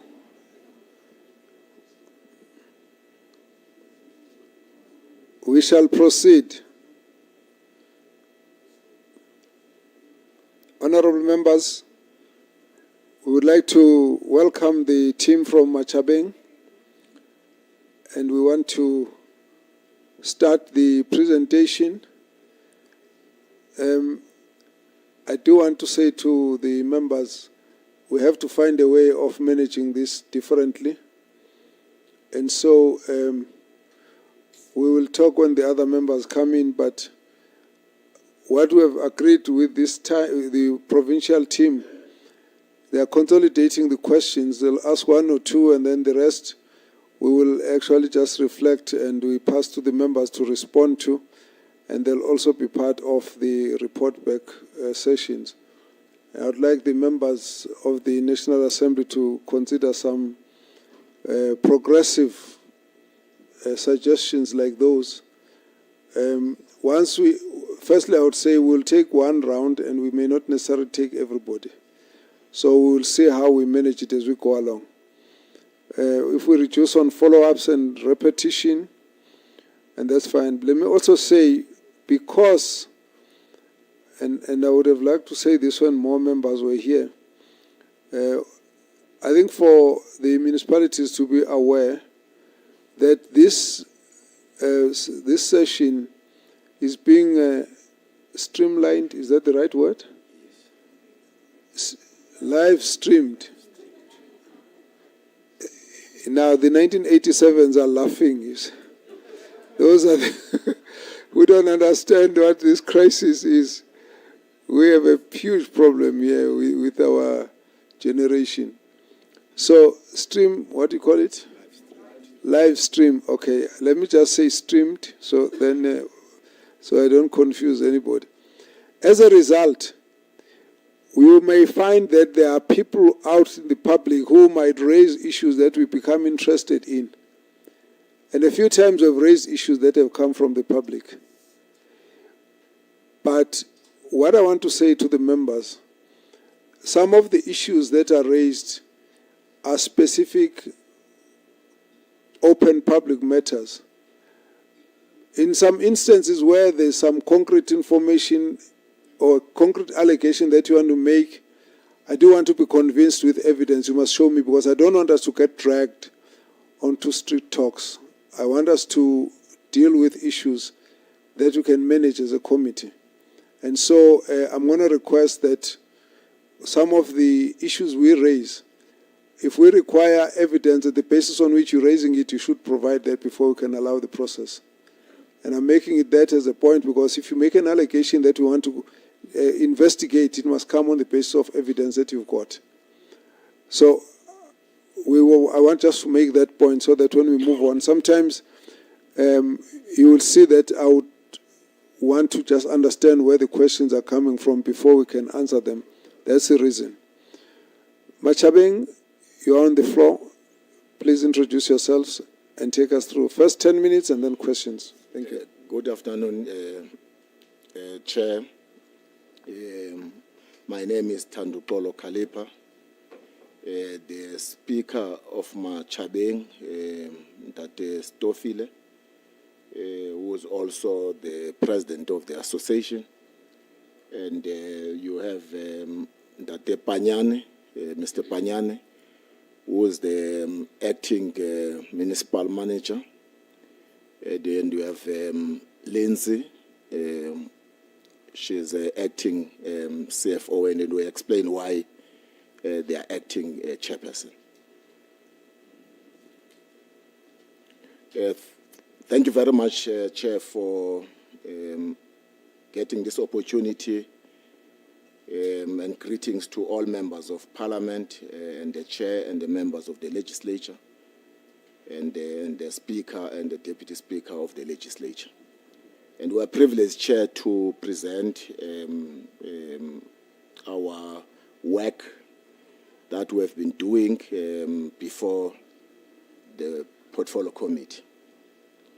We want, as Chair, before I allow the acting municipal manager to deal with questions which they were raised, which they are part of the Auditor General, just to give 3 to 4 minutes background about Machabeng.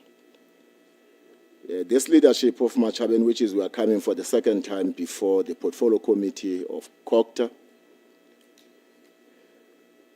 When we took over this new administration, this was a crime scene. What do you mean by crime scene? We mean that the level of corruption in Machabeng was the order of the day. And number two, where all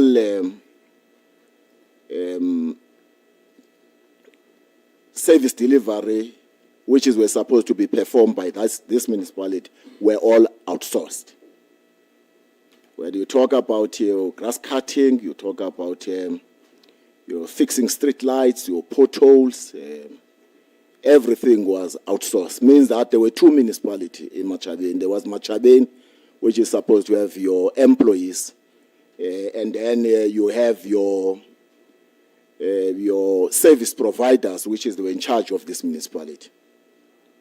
And there were no systems. People, they would do as they wish. And if you talk about the overtime, Chair, the overtime in Machabeng was 12 million a month. That was overtime. Monies just were paid to service providers on a monthly basis. They were not paying less than 49 million to service providers. And you also pay employees. And we're happy to report that all the committees, there's political stability, which is the Speaker and the Chief Whip, and you have your tracker that is sitting, you have your multi-party whipper, which is involve all political parties in areas where we don't agree before we go to council. We're able to deal with those issues and normalize. Then when you go to council, we're able to deal with the real issues. Your Public Accounts Committee is there, your Performance Audit Committee. All those committees, they've been appointed, the staff in the internal audit, and your risk management, and all those committees, which is our compliance. They are not just malicious compliance. They are there, they are active. On issues of audit, as chairperson, we appointed a political steering committee that sits every fortnight. And that political steering committee is a committee that's chaired by the mayor. In the absence of the mayor, is chaired by the MMC for Finance on every fortnight. And in that committee, the AG, they are part of the committee. The Cogta is part of the committee. Salga is part of the committee, and the Provincial Treasurer, they are also part of that committee. And we have also signed a performance agreement with our own members of the Mayoral Committee, which is in line with the performance agreement of members of the Mayoral Committee and directors as they do their oversight over members of their department. They know that the powers they were delegated by the executive mayor, and the executive mayor is able to delegate those powers to some members of the committee. On issues of service delivery, we have a team that sits on a daily basis, chairperson, that focus on issues of service delivery. As an example, if there were leakages reported today, and the team of infrastructure must be able to report the next day how they have dealt with those issues. On issues of your street lights that are not working, they are able to tell us how many street lights they have been fixed today, and the issues of collection, how much we have collected on a daily basis. So I'm saying these are issues, interventions that we have been put by the Office of the Executive Mayor, working together, Chair, with the administration as part of playing our oversight. If we talk about the overtime, we took the overtime from 12 million to 1.5 million. And we did those things, those interventions, Chairperson, in a manner that we wanted to make sure that people who approve overtime, which is that when you approve overtime, which is not budgeted, is unauthorized expenditure, and somebody need to account. On consequence management, we have been able, Chair, to deal with all issues of corruption. Directors, which is they were suspected with corruption, and some there were serious allegations. We did investigate those allegations, working together with AG. After AG was given certain powers that he can refer matters to police, and we've been working very close with the Auditor General on those matters. We have officials, which is already, they are answering those matters in court. We have directors, which is they have been suspended. We have a PMU manager, which is already has been no longer working with us because we have acted on those around consequence management. So on issues of outsourcing, we have took outsourcing from 100% to 20% now, because every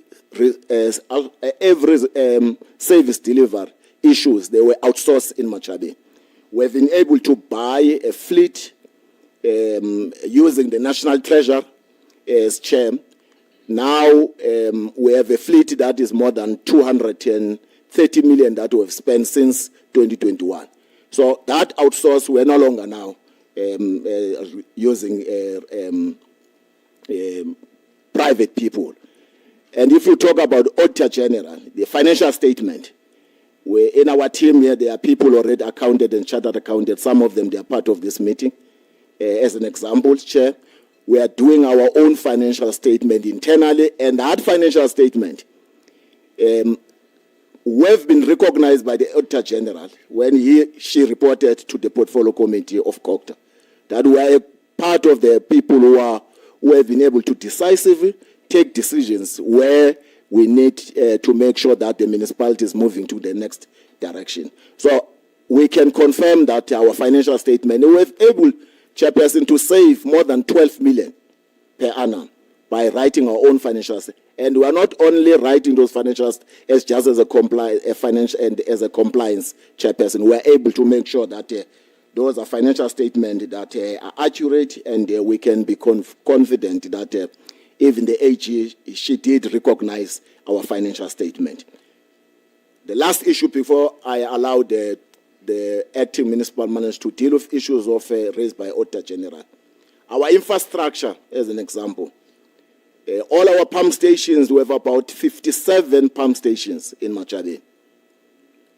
When this new administration was given this responsibility, out of 57, only 4 pump stations that they were working, and the rest had been destroyed by Zama and other, by some of these mafia construction companies, destroying our infrastructure.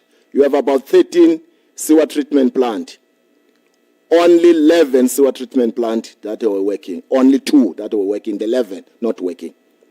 So we went to meet with the President and the Minister of Finance. We met with the former Premier and the current Premier, including the former Premier and Tate Tugwana and the current Premier.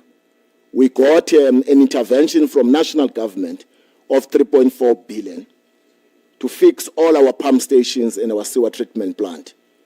Current, the amount that has been spent to fix our infrastructure is 1.2 billion. There are issues which we are discussing with the Val Central, which is the implementing agents appointed by the Department of Water and Sanitation, on issues of performance of some of those contractors. It's a matter that we are dealing with it with our MEC of Cogta and the Office of the Premier to make sure that they can improve their performance. And issues, another issue, Chair, that we also want to raise, in the manner which is some of those contractors were appointed. Majority of those contractors that were appointed, they were not local, they were not from our area, they were not from the district, they were not from the Free State. They were from outside our province. And these are issues that we're raising, that when there are these interventions, the expectation that people who must benefit must be from people from local, from the district, from the province. When you don't have that capacity, you can go outside the province. So it's a matter that we are discussing with the department and the Val Central to make sure that there is a decisive intervention on those matters.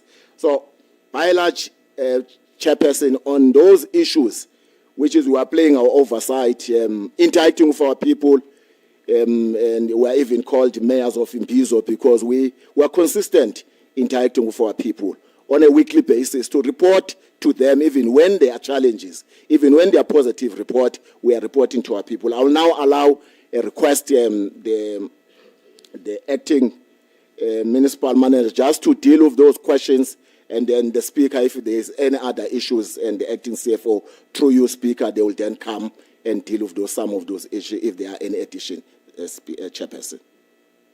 You got 4 minutes. You can deal with it, and then the rest is question and answers.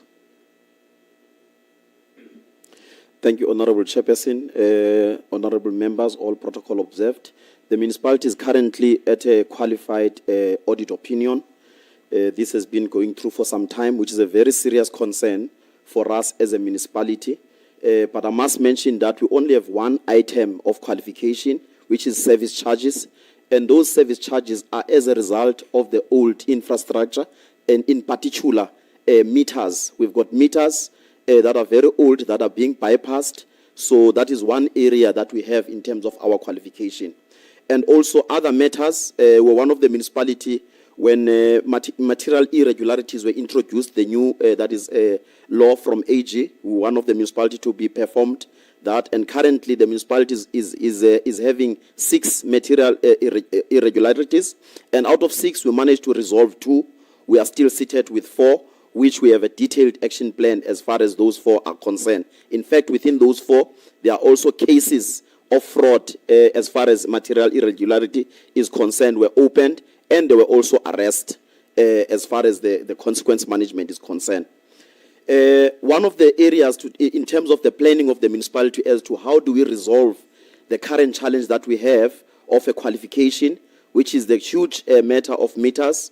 What we are doing currently, first of all, we got involved into a program with ESCOM of debt relief.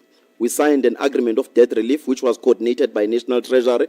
And also in that process of signing that debt relief contract, there were also application of meters, and were identified as one of the municipalities that will be assisted in terms of being assisted with the grant for meters.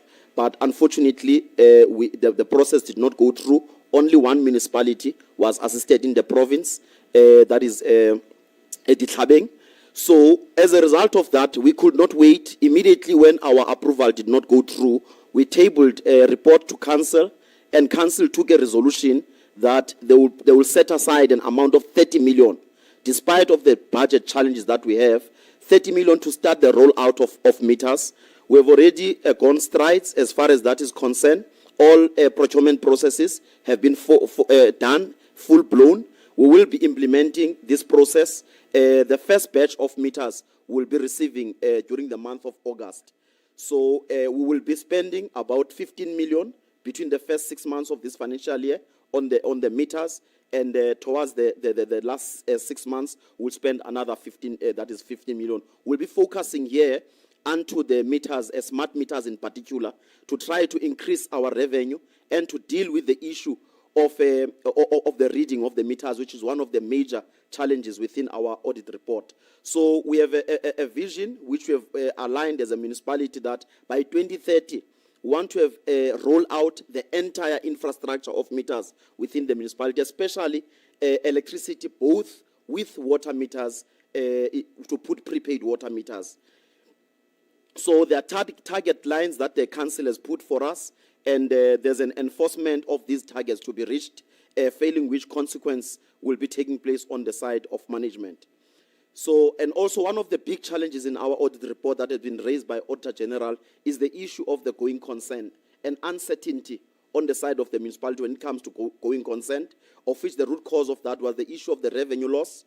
We have revenue losses. We've got serious vandalism of our infrastructure. The executive mayor just highlighted on that, a high level of theft, low collection as a result of that, which reduced our revenue base.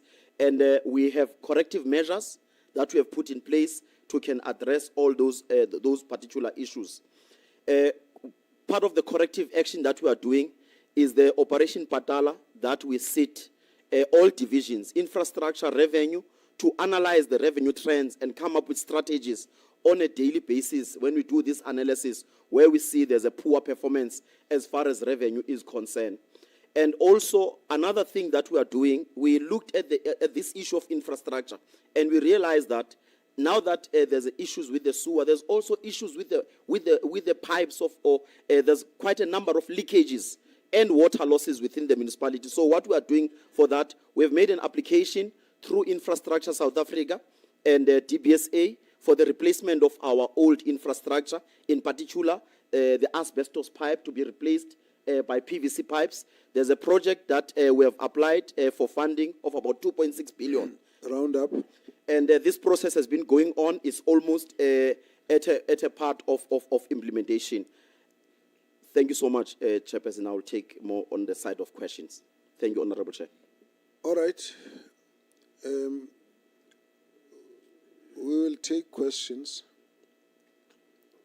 Let me start with Direko, Van Zyl, Mkalipi, Matuna, Spies, and Matiwane, in that order. Thank you, Chair. I've got 3 questions. The first one is when the mayor was presenting, he did indicate that they managed to cut off overtime that has been in a municipality for several years. So I would like to check with the mayor, how much have they managed to save from the money that they have cut off from the overtime, which I believe that is a huge amount that can do a valuable project. Secondly, Chair, is on the fleet. They have indicated that they have bought a lot of fleet and amounting to close to 200 million. And I also want to check on the municipality as to what the Premier said earlier. Why did they use that service provider that they have used instead of government garage? And then lastly, Chair, there has been an outcry on legal fees in the municipality, which is alleged that to be associated with the former So how far has the municipality spent on the legal fees on the cases that they have won and the one that they have lost? Thank you, Chair. Thank you. Van Zyl. Thank you, Chair. Thank you for the presentation. Mayor Kalipe and Speaker Stofile, please tell me about the EPWP scandal. We've seen some reports. We have the reports indeed. I'd like to hear from you. What is the situation regarding the EPWP implications? Because you're very badly implicated, both of you. Employees normally on EPWP receives between 2,900 and 5,000 Rand per month. I have pay slips where someone is getting 65,000 Rand a month on EPWP. So please, when you don't mislead Parliament. Then how many staff is in both the Office of the Mayor and the Speaker? There are limits for political office bearers as per the staff regulations of 2022 that's set by Cogta. These are political office bearers. These are normally your PA, your driver, etc., etc. It's saying that you've got quite an overstaffed and bloated support staff. Then for the mayor, did you attend a meeting in March of 22 at Vasumzi Matlala's Johannesburg home with Minister Mchunu and Mr. Mogotsi? Second, on what basis was the 85 million sewer plant tender awarded to Botong Civils? And why has no infrastructure been delivered? 3, what process was followed in awarding tenders to politically connected individuals, including family members of ANC officials? Why was Maxwell Mkwane paid 47 million Rand after the municipality allegedly terminated his contract due to suspected criminal links?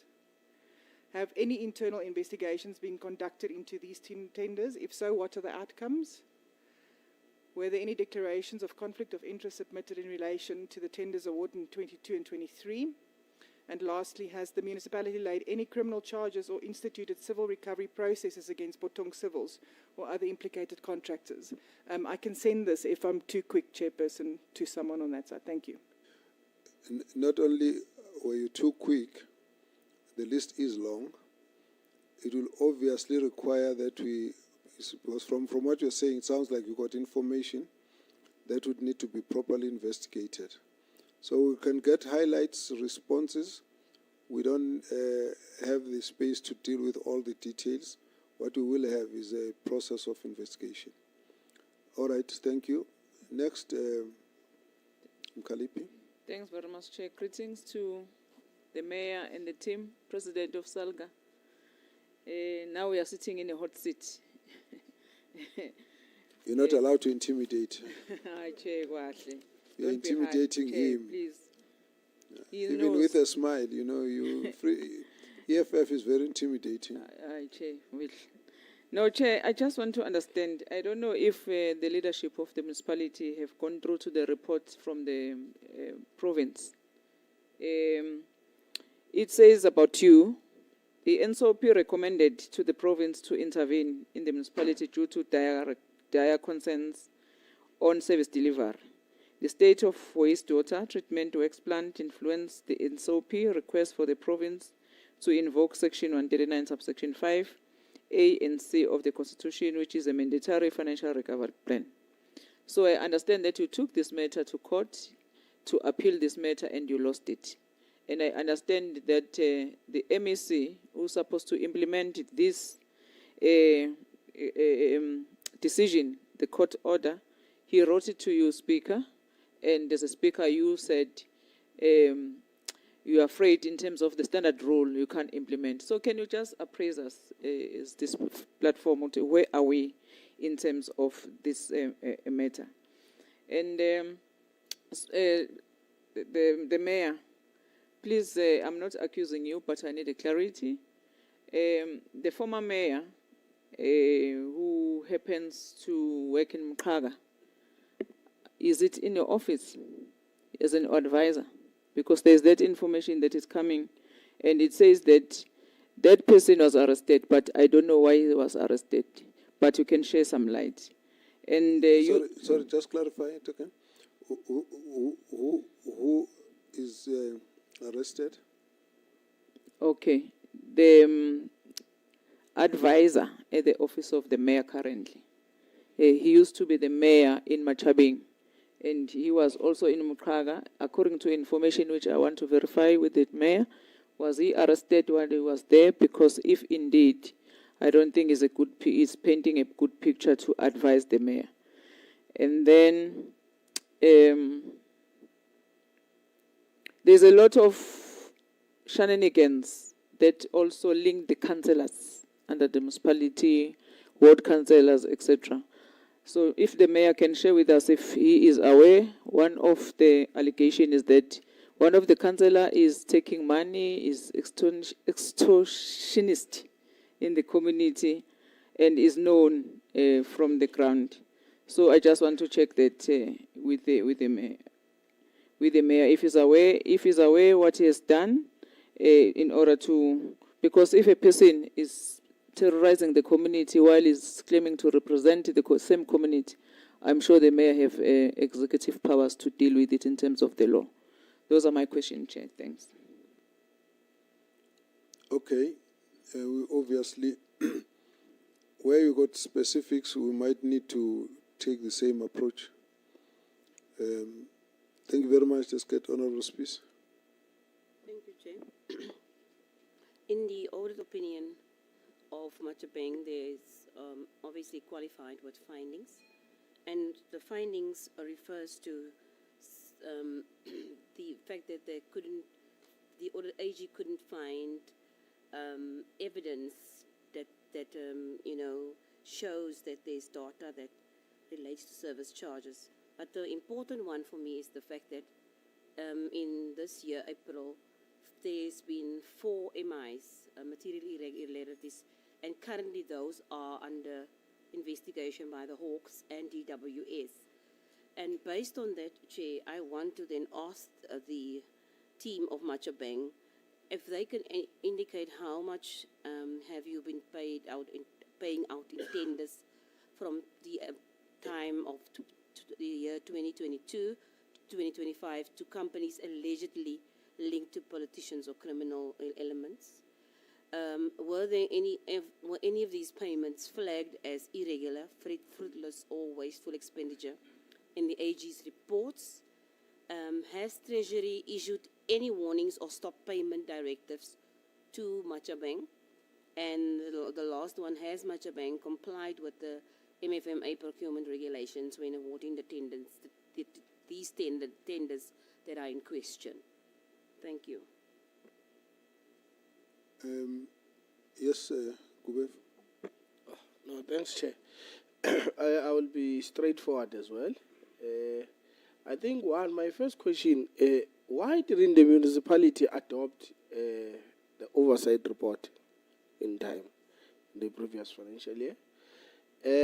Two, why is the continuing to approve staff and establishment that was not approved by council? I see that you are having employee costs that are just close to $1 billion, around about 927 million. So why is that, Mayor? Why are you having to call the to account?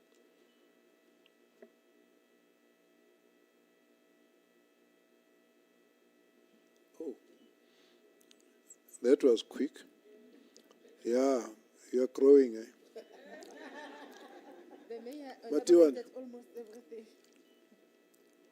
Thank you, Chair.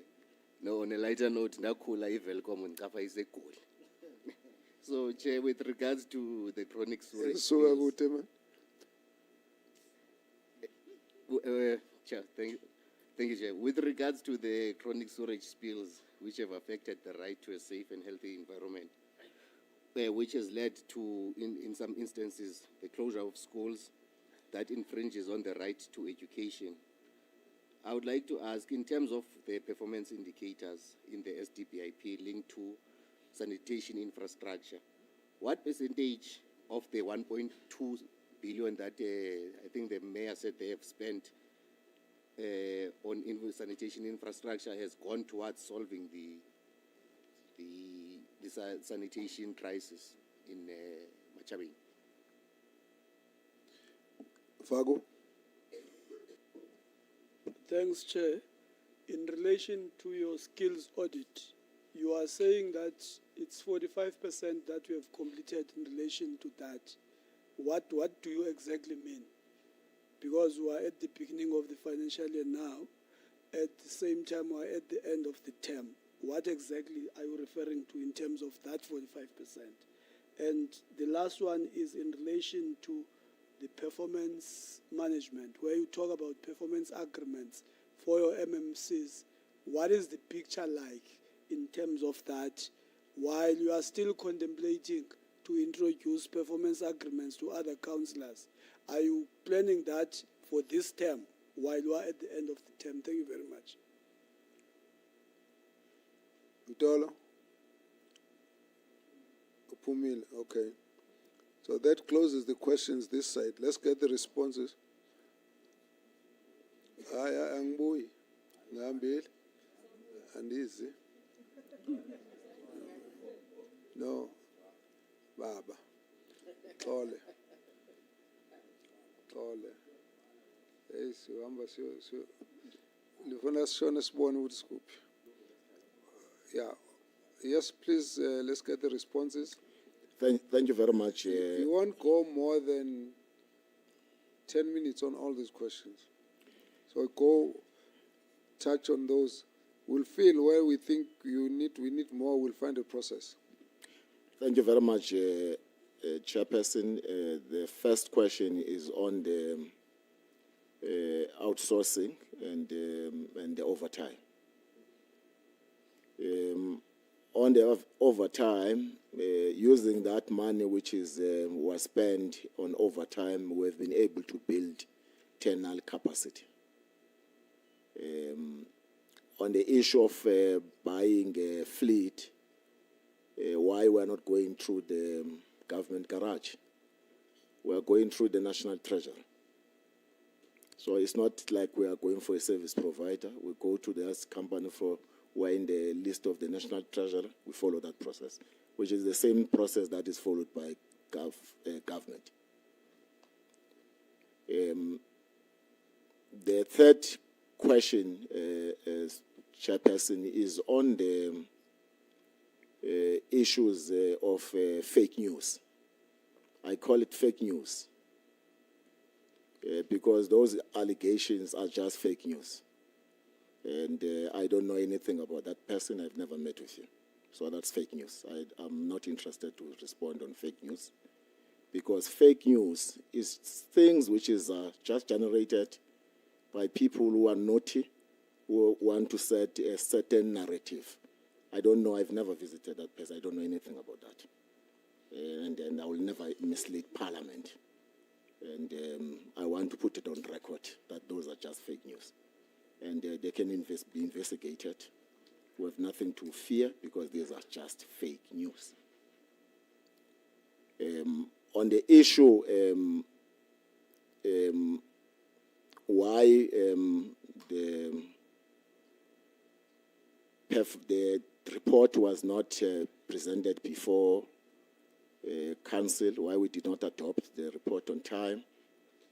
We have admitted that was a challenge on our side, and we have now corrected that. And that's why we reported that that was a mistake on our part, and we admit that that will never happen again. We are now following the law to make sure that all the reports are presented on time, and that's why now on our response we are committing that some of those mistakes will never happen again in Machabi. On the issue of the EPWP issues, because we have not prepared that, we would like to be given time to investigate and come back to the portfolio committee with a report on the issues of the EPWP. On the issue of the staff in the office,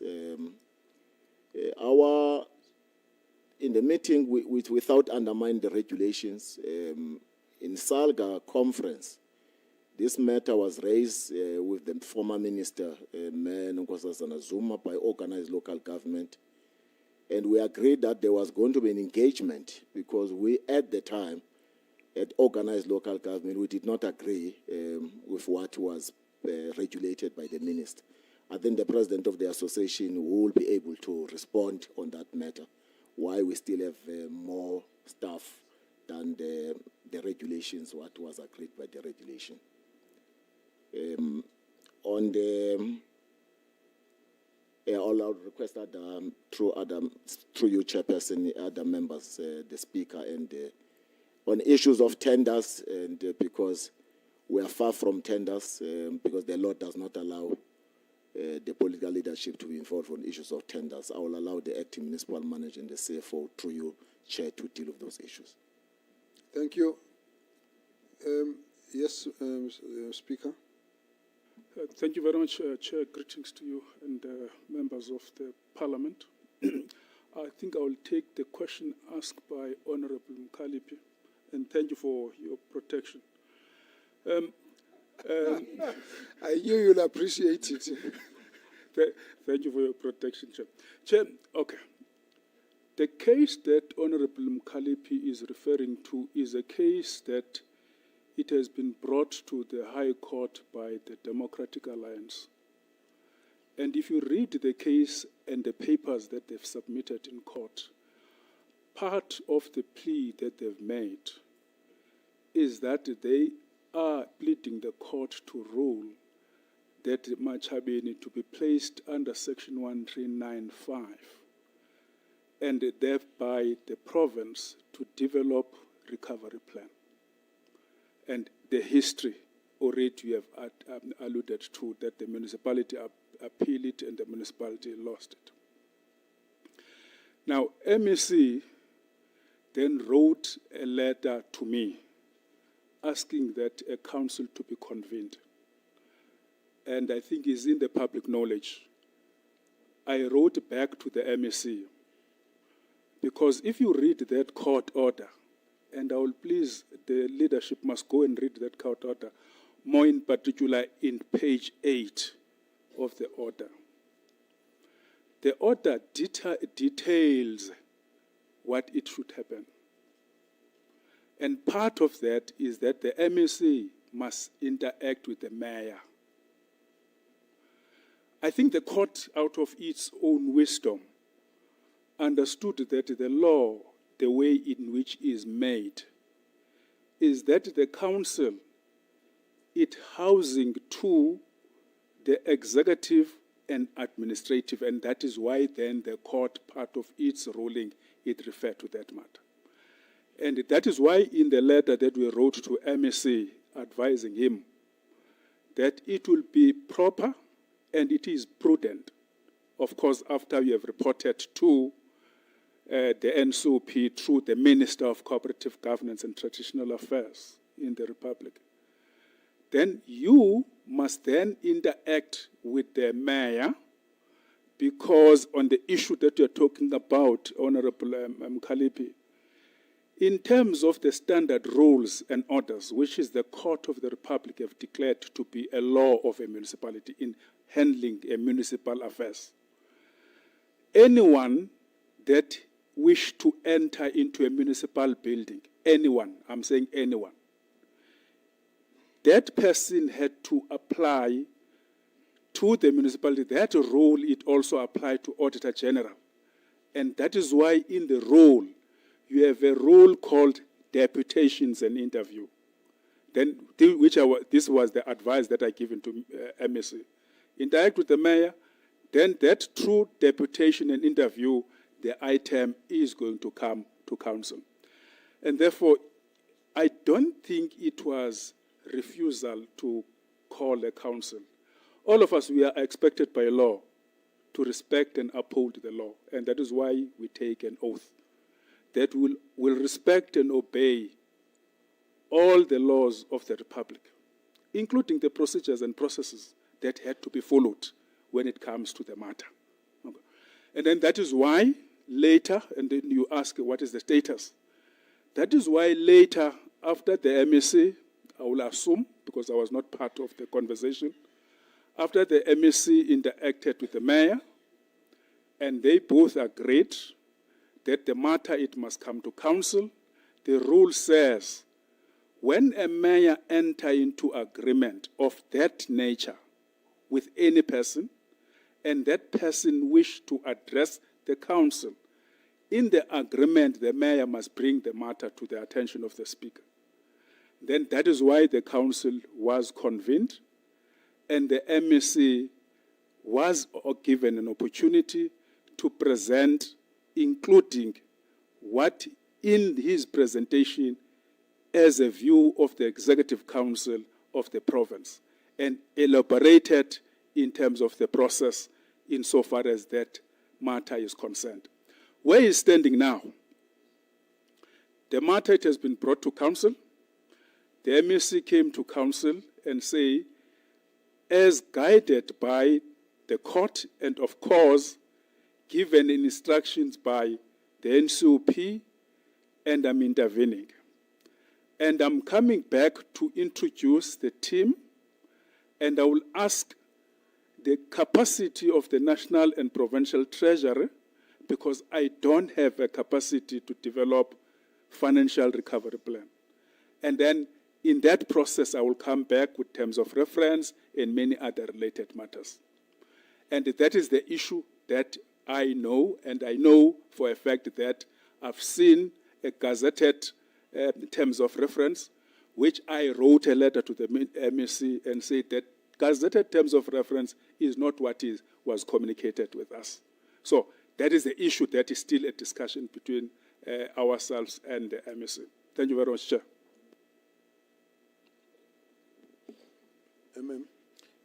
Thank you, Honorable Chairperson.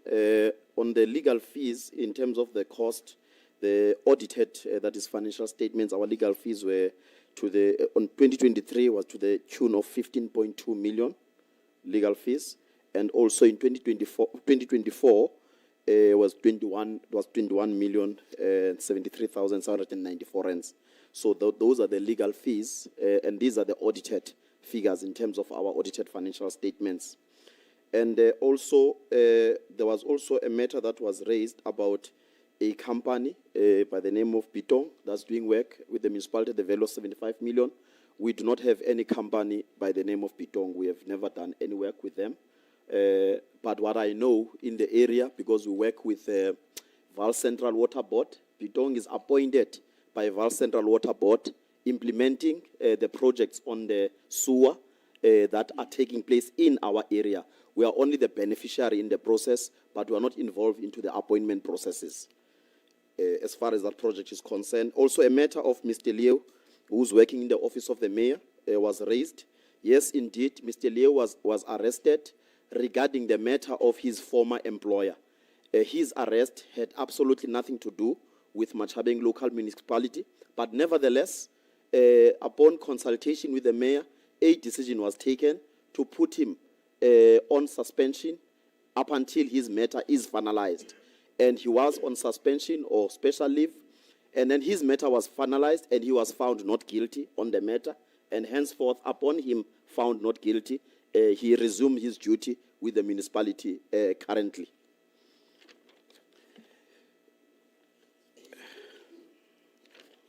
Also, coming to the issue of the audit, like we said, service charges, we really acknowledge that is a challenge that we are working on tirelessly.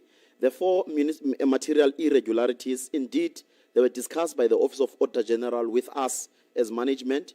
Actions were taken already in terms of investigation. Hence, some of the matters, because of the criticality of their nature, they were further handed over to the law enforcement officers, that is the Hawks. But these investigations, they are still ongoing.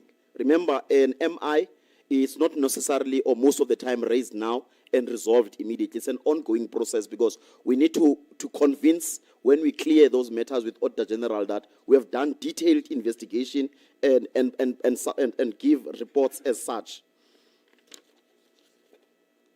Coming to the issue of staff establishment, the staff establishment, which is in a report that we have tabled to the Honorable Committee, yes, indeed, the establishment that we are currently implementing was tabled to the Council, Honorable Chair, and the Council, upon receiving the structure, they further said, as part of the resolution, that they would like the structure to be workshopped first before full implementation. In fact, this was not a new structure.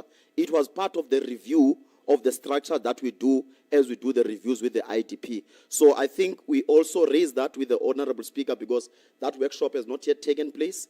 And upon engagement, the Speaker has given a specific date where the workshop will take place during this month of August.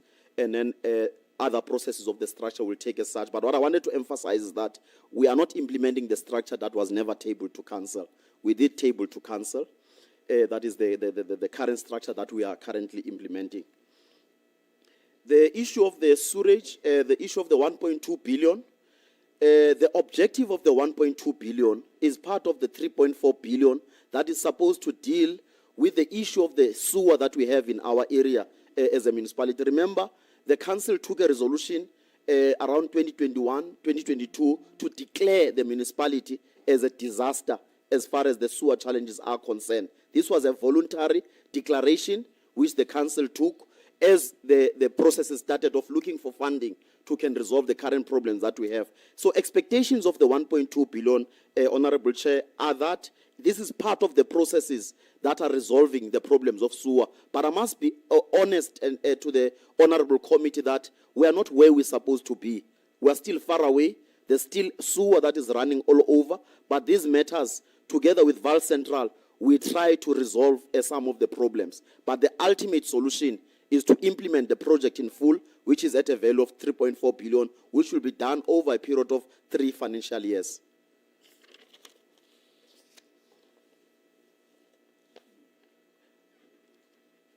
Coming to the issue of the skills audit, the reason why it says it's at 45%. As an organization, we've got over 2,000 employees. The 45% is as a result of the magnitude of work that has to be done when we are dealing with a detailed that is skills audit. Yes, indeed, it is 45%, but this is an ongoing process where we do this analysis of skills. We started at a level of management, and then we're cascading the process down. It is still ongoing. It's not yet complete, that project, but as a matter of concern, it's a project that the council really wants us to complete it as a matter of urgency.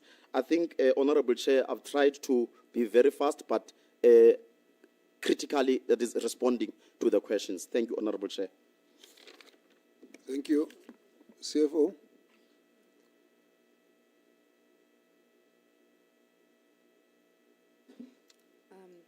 Good afternoon, Honourable Chair, Honourable Committee members.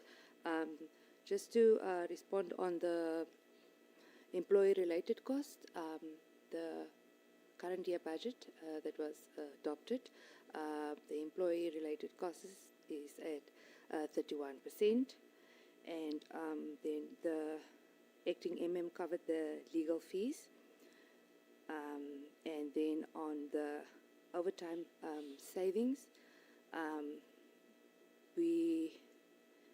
this month for June, our overtime was at 3.5 million. That is almost half, because the month of May it was 6 million, and the month of April it was 5 million. So we've reduced that also drastically. Yes, thank you, Chair.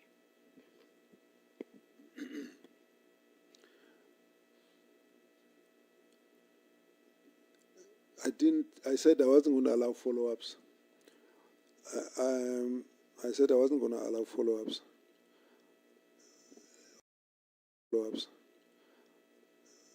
All right, 15 seconds.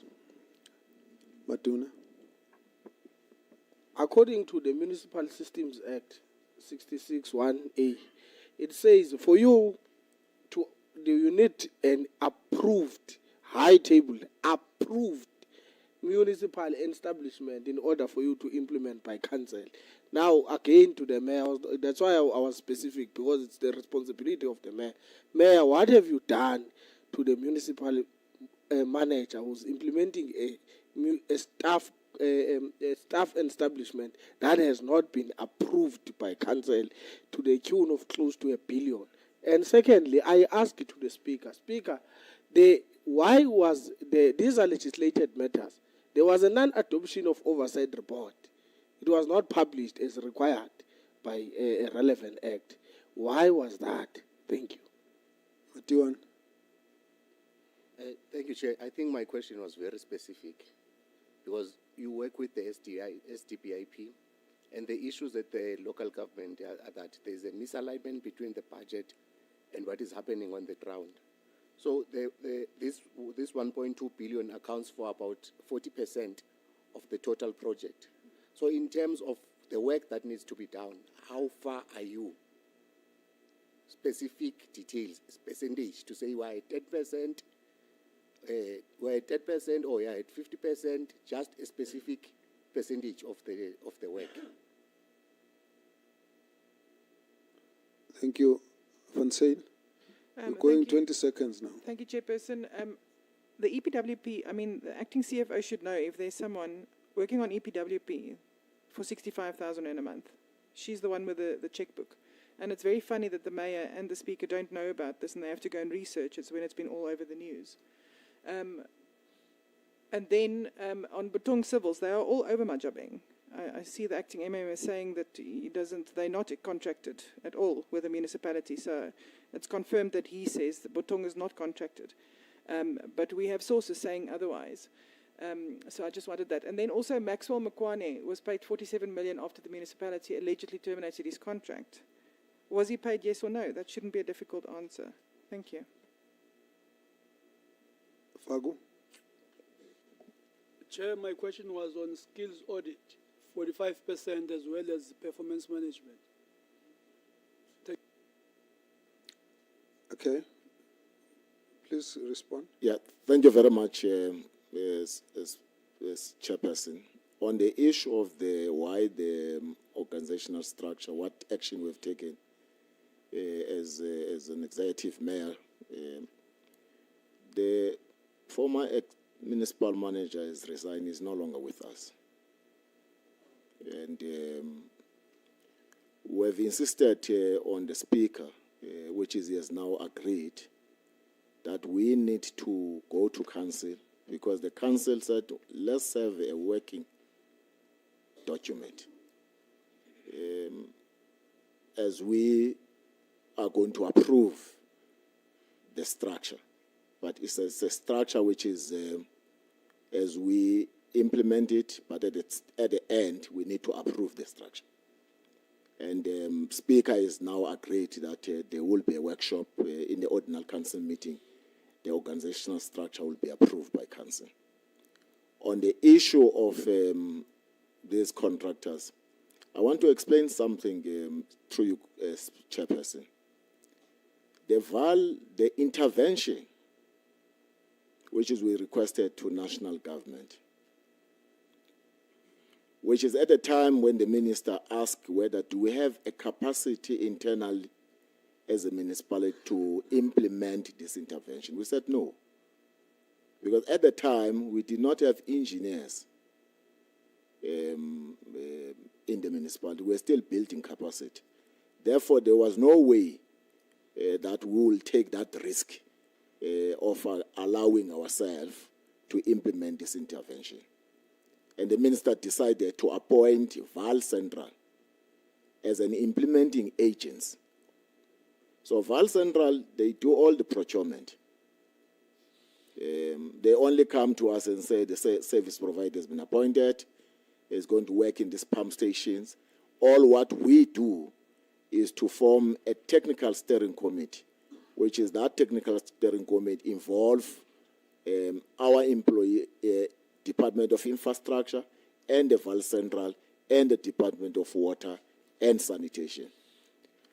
Current, they have now fixed 18 pump stations out of 53 pump stations. Now, and I will request my colleagues, I'm not good on percentage, and they will assist me on that one. What is the percentage on that one? On the sewer treatment plant, there are about 3 of them that they are now under construction, which is still a lot of work that must be done. Because it's an infrastructure that was destroyed, it's an infrastructure that has collapsed. So our team, which is things are no longer bad like 2021 and 2022, there are certain improvement through this intervention by the minister and the Department of Water and Sanitation, which is the implementation is done by the Val Central. On the issue that the skills audit, there was a delay, Honorable Nyauza, and the delay was done because a trade union thought that when we deal with the skills audit, we want to fire them. That was not the intention of the skills audit. The skills audit is about looking on the skills that the organization is having and how do we make sure that we improve our employees. And now we've been able to persuade them through the LLF to make sure that the intention of making sure that we audit, we have a skills audit, is not about punishing our employees. It's about where are the weaknesses, where we can assist. They are beginning now to come to the party, and that's why there was a delay. It's the same with a lifestyle audit. We're also implementing it. And most even the directors that are sitting next to me, when we spoke about a lifestyle audit, they thought that we want to investigate them. We said, no, we want to know whether you are within your means. So the intention is not about punishing you, but in the event that indeed you are above your means, there will be consequence for that. So they are also coming to the party around those matters, because it's about professionalizing the institution. It's about making sure that we are accountable to our people. So those are intentions. That's why there was that a delay, Honorable Chairperson. I think other colleagues, they can answer on other questions. Yes. Thank you. Proceed. Yes, Chair. On the question asked by Honorable about delays, on the report to be presented to Council, the answer is the delay was triggered by the delay on the side of the Auditor General. and is explained in the report that I've sent to, the letter that I've sent to the chair of the portfolio committee with regard to that, because it starts somewhere and then it moves towards a council for council to approve, and then it presented to the public participation for participating on the report. So that is the my understanding is that I thought the letter is received. On the EPWP, Chair, I'm not sure, because I'm not sure what question should I answer on the EPWP, because as far as I'm concerned, in the office of the Speaker, there is no EPWP. It's public participation officers. So our term EPWP, probably the honourable member might give me a different understanding. So I'm not sure what was the question.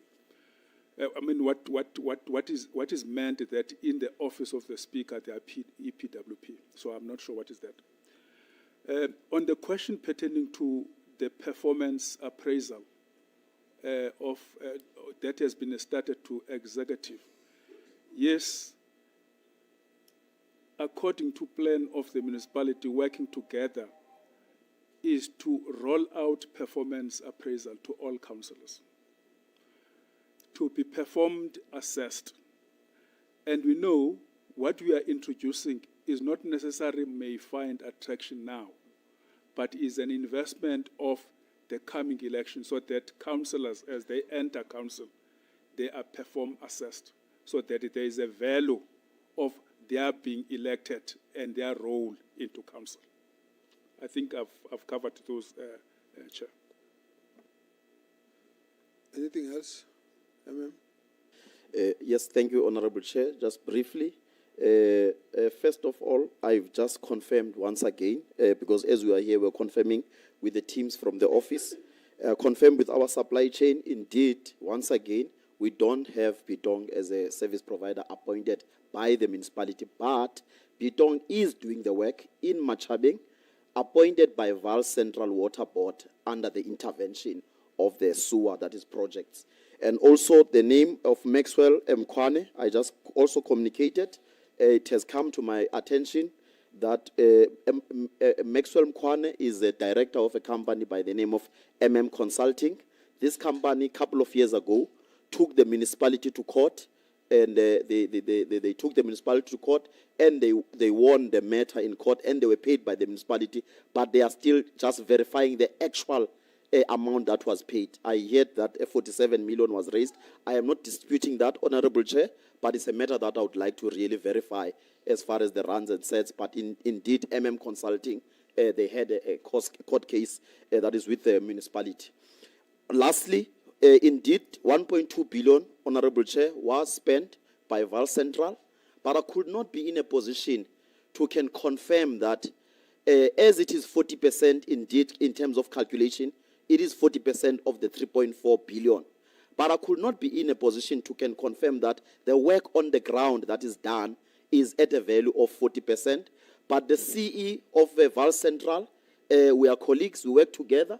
I will follow up this report to really get a detailed report that verifies that 40%, it is the value of work that is done on the ground. I will follow it up as we in terms of the bilaterals and the IGR, we work together. I'll get that information, and this is an information that will follow up to the committee. Thank you, Honourable Chair. Anything from your side? Yes. 1 billion rand for salaries? No.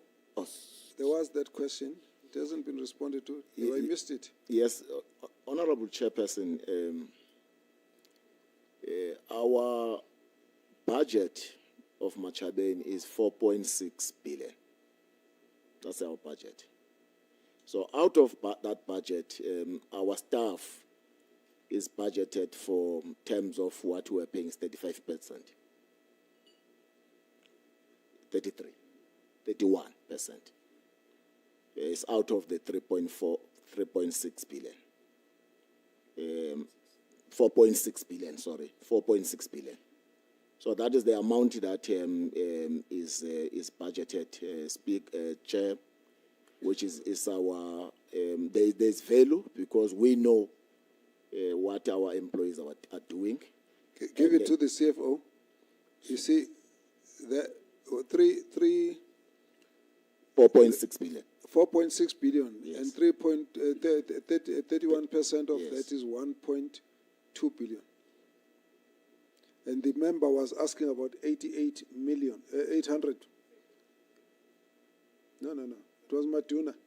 Maduna says it was 800 million, almost a billion. That's what the question was. Let's close that. You can answer, CFO. Thank you, Honourable Chair and committee members. The budget for the 25-26 financial year, the total revenue budget is 4.6 billion. And the employee-related cost is a billion.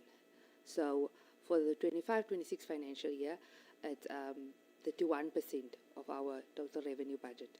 For the year that just ended now at the end of July, the budgeted amount, we had an adjustment budget and then we adjusted it upwards, our salary budget. Our budget, the salary budget was adjusted upwards, and our total budget percentage there then, as per our budget, was 25%. Thank you, Chair. And through Chairperson, the last one. On our maintenance budget, what we have budgeted for maintenance, when this new administration took over, the budget was 3%. Current is 20% on the maintenance, which is 309 million. Okay, thank you. Creditor? Thank you, Chair. Mine will be quite quick. It's the second time now I've heard that Machabeng declared itself a disaster. My question is, in terms of which legislation did Machabeng declare itself a disaster? Because a municipality cannot unilaterally declare itself. There are processes to be followed. One, I think there must be an assessment, a risk assessment, etc. So I think there are 3 or 4 processes. And then I think ultimately it should go to province. So in terms of what legislation did Machabeng declare itself a disaster? Thank you. Last one. Thank you, Mr. Chair. I'll also be quick. What specific consequent management actions have been taken against the officials responsible for the 2.8 billion spent on the outsourced services with poor delivery, and has accountability been enforced in each case? And then, are the accounts of the residents based on estimate billing or actual billing? If some are based on estimate billing, what is the percentage of those versus that done on actuals?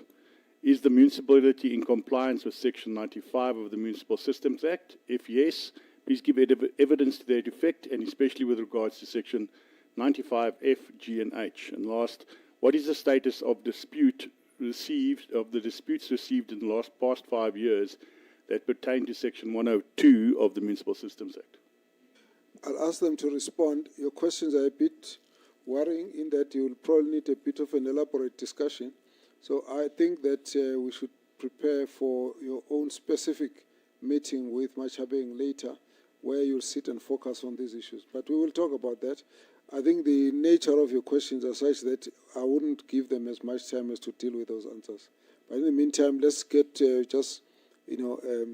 responses, high level. Yes.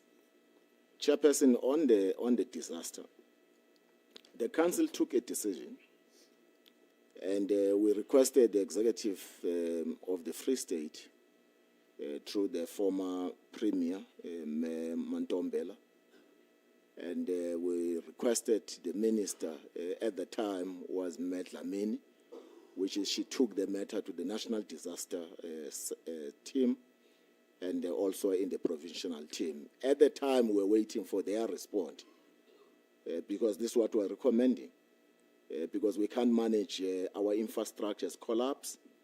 And we thought if we are not proactive, as this Council of Machabeng, we will be, in terms of human rights, they will want to know what action we've taken. We arranged a meeting between ourselves and the President of the Republic, and he agreed to meet with us. and he requested that the Minister of Water and Sanitation and the Minister of Finance to join the meeting. And at the time, he requested the Minister of Finance and the Minister of Water and Sanitation to intervene to Machabane. And that is how this intervention came. And I'm not sure whether we must now, by taking a decision that is progressive, that is assisting our people, that was unlawful. And if indeed that we took a decision that is unlawful to serve our people, we apologize to the committee for taking that decision. Aye. When you meet, you must debate that politics. That's not for us. Yes. Your issue is whether by law you are allowed to do No, it. we are not allowed. Let's leave it then. Yes, Don't argue sir. because you are now debating No, we are not. a Chair, sorry, partisan Chair. position. Apologies, Chair. All right. Yes.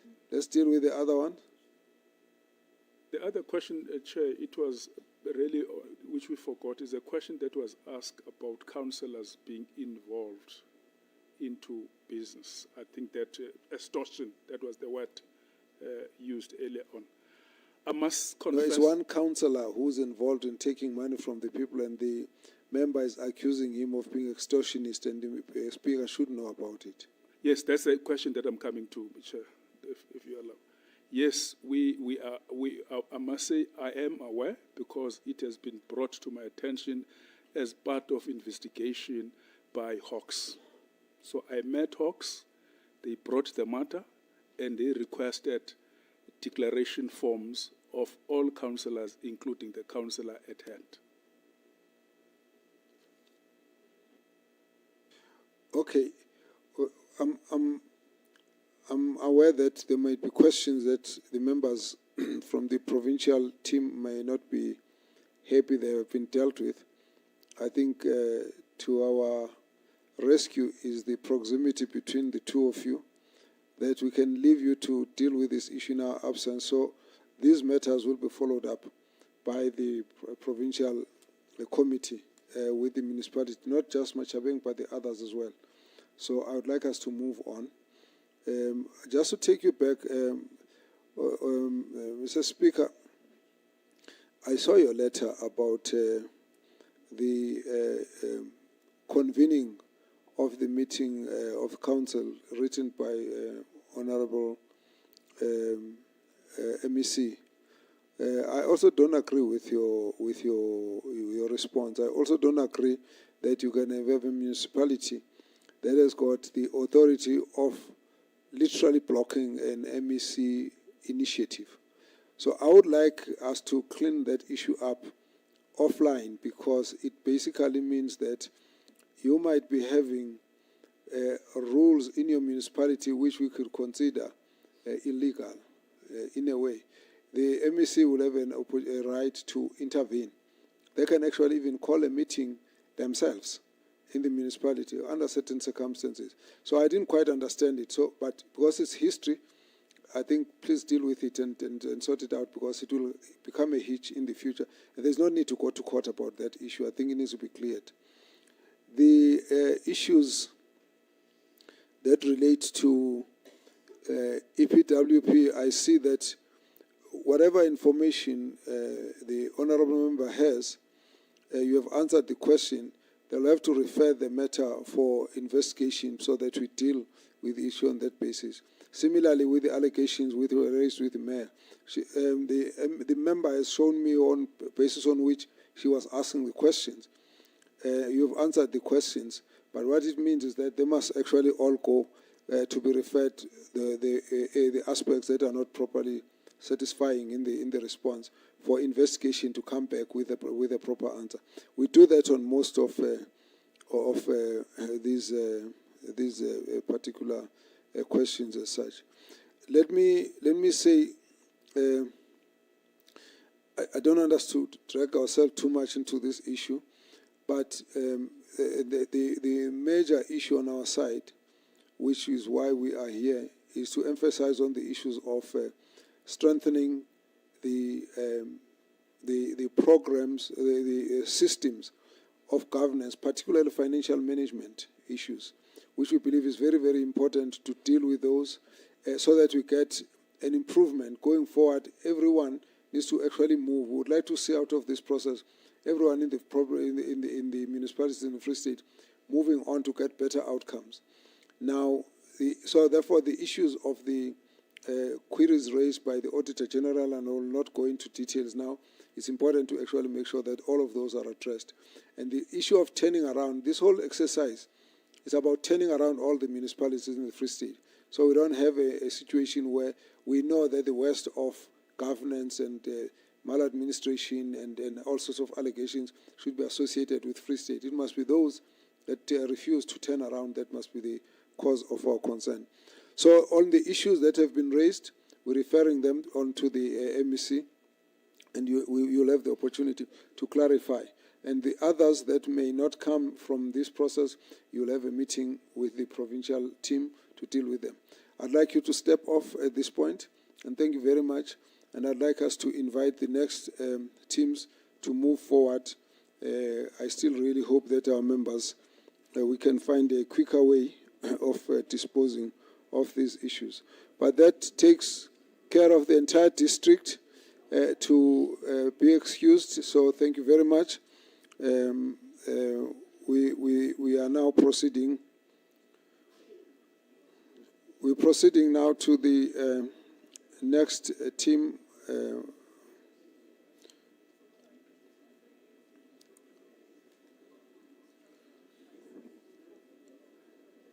In our next life,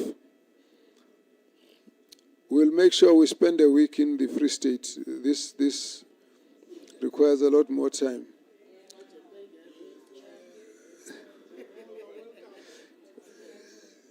And we'll only send the youth. We'll send the youth in the front. So when we find you must have done all the work. Fezile Dabi, followed by Mukaga, then Ngwate, and Metimahulu, Mafube. That will be the order. So, Fezile Dabi, once again, we will not take a break. We will just allow each one of us to move out and refresh themselves as and when it becomes necessary. You have 10 minutes to present, and then we'll deal with the questions. Thank you. Good afternoon, Chairperson and delegation from Portfolio. Without wasting time, I'm Dennis Hasudi, the District Mayor of Fezile Dabi here in the Free State, and I'm accompanied by the Acting Speaker, Mayor Mbalim Naba, together with the Municipality Manager and Dr. Thomas, and the CFO, Mzi Mqina. Honorable Chairperson, let us also thank the opportunity that has been granted to us as Fezile Dabi, and before I can continue, and later I'll be given to the Municipality Manager, also together with the team that have been invited. I must indicate that the Fezile Dabi municipality has been stagnant on a qualified audit opinion for the past 5 years. And for 2024-2025 financial year, unqualified audit opinion will be achieved. Since 2024-25 financial year, the municipality has approved an funded budget, and all senior management positions have been filled. And since financial year 2023-2024, HESA queries has been reduced, although maintained a qualified audit outcome. The FDDM has increased its financial reserves, presently to 160 million, as a means to create institutional capacity in order to perform its full mandate as per Section 84 for bulk infrastructure development to the institution that serves for local municipality. I'll further give to the municipality manager to deal with the rest and the other team members. Good afternoon, Chair. Good afternoon, members of the committee. Good morning, all. Protocol observed. Chairperson, what has brought us here, it's about the audit outcome for the financial year 2023-2024. The issues are budget spending not aligned to key performance areas, non-investigation of unauthorized, irregular, fruitless, and wasteful expenditure, staff performance management deficiencies, and non-implementation of post-audit action plan. Chairperson, I would like, to move as quickly as possible because we have submitted a report which, it was indicative that the members have gone through it. On the budget spending not aligned to key performance areas, the issues as there were misalignment and inconsistent indicators in the adoptive SDBIP and annual performance report. There was material misstatement in the annual performance report submitted for auditing. Budget spending was not aligned to key performance areas. Chairperson, the corrective areas, Next time you deal with it, just read the heading, don't read the details so that you can save on your time. Okay. Corrective measures that was taken, Chairperson. In fact, the causal factors, was that the municipality was asked to assist on the implementation of municipal infrastructure grant of Mafube local municipality. And then after adoption on it and performance or implementation of the MIG, the performance indicators were not, reviewed, but, to the effect, they were reviewed on the 24th of February, 2025. That was the main causal factors, Chairperson. And then I will also then immediately move on the non-investigative investigation of the UIFWE. Chairperson, this was as a result mainly to the material irregularity that was identified. The material irregularities was on the payment for information and communication technology equipment not received on that particular tender. To summarize, Chairperson, the correction on it was for the municipality to go into investigating actually what had happened by performing a forensic audit, because the municipality didn't have the capacity on its own.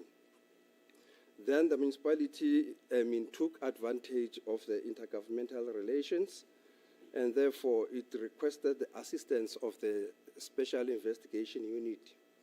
To that effect, Chairperson, the MOU was agreed between the municipality and the SIU, of which, the SIU investigated, and it came with, conclusions, Chairperson, and recommendations. The municipality is busy implementing those recommendations as they are, Chairperson. I think, I will not waste time to go into the nitty-gritties of it. We'll await, questions for clarity to that effect. And then on the staff performance management deficiencies, Chairperson, to correct that, the performance management framework system is only at the senior management level. The municipality is currently reviewing the framework. The policy under review will clearly set out performance planning, monitoring, review, and reporting processes applicable even to staff below senior management by the end of the first quarter for this current financial year. Chairperson, we are also saying that, there is targeted training sessions and workshops that will be conducted for line managers and supervisors to capacitate them in applying the new performance management framework effectively. This will include practical guidance on conducting quarterly performance reviews and using performance evidence to support ratings. The municipality is also on the process to review existing job descriptions. Performance management has been included on the ITP as well as included as a KPI for all directors. Let me also indicate, Chairperson, that we have performed the skills audit in the municipality, which led us towards effectively reviewing the organogram, of which it is under the consideration of the Municipal Council. On oversight and compliance monitoring, the internal audit and performance management units will be assigned the responsibility to conduct periodic assessments of implementation of the performance management system and to report progress to municipal manager and the audit committee. On non-implementation of post-audit action plan, Chair, through your permission, I will give it to the CFO to take us through. Thank you very much. Chair, you agree. Okay, you've got your 4 minutes. Or, Chair, you are greeted and protocol is observed. Chair, mine is just to give on the issue of the audit action plan. Like the Honorable Mayor has already alluded, we are stagnant for the past 5 years, and I think the root cause there, it was we were looking exactly at the results level, but we said we must then change the approach, and then we changed the approach to say, let's look deep into our systems and internal controls, and the results will take care of itself. Chair, if you check then that we really covered a lot of ground in terms of the implementation of the audit action plan. If you check on 2021-2022, we had 81 findings in total, and then they were reduced minimally for 2022-2023 to 75, and then 2023-2024 they were reduced, I think, by half to 43. So our audit paragraph, Chair, are as follows: general expenses, employee-related cost, contingencies, and then cash flow, and then comparison and total expenditure. Chair, we have already submitted a report to say how did we look at them. Thank you very much. Honourable members, we start. Matuna, Muele, Spies, you give it a pass. Thank you. And Metewane does the same. All right. Honourable Khalifi. And the other members? I want siesta now. Looks like. All right.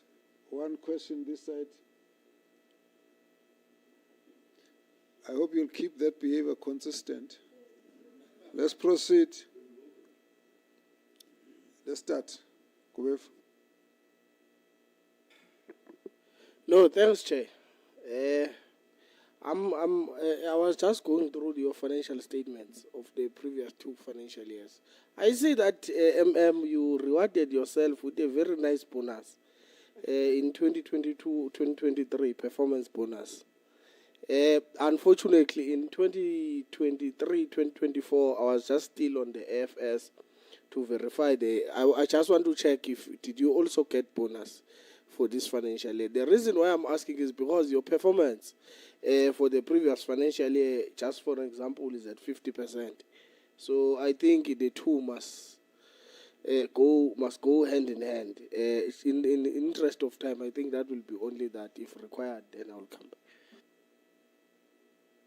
What are you asking? I'm asking Send the bonus, but what are you asking? I'm asking for the 23-24 financial year, did you get bonuses? Or you got bonuses as well? No. You're now getting into a dialogue. Yeah, that's fine. You'll get your answer. Let's get the next question. Chairperson, thank you. We note, Chair, that this municipality has been qualified for quite some time now, and it looks like there are no intentions to correct this. The municipality was qualified on contingent liabilities, commitments, statement of comparison of budget and actual amounts, expenditure, employment cost, and the aggregate misstatements and cash flow from operating expenses. Looks like you are qualified on everything.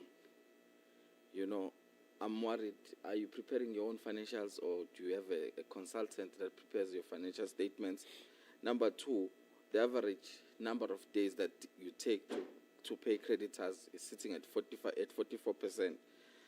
And maybe to echo what my colleague has said, one last one, Chair.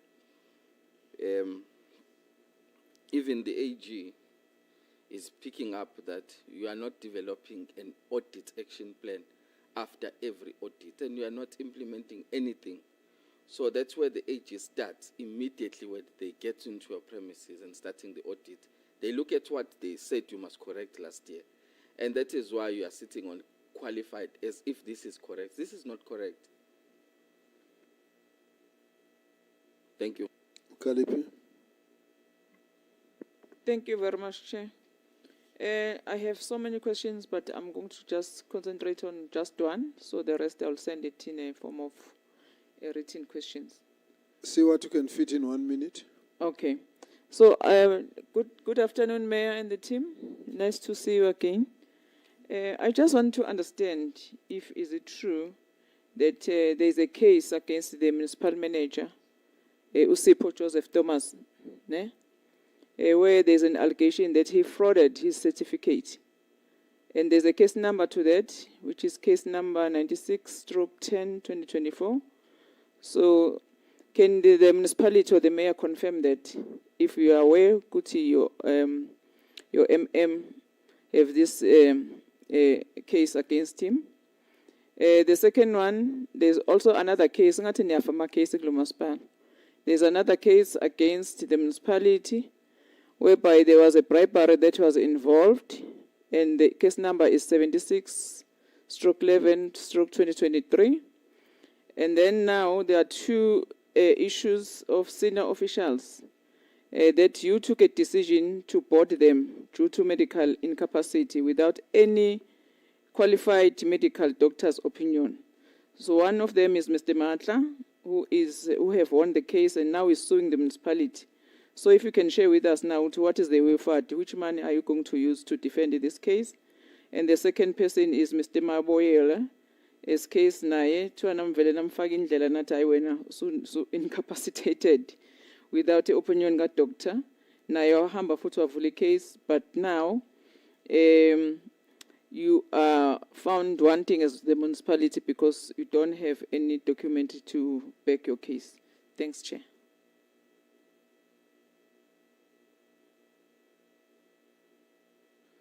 Afterthought, go ahead. Yeah. Thanks very much, Chair. I'm just interested to know how much of your budget, what percentage of it is actually spent on staff. So I see you've got total reported revenue of 198 million, and I'm just wondering what percentage of that is actually staff expenses. So I also noticed that you have a relatively low expenditure on repairs and maintenance as well. But thank you. Thank you. Thank you. Got three quick questions.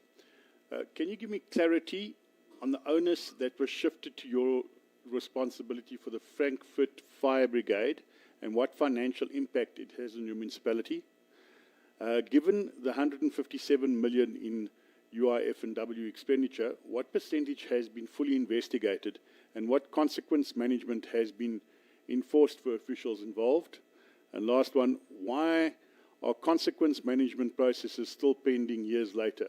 And what action plan does the municipality have to conclude internal disciplinary cases timelessly? Thank you. Responses, please.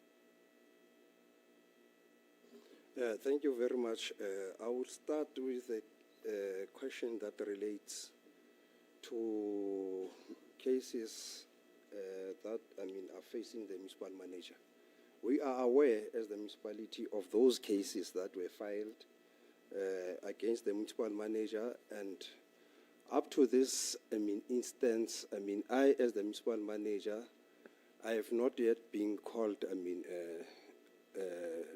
by SAPS to give whatever to the cases that are against me. I have the prerequisite qualifications. at the same time, I want to indicate that the information that was there is unfounded.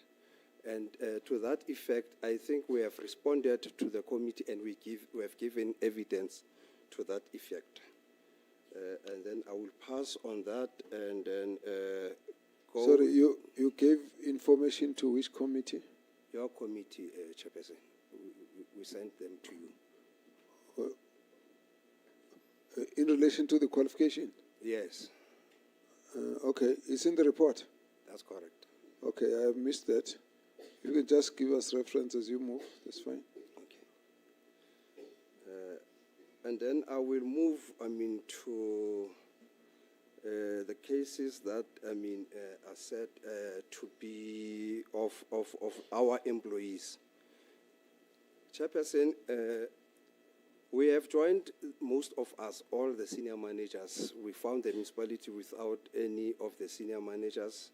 The first one to join the municipality, it was myself as the municipal manager on the 1st of July, 2023.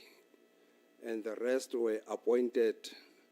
The last one started, which is the CFO, on the 1st of December, the same year.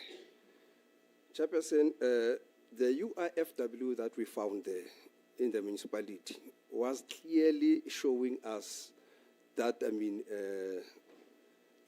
municipality was the center of crime. So, Chairperson,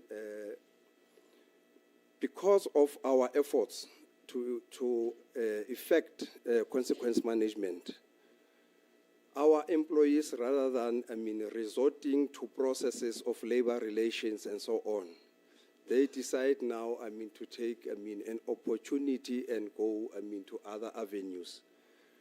If I can read some of them, give you just an information. On the case of Mr. Matla, didn't, come to work for 392 days due to alleged illness. In line with applicable labor prescripts and in an effort to assess the nature and extent of employees' illness, the municipality referred Mr. Matla for independent medical assessments on 2 occasions. Despite confirming attendance, the employee failed to honor both appointments.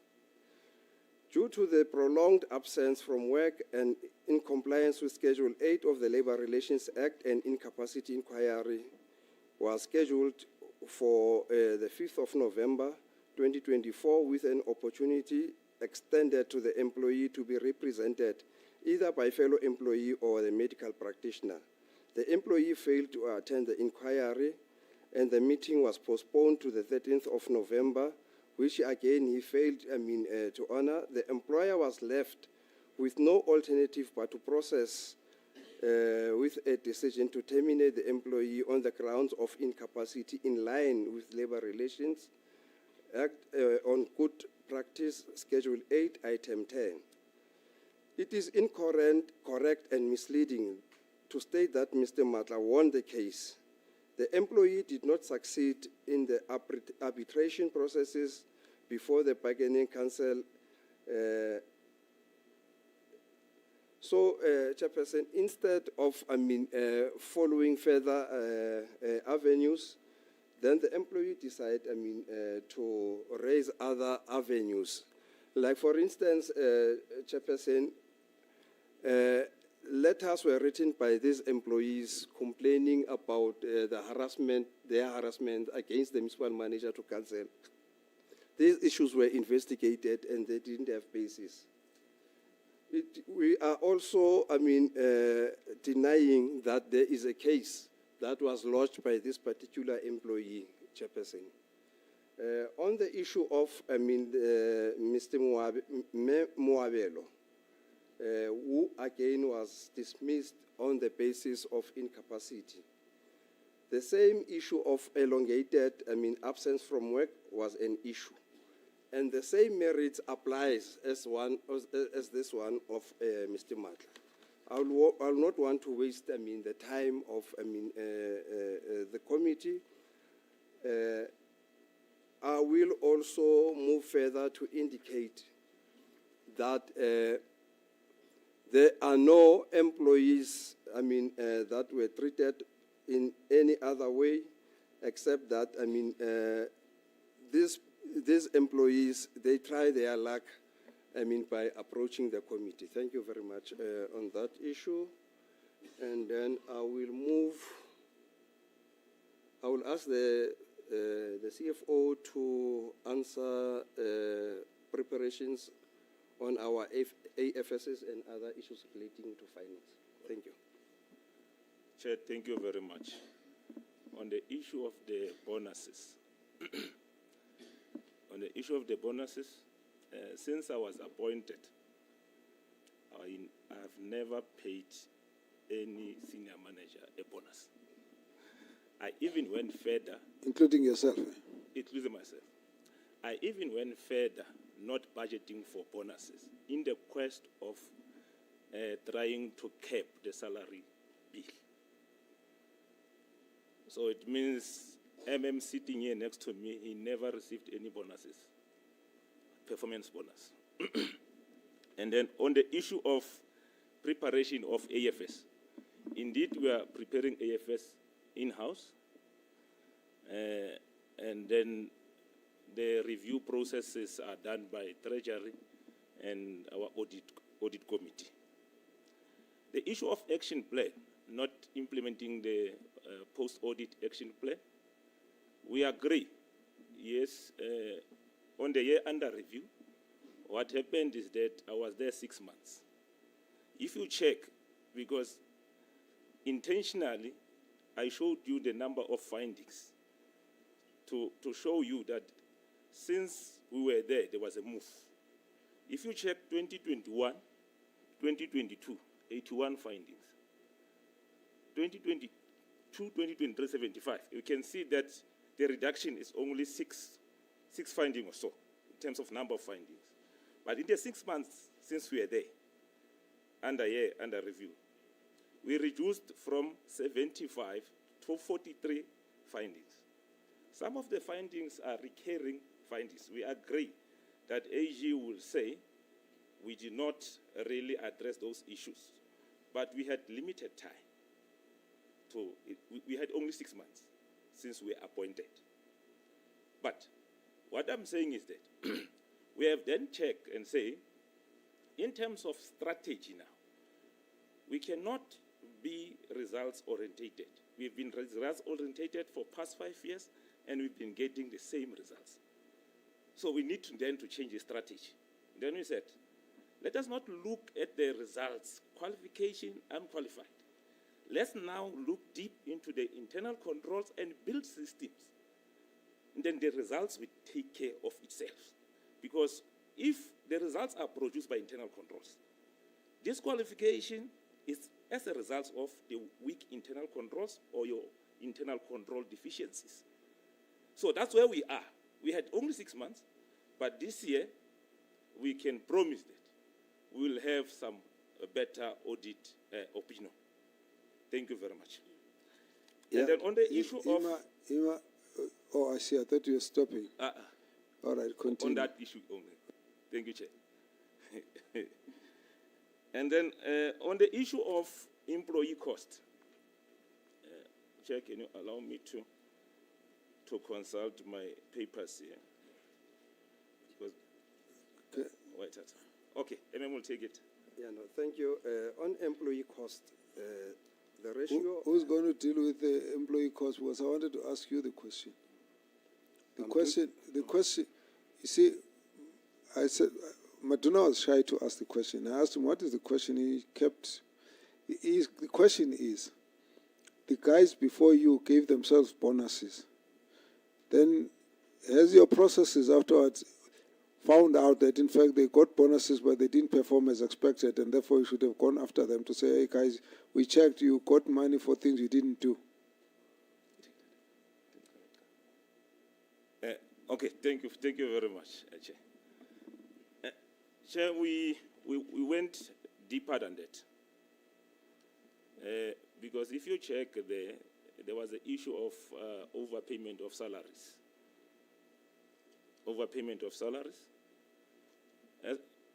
After we have been appointed, we went and applied for a waiver, and the waiver was approved. And as the waiver that is approved, and then the waiver was saying that if we have paid any senior manager over and above what he was supposed to get, we must recover that money. Immediately we did that with current managers, including my boss next door. I'm recovering from him. And then there was another issue there, 2 issues, of people who were acting on senior managers. We also recovered from them. We started in August 2024, recovered those monies. So of the former managers, we already handed them over to our legal for trying to recover those monies. So, in short, we are recovering everything that we are owed as municipality. Thank you, Chair. will then add. Yeah, no. The reason for overpayment, it is as a result of a council resolution that was taken in 2020-2021. And then it made the present senior managers also to be culprits because, we implemented that resolution. But after evaluating it, we found out that, even if it is a council resolution, actually the council was misled, and therefore it was not legal because there was no, waiver given, by the correct authority against the upper limits. So now we started, engaging in those processes. That is why those managers internally, the CFO is recovering from them, including myself. And then also, Chairperson, the recovery is not only on that, Chair. I think the other, boiling point is the recovery that relates, to the maladministration with respect, to this, MI, where, we are recovering, an amount of about 4 million through, having appointed, the legal people to assist us on that. So, Chairperson, I would like also to indicate that, the contribution of personnel cost is 70% in the administration, and 5%, is moreover 70%. It's, the council costs for councillors. Reasons for these issues are the following, because it evolved over time. The EHP development workers from local municipalities did not come with funding it deserves during the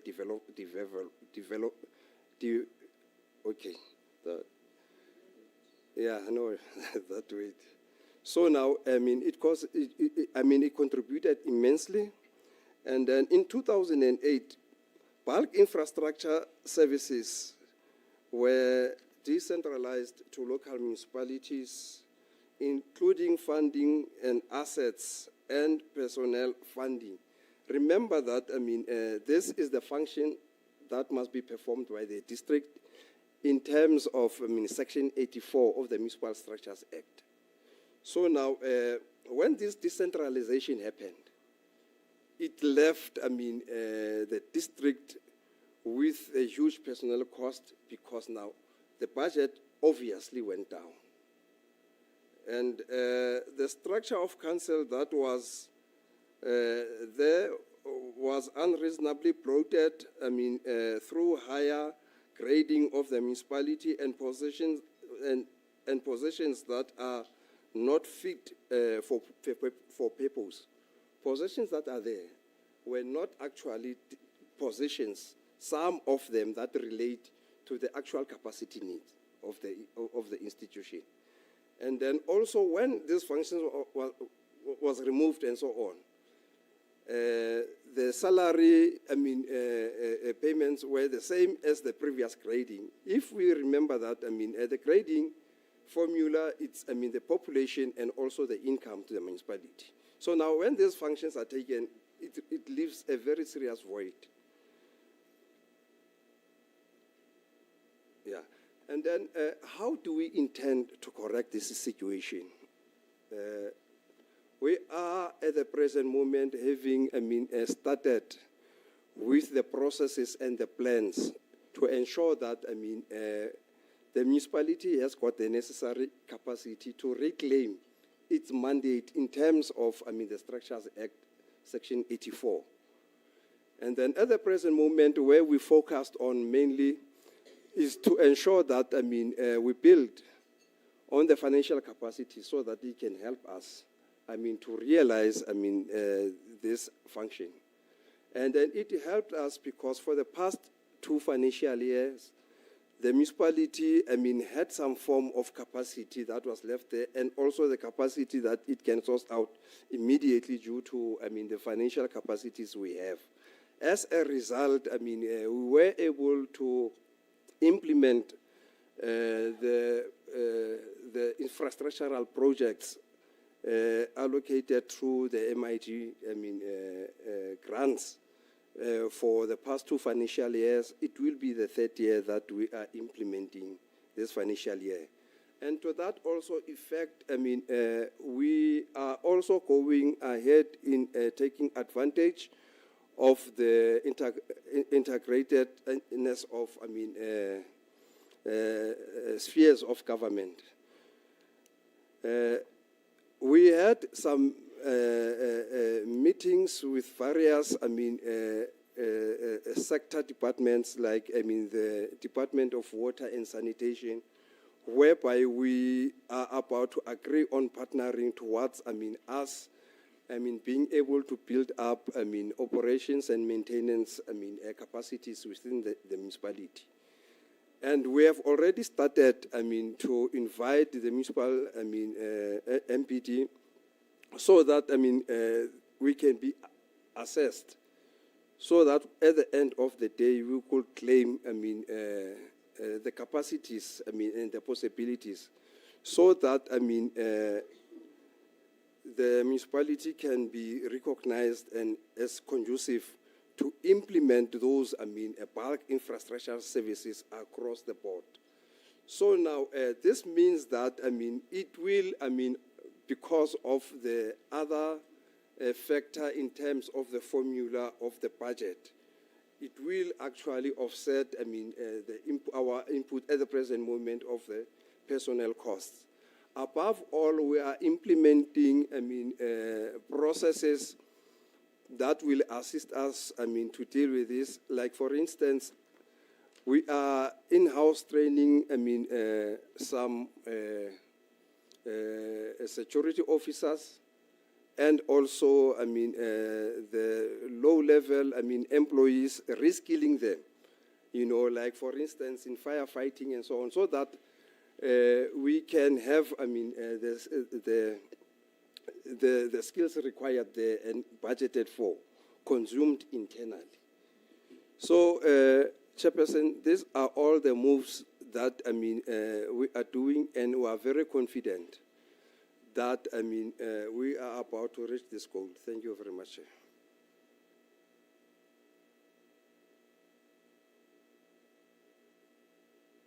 Thank you. That deals with the questions. I think we should hold it at this. We'll send you some of the notes in relation to the other queries from the AG's office, but I don't think we want to spend a lot of time. And any other issues, we will refer them to you with details for further investigation. Can I ask that to get the next team?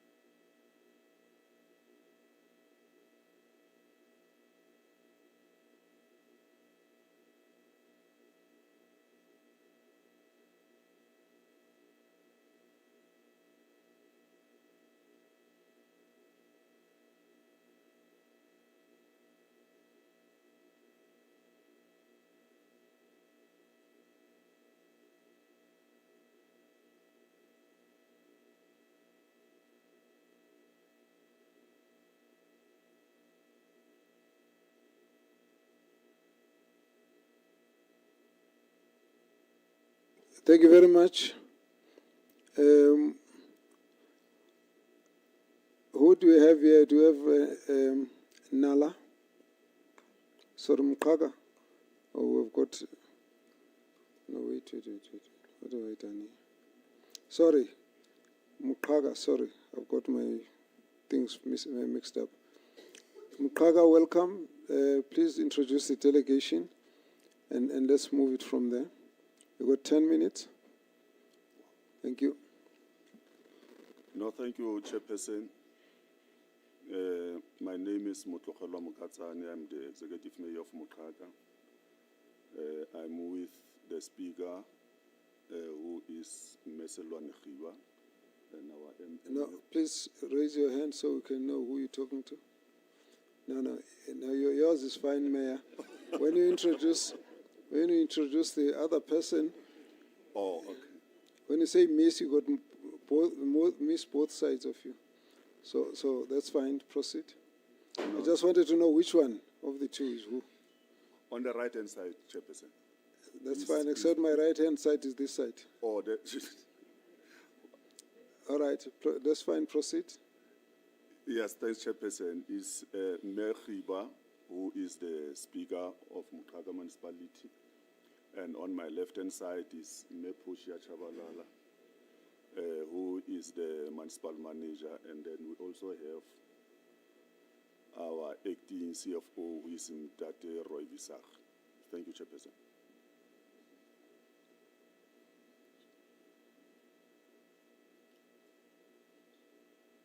You got 10 minutes to present, and then we'll take questions.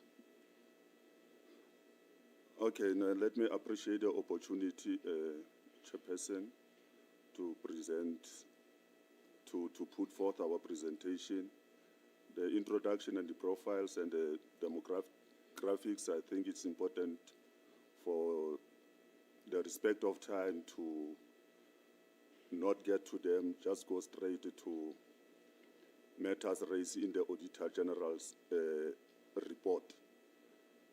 The first one will be the action that were taken by the Executive Mayor in terms of Section 131 of the MFMA, the development of an audit action that was tabled to Council. Oversight role of Council is ensured through the establishment and convening of MPEC and inclusion of audit action plan in the agenda of their meetings. Firstly, the findings is the going concern, uncertainty, chronic cash flow constraints, persistent under collection of revenue, growing debtors book, growing ESCOM debt, and unfunded budget over successive years. The corrective steps taken, budget funding plan, and revenue enhancement strategies has been developed and approved by Council. The slides are there, Chairperson. Establishment of Budget Steering Committee, centralization of supply chain procurement processes starting the 1st of July. Cost containment measures implemented, including monitoring of staff overtime and procurement restrictions. On the consequences, 4 officials currently has been suspended and the disciplinary processes are underway. The future preventive actions, monthly overview of Section 71 reports by NPEC, quarterly performance reviews of the CFO by the MM, minimize the use of service constructors through the procurement of vehicles, establish fully equipped municipal stores facility, data cleansing on billing system as well as indigent register, reapply for participation in the RT29 Smart Meter project, introduction of shift system to reduce overtime. On the contingency, if targets are missed, referral to Provincial intervention team if recovery metrics are not met. The status is the implementation of the budget funding plan and revenue enhancement strategy is in progress. Number 2, Chair, is more budget spent, but fewer target achieved. That is, as as a result of misalignment between IDP and budget planning processes, poor project management, lack of measurable indicators, lack of monitoring due to the non-availability of senior positions. Corrective steps, 2024-2025 SDP has been revised with smart indicators aligned to the IDP. More push to align KPIs with the Circular 88 KPIs in an effort of having standardized KPIs. Consequence management is non-future preventative actions, quarterly reporting to Audit Committee on performance information, annual performance contracts linked to 80% of service delivery KPIs, ensure constant monitoring on performance reporting. Contingency if target admits the accounting officer to be held accountable for non-performance. The status implementation is in progress, evaluation done up to the second quarter. The third one, non-investigation of unauthorized, irregular, fruitless, and wasteful expenditure. This finding was as a result of the new audit manager from the AG who requested investigation reports. The previous audit manager accepted the minutes from the MPEC as it shows the detailed discussions and recommendations made. Corrective steps taken. An investigation report was compiled from MPEC minutes and submitted to Council on the 31st of March, the current year. The total UIFW condoned under the investigation report amounts to 436 million. Unauthorized is 338 million plus irregular of 97 million and relates to the 2022-2023 financial years. This investigation report has been submitted to the Office of the Auditor General and included in the Audit Action Plan. Consequence management is non-future preventative actions. MPEC to submit investigation report to substantiate its recommendations to the Council. The investigation report, together with the minutes of MPEC meetings, to be submitted to the auditors. Supply chain management procurement processes has been centralized from the 1st of July. MPEC meetings to sit monthly for UIFW expenditure investigation. And then the status is UIFW investigation by MPEC is in progress. The fourth one, staff performance management deficiencies, non-implementation of approved performance management policy to cascade it down to the manager and staff under senior management, as well as lack of capacity in the directorate. And then the corrective step that has been taken, Council appointed the Director Corporate Support Services in October 2024, Human Resources to start cascading performance management to managers lower than senior managers. Consequence management also is future preventative actions by annual performance review, PMS audit by internal audit, job evaluation for post level 1 up to 6 to be finalized by the end of March 2026. Inclusion of the KPIs in the SDP by 30th of June 2026. Contingency if targets are not missed. Training and development is in underperforming units. Request assistance from Provincial Salga, Directorate Corporate Services to be held accountable if not achieved. Status, the policy that will inform implementation has been approved. The fifth one, Chair, is the instability in senior management position. The position has become vacant since April 2022 and continually resulted in non-compliance with the recruitment timelines. And then the step that has been taken to deal with the matter, that the municipal manager resume her duties in June 2025 after 14 months of suspension. Director Corporate Support Services appointed in October 2024. Re-advertisement of positions of the Director Community Services, Director LED, and Director CFO as per Council resolution of the 3rd of July 2025 to start the recruitment. Future matters that will prevent these actions, the recruitment turnaround time kept at 90 days with oversight by Cogta and HR tax team. Contingency, if targets are not met, council to initiate disciplinary actions against the executive mayor or the MM for dereliction of duty.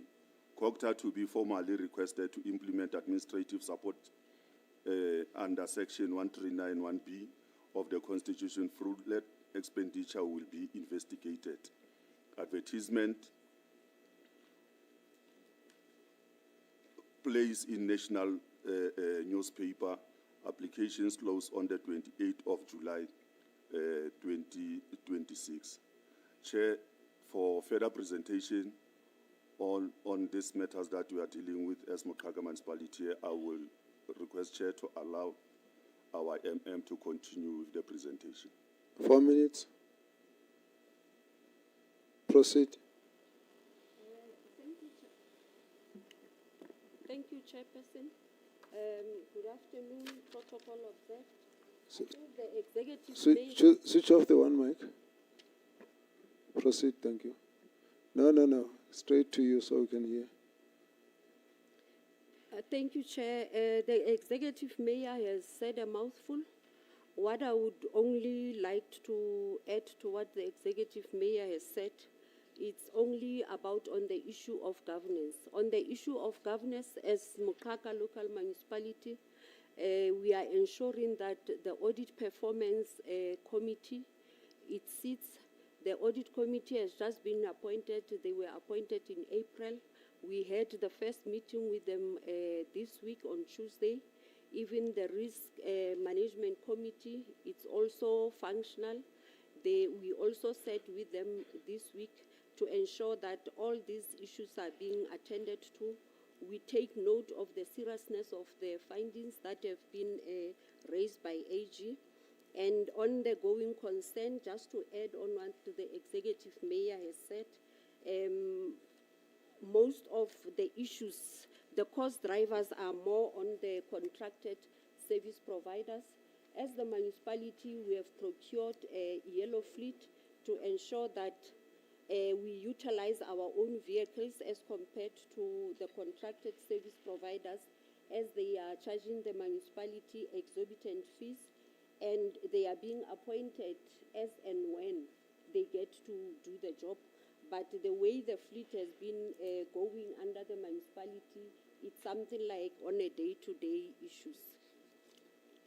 And I would also like the acting CFO to talk on further on the issue of UIFWU. We have also made commitments with time frames with regard to cascading down performance, only from just as a pilot from post level 1 up to post level 6, to ensure that we comply, and SALGA would be in a position to assist us. Can I give the CFO to talk to the UIFW? Thank you. 2 minutes, fine.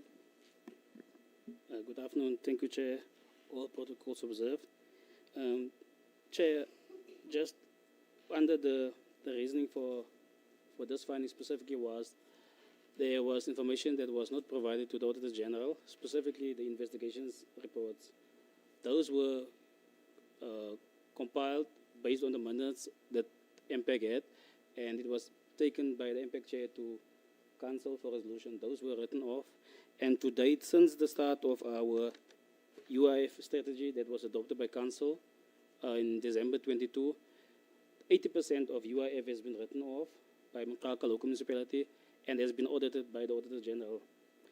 The reason why there was no consequence management taken against any officials was specifically most of those were panels relating to local content, and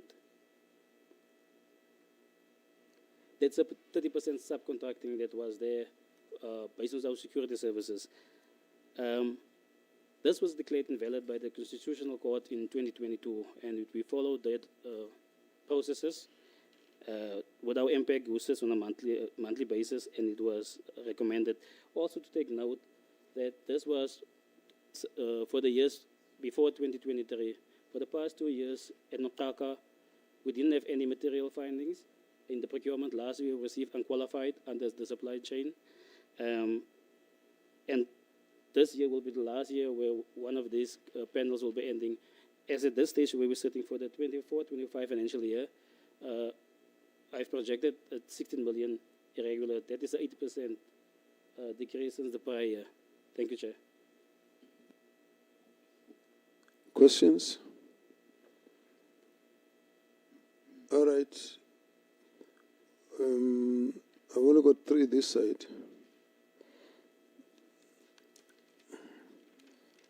All right. 4 now. That's it. So we close at 4. Let's start. Okay, thank you, Chairperson. The basis of qualification, Chair, part of them is property, plant, and equipment. Is your asset register updated now? Because if it's not up to date, the Auditor General is going to give you another qualification. Are you in a position to give an updated fixed asset register at the end of next month? Your credit collection or your payment to creditors will take long, and you get interest. If you get interest, you get UIFWE.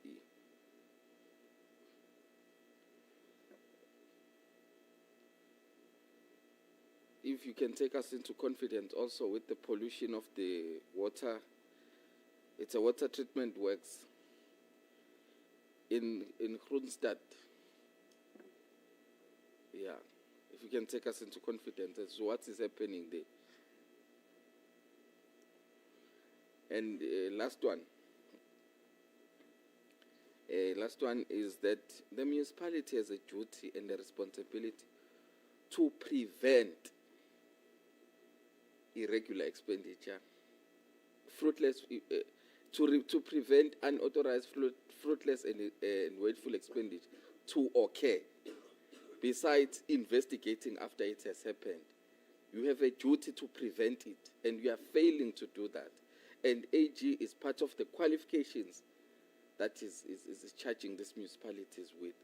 And if you are failing this year, it's going to be another qualification again. Until you address it, it's going to be in your findings until you address it. So we are going to be sitting like this again next year, and you're saying we'll correct it, because zero consequence management. You don't hold people accountable. You don't charge people who are supposed to be charged. You don't investigate these issues. There's no will to do that. So we are going to see these qualified audit reports over and over and over and over again, because there's no consequence management. Thank you so much. Thank you, Chair. 3 things. First of all, I need the team to explain to us how is it that councillors participate in procurement processes, which is in clear contravention of Section 117 of the MFMA. Then there's AG indicated a lack of performance management systems and records, which results in late payments, and then that results in interests. So it's a ripple effect. How are you dealing with that, and what remedies are you putting in place? And then your underspending on your conditional grant, which subsequently led to your equitable share being withheld. Can you explain that to us? And in all of this, again, is there any consequence management? Thank you. Thank you. Thank you. Thank you, Chair. The first question is, how many motor vehicle accidents has the official vehicle assigned to the mayor been involved in?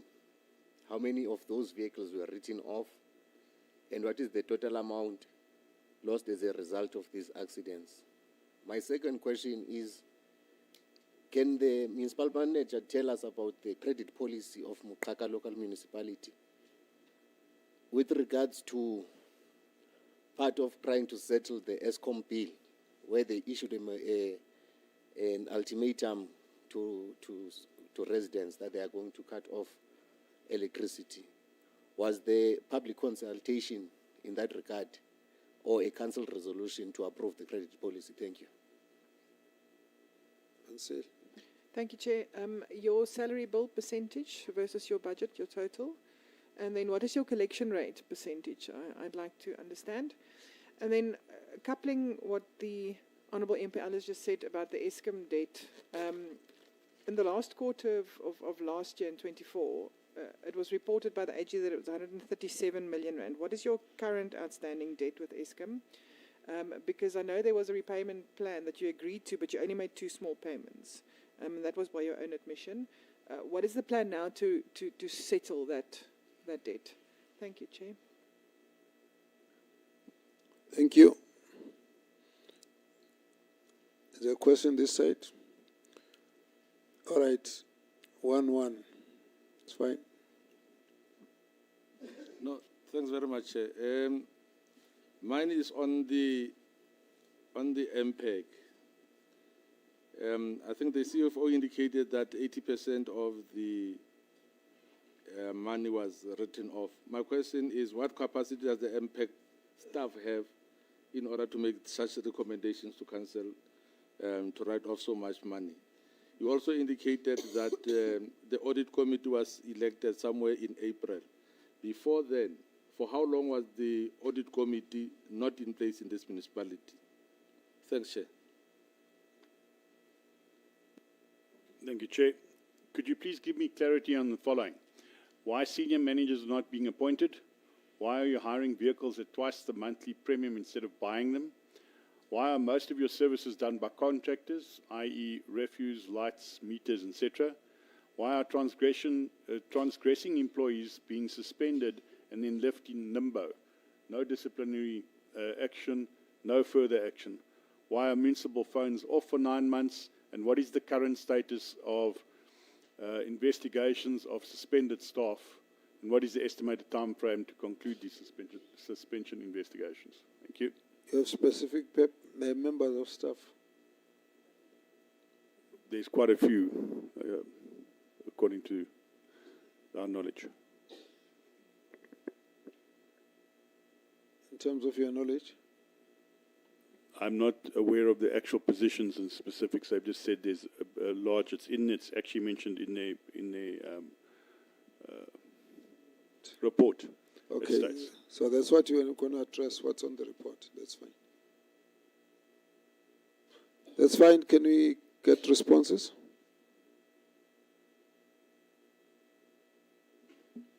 Thank you, Chair. Chair, on the question about the asset register, whether it is up to date, I can confirm on record that the asset register is being updated.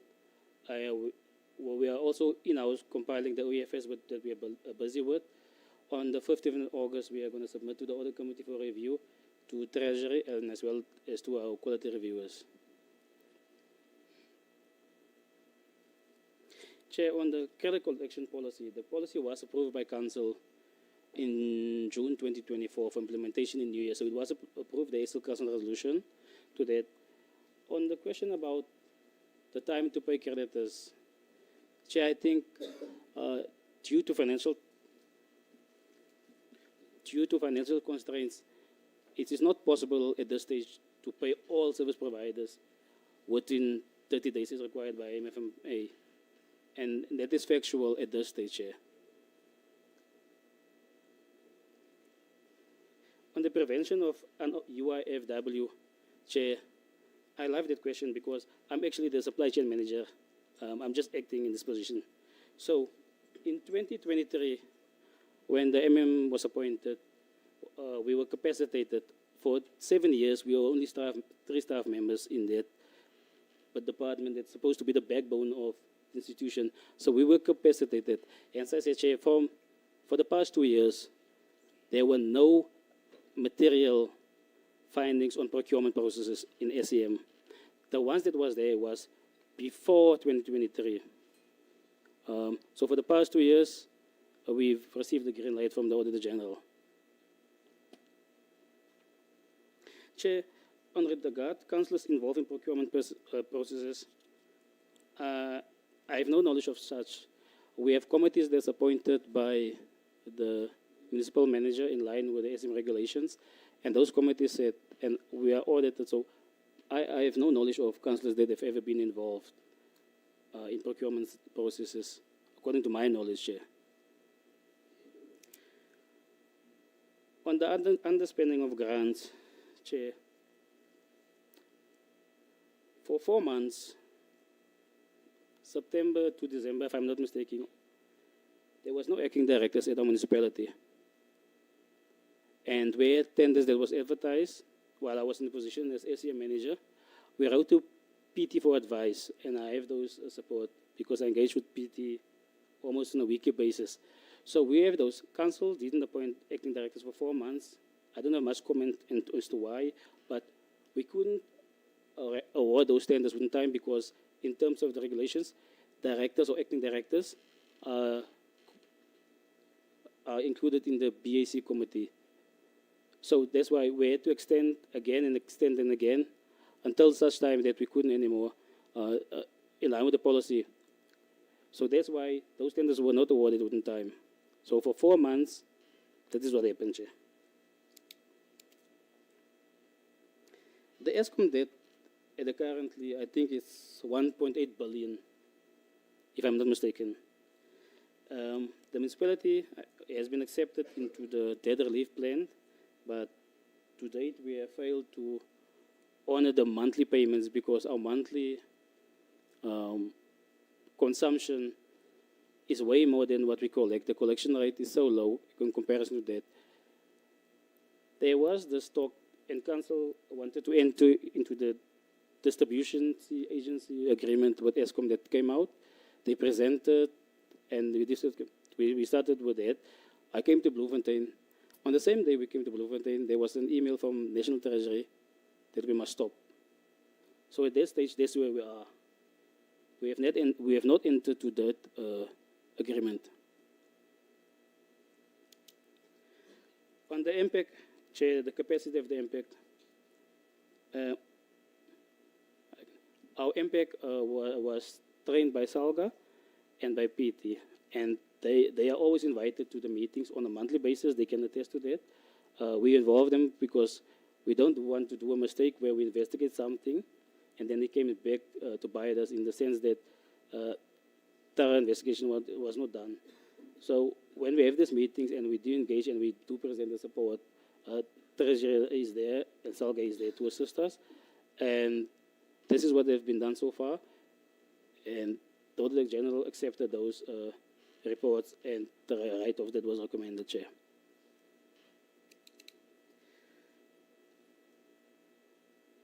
The vehicles services done by contracted services or contracted services. This is one of the main issues that I actually have. We approved a budget that was unfunded. Contracted services has been escalating, and council took a resolution that we must buy a fleet. And we went the transversal RT57, we applied, we've been accepted, and we've procured 5 million rand worth of yellow fleet that's going to assist our community. I'm excited about that, Chair. And that is also going to make us even more happy because when we report on the budget funding, for years we've been just saying, yes, the thing, we adopt it, but we don't do anything about it. Now on the budget funding plan, next month I can report what have we done because I expect contract service to go down because we're not supposed to hire anymore. So when those are delivered, 3 of those fleets have been delivered, the TLB grader and those, but we've bought 9 pieces of yellow fleet, and if I still act, I intend to buy more. Chair, that is from my side, unless I miss something. I think the rest will be dealt with by the municipal manager.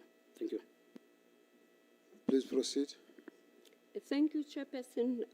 On the issue of our wastewater treatment plant, I can confirm that on the 16th of July, we received the screw pump which was the one which was delaying the whole project.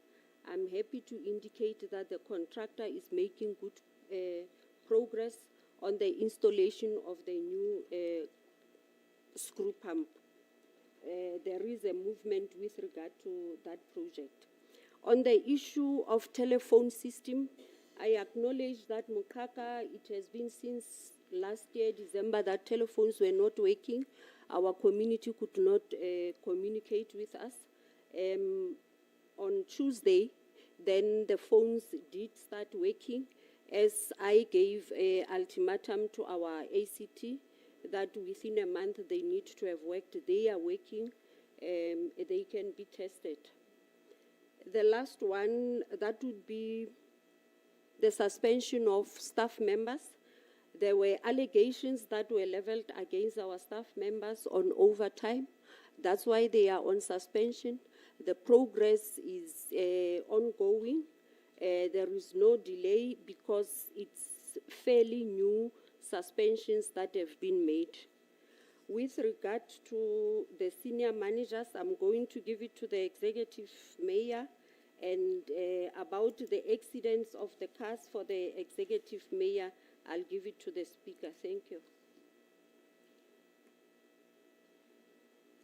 No, thanks, Chairperson. On the issue of the filling up of senior positions, I have to indicate the two main reasons were the validity period, of which all the process should have been completed, and also the regulations that have to be upholded. Thank you very much.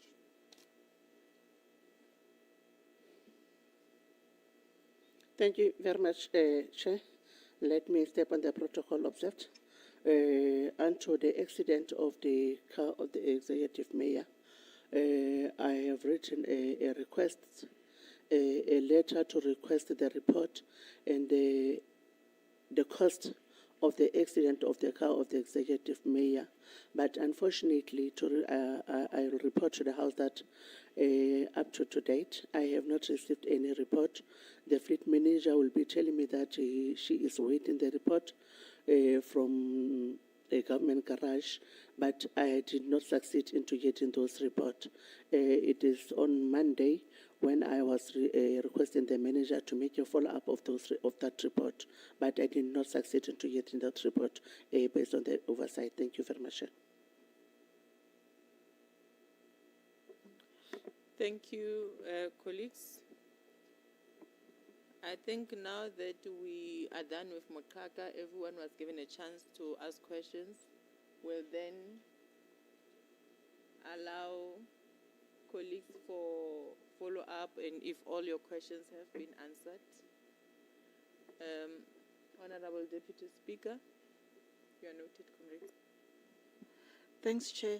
I just needed to make a follow-up with the MM on the response of the overtime and the people that were charged. Can you just come again? Who exactly was charged? Municipality.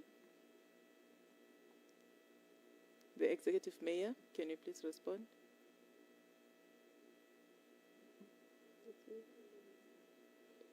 Thank you, Chair.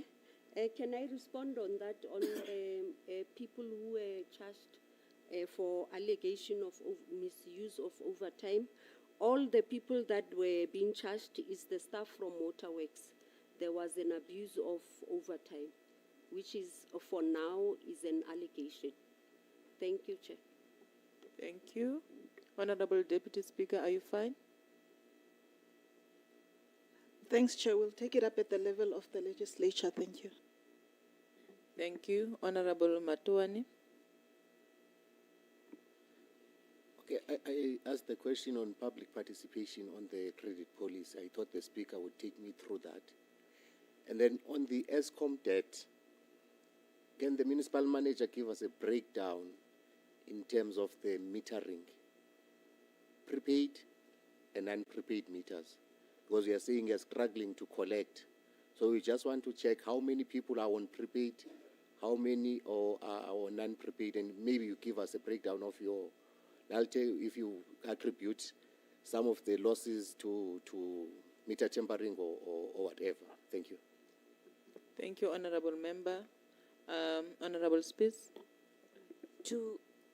First of all, Chair, the questions asked is not a thumbs up. The issue around councillors participating in procurement processes was as per the audit outcome, and when you are asked to respond and your response is not a response that is sufficient to the AG, that remains hanging, because you could not say that no, for sure it didn't happen. So this is not something that I just thumbs up. And the other one is on the underspending and that resulting in your equitable share being withheld. You didn't respond to that, unless I missed that. The underspending on your conditional ground. Thank you. Thank you, Honourable Member. Honourable Van Zyl. Thank you. I don't know if I missed the salary percentage and the debt collection percentage. I didn't hear those. Thank you. Thank you, Honourable Member. Executive Mayor, can you please respond to those questions? No, thank you, Chair. I will give it to the MM and the CFO. Thank you, Chairperson. On the wage salary bill, it's 33% of our total budget. And on the issue of the equitable share, I heard that the Honourable Member indicated that our equitable share was withheld. We received our equitable share in July, so there was no equitable share which was withheld. And while we are on the projects, on the MIC project, I would like to indicate that the last assessment by the end of June, we were on 97% on spending of our grants. We did have some problems, but we are on 97%, which the only difference would be 3%. And then I'll give it to the CFO before I give to the CFO, the issue on the breakdown under electricity. The Honourable Member, I would request your permission that can we give the information at a later stage. It's not readily available at the moment. Thank you. Thank you, Chair. Chair, on the question about public participation for the debt and credit policies, yes, I can confirm that it did happen. When we take the budget to our community, we take the policies. So public participation did occur.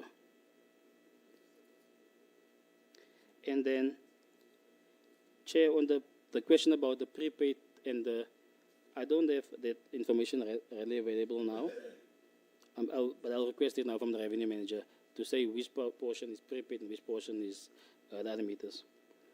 The collection rate question, as of 30 June, we have 3 areas. For the Kroonstad, Maupkeng and Brink Park, we collected 60%, 61%. For Leon, Skoon, Ramalutsi, we collected 39%. Stensreis, Matluankwang, we collected 22%. And that is the trend that's going on. Chair, on the question on the underspending on WSIG, let me just help the MM. This is for the prior year, the year that ended now. So, as I've indicated, it is WSIG. The tender was advertised in time in July 2024. It closed with 90 days to finalize it. But we didn't have directors that can be on the bid education committee. The fact that we didn't have BAC committee, we couldn't finalize that tender. So for 4 months, we didn't have directors. That is the reason we couldn't award that tender. We went as far as asking for assistance from PT to assist us what we must do. And they've responded, no, the law is clear.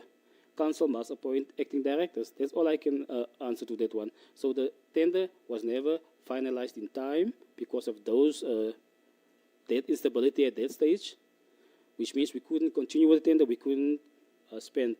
However, we continue to, since January, council appointed acting directors again. So the tender was re-advertised. I can confirm that the tender will be adjudicated within the following month. But that money was withheld. That was confirmed this morning by the technical director. As you wrap up the CFO. We'll get the new grant in the new year. Thank you, Chair. Thank you. I don't think I missed anything now. Thank you, colleagues. Thank you so much for participating in this discussion. We'll now allow Mwate to come. You can be excused. Sorry, Mwate. Chair. Sorry, Chair. Before they are excused, my lunch was. Colleagues. No, thanks. Just a follow-up, if we may also request the MEC to make a follow-up to assist the Office of the Speaker with regard to the accident report that involves the Office of the Mayor. Because seemingly the Speaker written several times asking for that report, and that report actually never came. So if the MEC actually could assist in terms of accessing that report. Thank you. Thank you, Honourable Member. The MEC will note it and will do a follow-up on it. Sorry, GK. No. Thank you very much. GK, sorry. I can't understand Honourable GK, Honourable Direko. Sorry. I just wanted to understand, are you saying you bought enough yellow fleet, but you don't have human resource? What did you say on that? I just want to capture it so that you are able to intervene. Thank you, Chair. No, I said we bought yellow fleet. We bought 25 million a year worth of yellow fleet, 9 pieces. I never said we didn't have enough staff for those. We do have staff that is sitting that now can use those. Previously, we had contracted services, and we want to cut on those costs because it's becoming an issue and a burden to our municipality. Thank you. Thank you. We'll now allow Mwate.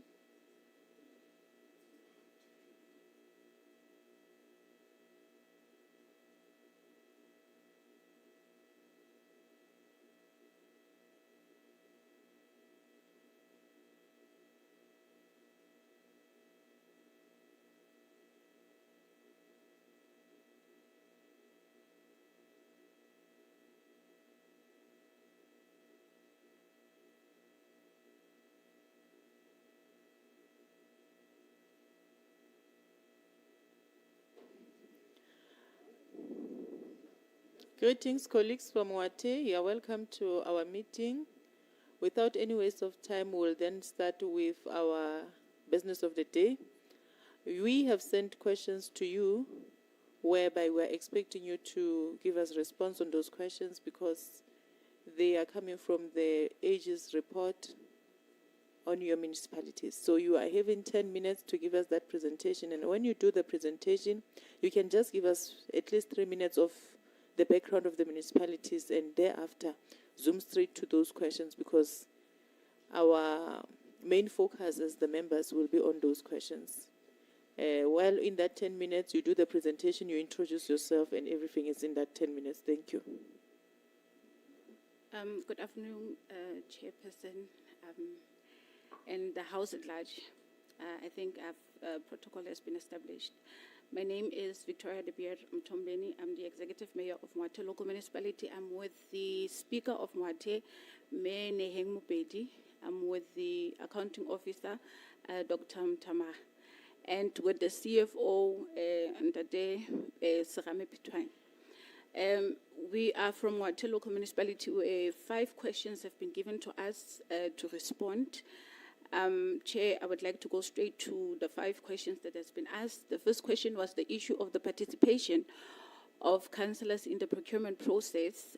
Chair, we would like to indicate that that we have seen in when the AG presented the annual report to council, it was indicated that councillors participated.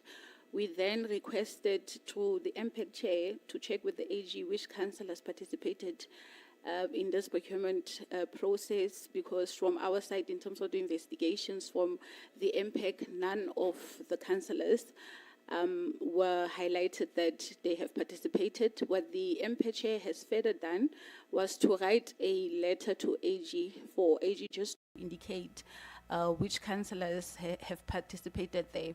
But what we can say, Chair, is that the councillors do understand that in terms of the MFMA section 117, we are prohibited to participate there. And Chair, the second question that was asked was on the material irregularities, which is the ESCOM and DWS account. We are owing ESCOM about 2.5 billion, which comes from the interest of way back from 2013. And the interest is escalated for us to be at 2.5 billion. The municipality is on the debt relief program, but I must indicate that it is a bit difficult for us to uphold to the current account. We then had a meeting with ESCOM so that we can also discuss the issue of the DAA.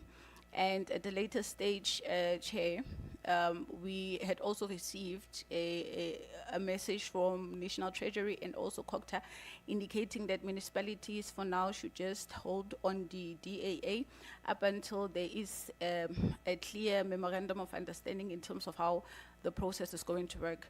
But for us, in terms of the DAA, it was going to assist us to uphold to the current account, because we understand that the DAA is actually a partnership rather than ESCOM taking over from the municipality. So we were going into that partnership so that we can deal with the current account. We have also been given an opportunity by DWS to participate in the debt relief, which council took a decision on the 30th of June to submit and apply for the process of the debt relief with DWS. We have not yet received feedback because DWS has extended up until now the end of July for other municipalities to participate. Our second issue was the landfill site, which is from Fredefort. Chair, the landfill site has always been an MI, but we are having engagements with AG regularly in trying to address this, the issue of the landfill site. But what we have done to address some of the issues that are being raised is that we have started to fence the landfill site with a clear view fence, and we have put in a guard house so that we can monitor those who are bringing the refuse to the landfill site. So that is an ongoing process, and we have started to rehabilitate our landfill site in Fredefort. The other MI that we had was, that we have is on performance management. In terms of performance management, we are having engagements with AG, and I am also being invited into those meetings where we had to address issues of the alignment of the SDBAB to the budget and IDP.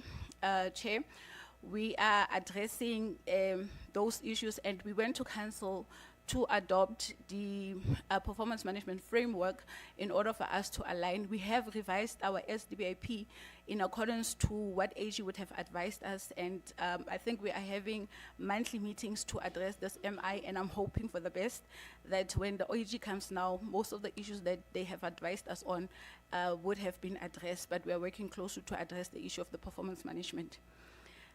The issue that we had on the another issue that has been raised was the issue of the underspending of conditional grant. Chair, I must indicate that indeed in the financial period of 2022-2023, there was a serious underspending, in particular with the MIG, which was due to the fact that in 2020, that year of 2022-2023, there was a lot of unrest in Ngwathe local municipality. We also were at a period where there were no senior managers for us to be able to perform the work that needs to happen. But ever since that, Chair, the year 2023-2024, there has been an improvement from 25% of 2022-2023 to 85%. And the year now under review, as we are 100% on all of our conditional grants, and I guess it's because of the stability of the senior managers that we have appointed in the municipality. The issue of investigations and with the irregular expenditure, fruitless and wasteful expenditure, Chair. MPEG, we have a fully functional MPEG. MPEG has started to investigate the year 2022, 2023, and 2023, 2024. They have also done work for 2025, which in the presentation that I've indicated as well, for the year under review, we have reduced and we do not have anything on the unauthorized, but it is not yet audited, so we believe that AG will agree with us on those investigations that has been done by MPEG. Chair, we are indicating that MPEG has reported all the investigations for the prior years to Council, and where Council has disagreed with MPEG for further investigations, in particular on the 10 projects that AG flagged in 2022-2023, we have requested MPEG to investigate, and what MPEG has done is investigated and also indicated as a recommendation that we must claim, or we must actually recoup the monies from those contractors that did not perform. And we have sent out those letters to our lawyers to recoup from those companies that has not been performing and that caused us to be in trouble with Auditor General. However, Chair, we are still seeking for training because we have lost 2 members in the MPEG committee, which we will be appointing another 2. So that means that when they come in, they would not have an overview and understanding on how to conduct oversight. So we have requested that the seek for training from Provincial Treasury to assist MPEG with this training. We have also had challenges in terms of our supply chain, and what we have done, Chair, based on what AG would have raised, we have actually a totally new supply chain staff, and we have removed those that were in supply chain from the manager and some officers as part of the consequence management for us to address this. And what we have also done, Chair, we have also appointed a new totally different PMU technicians who are civil engineers to address the issue of our projects. Then the last point that was raised by the committee was the issue of the instability of senior managers. Yes, Chair, in 2022-2023, like I've indicated, we did not have senior managers, but now as a municipality, we've got a fully fledged establishment in terms of the senior managers with the accounting officer. I just want to touch on the issue of the unfunded budget, Chair, just to indicate that as a municipality on the 30th of May, we had approved a funded budget, but Okay. can I proceed, Chair? Executive Mayor, you are left with 1 minute. Okay. On the issue of the unfunded budget, we have approved a funded budget, and Treasury then gave us the inputs on the budget, where Treasury indicated that we have said we have a surplus of about 544 million, and Treasury then agrees and says that but the surplus, when they recalculate, is about 482 million. But Treasury indicated that our calculations was based on the debt relief, and therefore the budget need to be backed with cash. And there were points that they have agreed to say that if you can consider the issue, which ESCOM is a major problem, if we can look into the ESCOM account, and if we can also focus on the revenue collection, when we come to the adjustment budget, we would then be able to see whether we can move to a funded budget. So, Chair, I'm not sure if I can give the just to give 1 point. Thank you very much. We gave you 10 minutes. So what the will do will rather assist you when members are asking for clarity-seeking questions. I will then allow the members to ask questions. We have Honorable Fanzale, Honorable Matuani, and Honorable Space. You Thank- have 2 minutes each for Thank questions. you, Chair. What is the percentage salary bill spend? And what is your collection percentage? I'd like to know that. And then also, have you paid any performance bonuses to any of the Section 56 managers or MM in the last 5 years? And if you have, I'd like some totals on that, please.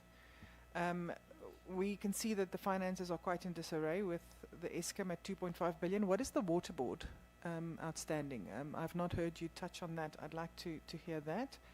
Then what court orders have you got against you in, say, the past 5 years? And what has your legal costs been regarding those court orders that might have been there due to financial mismanagement, obviously, on your part? Then also, what is the UIFW over the past 5 years? I've not heard anything on the UIFW also. And then lastly, I wanted to maybe, through you, Chair, to find out from the province, this is not a 1 year in the making problem at Ngwate. What has your intervention or support been in, say, the past 5 years? Thank you. Thank you. Honorable Matuani. Thank you, Chair. I think I'm partially covered, because I wanted to inquire about the landmark case against Ngwate Municipality. What is the status? Where the court case regarding Ngwate Municipality, where you were supposed to go for elections within 90 days. Are you appealing the court case? What are your prospects of success? Thank you. Thank you. Honorable Space. Chair, mine is just a correction. There was an oversight from my side on the earlier team. It was meant, two of the 3 issues are meant for this municipality. So the issue on the underspending of the grant, of your conditional grant, it was for your municipality. Am I correct? Yes.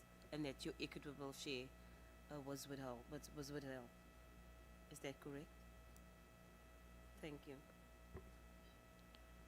Thank you.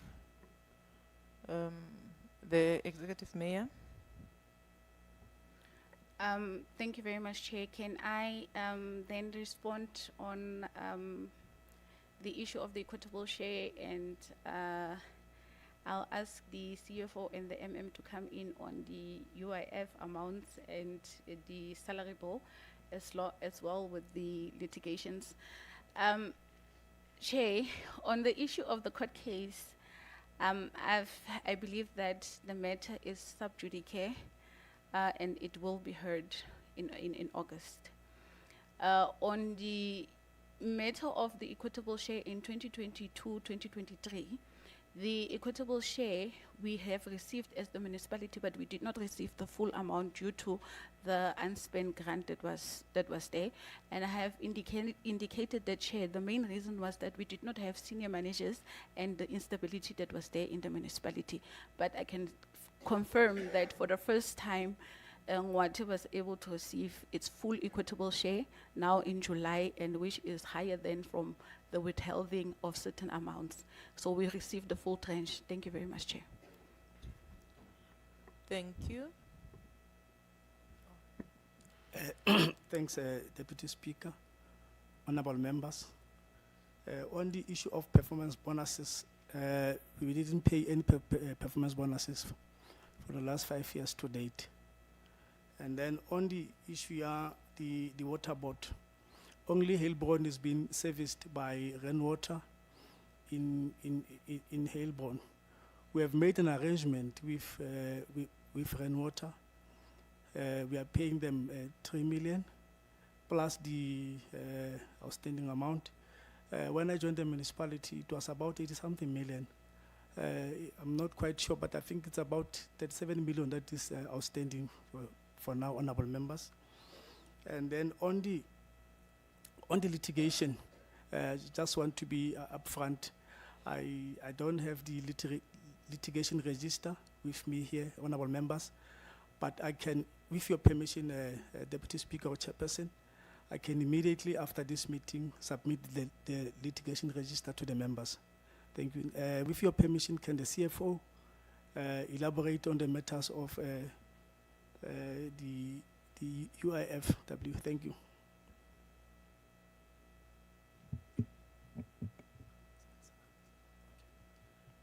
Thank you, Chairperson, and all protocol observed. Let me start with the issue of the salaries. Our total salary expenditure for the previous financial year was 26% of the total budget. And our collection rate as at 30 June was at 45%. However, we are still working on measures in terms of our budget funding plan to push it up to 75% at least. On legal costs, for the previous financial year, we have spent about close to 40 million because we had encountered a barrage of litigations. In terms of the UIFW expenditure over the past 5 years, as the MM said, we can provide that information. We do have the registers. We can provide them as soon as we are done here. Thank you, Chairperson.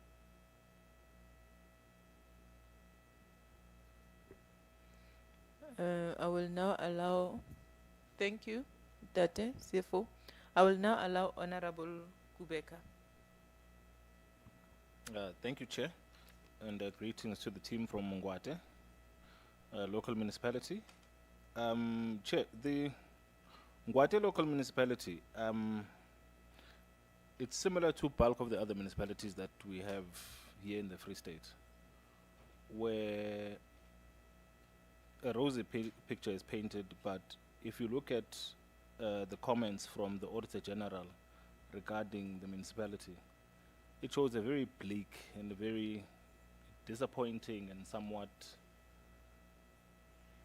it shows a lack of imagination, a lack of will to actually do anything over a very long period of time.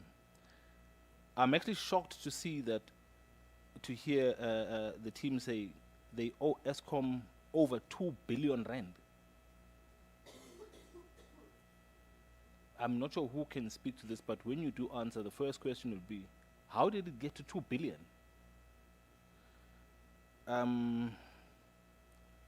I heard I'm not sure the lady was speaking speaking about the councillors participating in procurement committees as if it's something that's not there. That too, has the municipality actually deteriorated to a point where the councillors are just doing as they please in as far as procurement is concerned? Has it deteriorated that much? Have things in the municipality deteriorated that much? No staff performance management achieved, over 1,200 days to pay creditors, debtors collection period exceeding 500 days. The municipality failed to take reasonable steps to prevent unauthorized, irregular, fruitless, and wasteful expenditure. At some stage, you had no municipal manager, you had no CFO. The municipal manager, you had no one for 16 months. How was the municipality operating? No CFO, 23 months. How was the municipality functioning? 7 million rand on consultants for financial reporting, yet we've got 5 years of qualified audit opinion. Someone, please, make it make sense. Thank you. Thank you. Majoro. Thank you very much, Chair. Chair, like I've indicated that the councillors of Moate has not been participating in the procurement processes, and we have requested AG to indicate to us which councillors are those. MPEC has investigated. It has found out that there's no councillor that participated. MPEC has also requested the AG through a letter to assist us and indicate which are those councillors. So the councillors then understand in terms of section 117 of the MFMA that they are not supposed to participate, they are prohibited, and those are the councillors of Moate.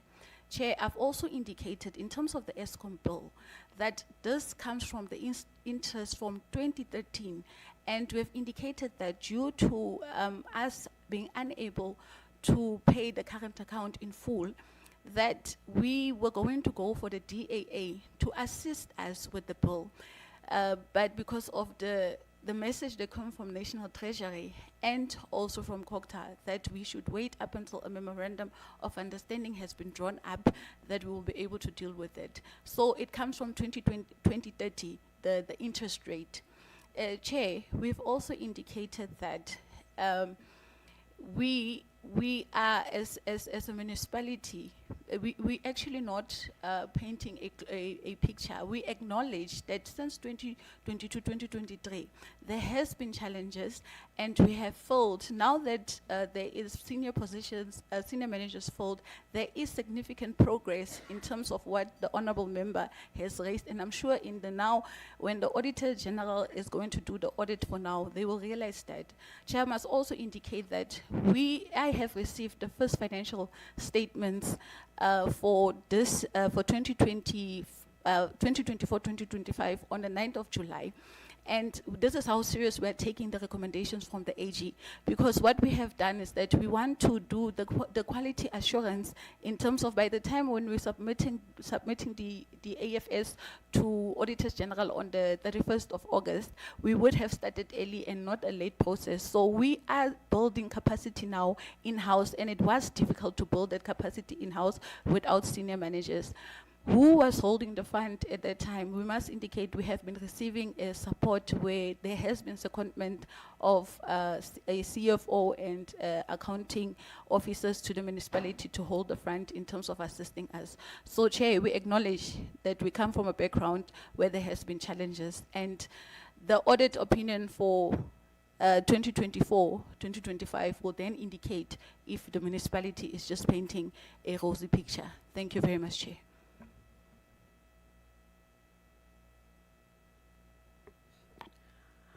Honorable Maduna.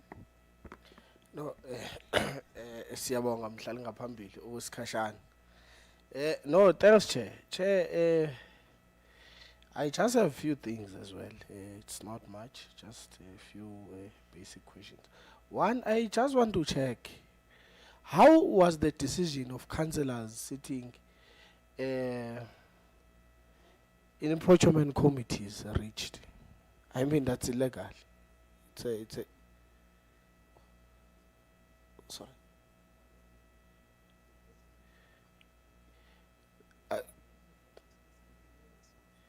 They didn't, because I think that's what HE said. Okay, that's one. Two, I want to check, when you eventually appointed the municipal manager, given that in the province now, we have started receiving a sense that some municipalities appoint municipal managers without the concurrence of the MEC. Mayor, did you receive the concurrence to appoint the municipal manager? And I just want to check, what happened with the case that your current municipal manager had when they were at Maluti? Thank you. Thank you very much, Chair. I'm glad that the first question was addressed on the councillors. The second issue, Chair, in terms of the cases that the honourable member is referring to, Chair, we have done our screening processes internally through a recognized organization. There is no case that is pending on the municipal manager, and National Cogta also can confirm, because they have sent us the screening process, there is no pending case against the municipal manager. Chair, I was asked if we received a concurrence. Chair, what I can indicate in terms of the Municipal Systems Act 54A, it says that the municipality shall submit a report to the MEC within 14 days, and I can confirm that what is submitted on the 5th of August, the report to the MEC, and it further then says that if the MEC has got an opportunity to submit to the minister within 14 days, and if the municipality does not receive any response within that period, and that is what the Systems Act is saying, it will then mean that the issue of the municipal order, manager is in order. But Chair, I want to raise that there is an issue of a declaratory order that has been raised against Ngwate, and I would also then indicate the Chair that the matter is sub judice because the MEC did take us to court. Thank you very much. Honorable Maduna. No, thanks, Mayor. Did you receive the concurrence from the MEC? It's a yes or no? Chair, I'm still referring to the Systems Act. I'm indicating that what the MEC sent us was that the municipal manager, and that was long after the period that the MEC was supposed to have responded within the Systems Act. So as a council chair, we thought that the appointment is correct. Thank you very much. Thank you. We'll go to that side. Unfortunately, I can't remember some of the honorable members' name, but I will start from you and then we'll come this way. Thank you, honorable member. Thank you, Madam Deputy Chair. First of all, I just want to make a comment. I think there was a typo in the report. Ngwate is 37 councillors, not 34. Okay. Then I'd like to know, what is the status of the third-party payments? Are all councillors allegedly being involved in tenders being investigated by SIU? How can the Frederick landfill site be declared resolved if the Frederick landfill site is not even licensed? Please provide clarity. And then your monthly fleet rental amounts to more than 7.5 million rand. Can you give me a comprehensive detail of the account over the last financial year and include water trucks and cherry pickers? Thank you. Thank you. Thank you, Honorable Chair. member. Chair, I just want to ask the M happened that they compiled a budget of 2 billion and then it was all over the news that the budget was funded. Given that those responsibilities that they're executing, they are qualified, and then they take that that draft of to council, and then the council adopted, then later Treasury comes in. And Mayor, what are the actions did you take against the MM and the CFO, given that it would seem that they have misled the council and they have misled you? Thank you. Thank you. Honorable member. Thank you, Chairperson.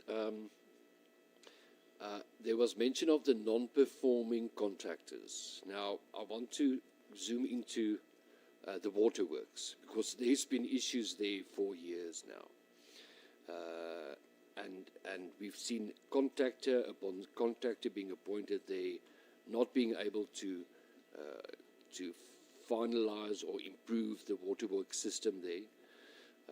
And I want to know whether this is part of the investigations into the non-performing contractors.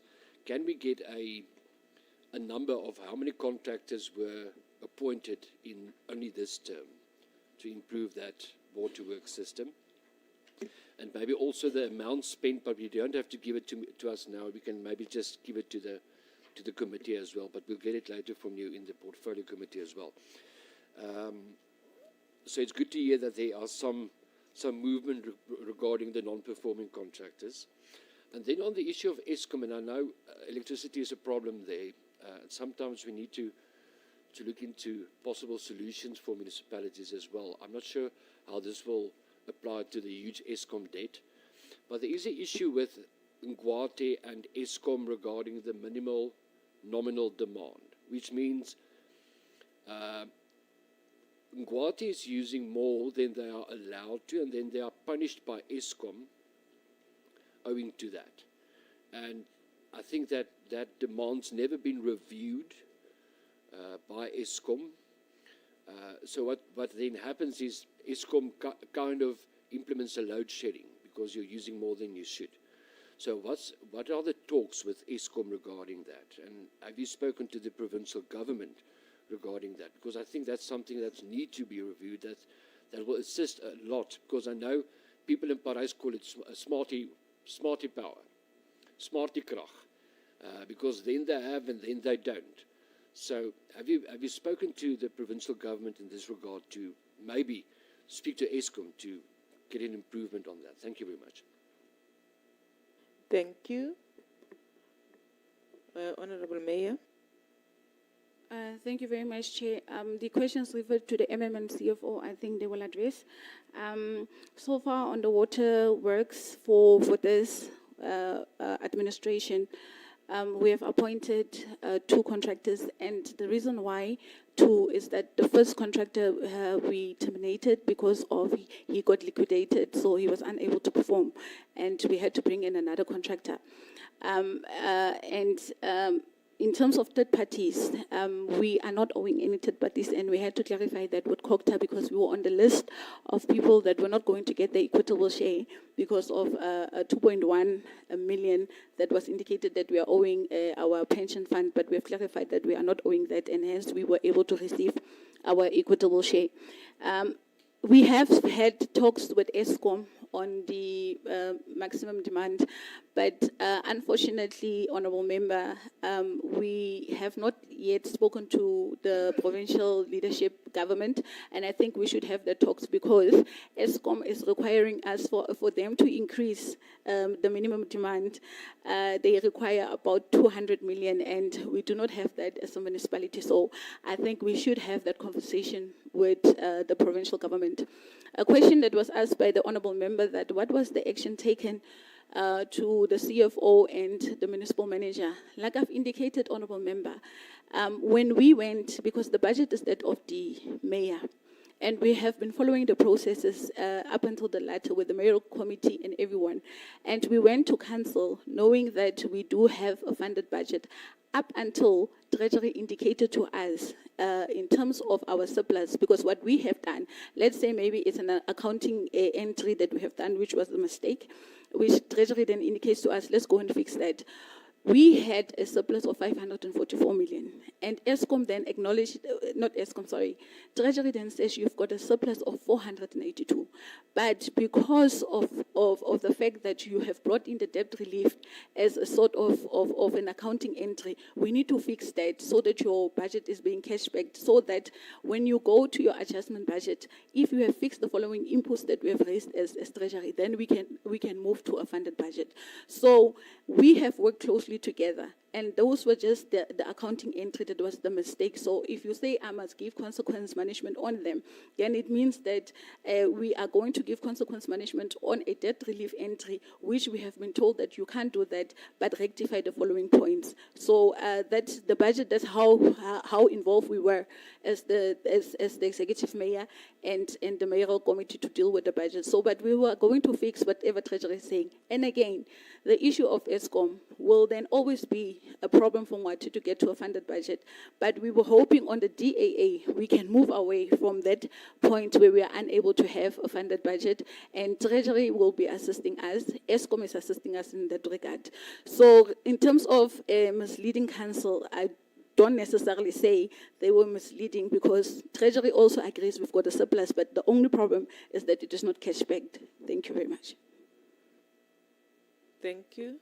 Is it a follow-up? Okay. No, 2 questions not answered, Madam Deputy Chair. Oh, I've indicated, sorry, sir, I've indicated the CFO and the MM should reply to them. Thank you. Yeah, thanks, Executive Mayor and the Chairperson. On the issue of Fredefort landfill site, it is true, honourable members, that the landfill site is not licensed. Apparently, on the, I think 2018, somewhere there, the then municipal manager made an application for the license, which was rejected. But however, it has to be noted, honourable members, that we have fenced the current landfill site, which is not licensed. But we also, in discussion with Department of Distia in the province, and then we also we have engaged, again, as a municipality, we are doing feasibility study to identify the suitable landfill site, because this one we're going to do the rehabilitation process on the landfill site of Fredefort. And then the honourable member, I think, again, asked on the issue of the non-performing contractors, if I've heard it well. Yes, on the Heilbronn. I think it's Heilbronn Bridge that is now on the media and so forth. We have also written letters demanding the money that was paid to the contractor through our lawyers. I have those documents with me here. If the committee can maybe want to see them. Thank you. Yeah. Thanks, Chairperson. I wish to respond to the issue of the rental of fleet. Indeed, yes, we do rent fleet, and we do, in some instances, rent water tankers. And the detailed information in that regard we can supply to the committee after this engagement. However, we are on the process, as and when our cash flow position improves, we do buy our own white fleet. With this tranche of equitable share that we received last week, there are plans in place to buy part of some yellow fleet that we have identified. So we are renting, but we are also augmenting that with our own purchases, but we'll provide the detailed reports to the committee. Thank you, Chairperson. Thank you. Chairperson. Thank you.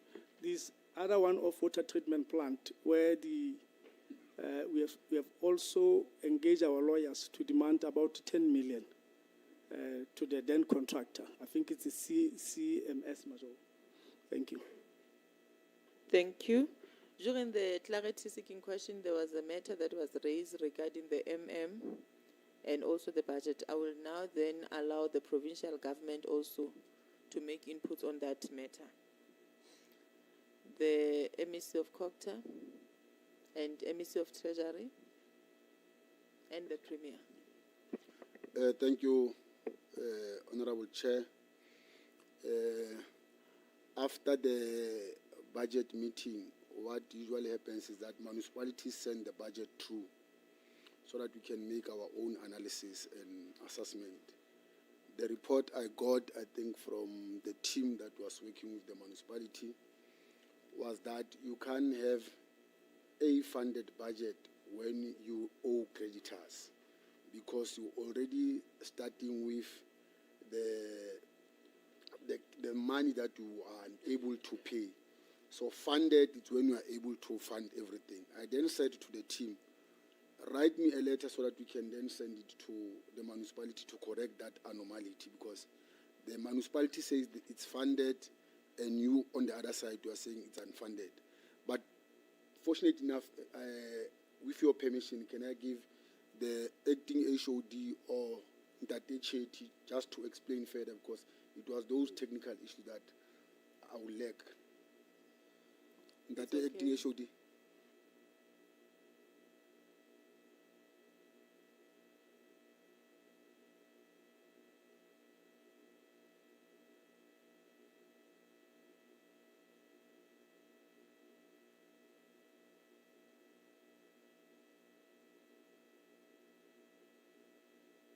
Thank you very much, Honorable Chair. Honorable Chair, as MEC has indicated, we had engagement with the municipality as part of the normal budget process. When we assess the budget, there are certain items that we really look at. Most of them, it will be the items that are non-cash backed. One of them, it could be the depreciation.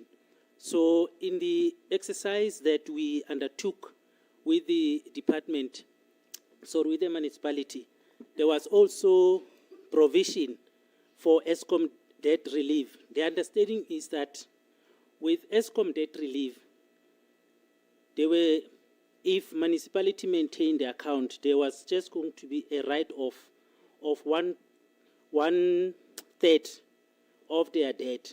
So that was embedded in their calculation, meaning when they were calculating for their expenditure, they have discounted that. So meaning they reduced their expenditure. So that then resulted in the funded budget. But the reality is that they were not supposed to take it out because there was no approval granted as yet. So that was then corrected. Thank you. Thank you. MEC of Cogta. Chair, we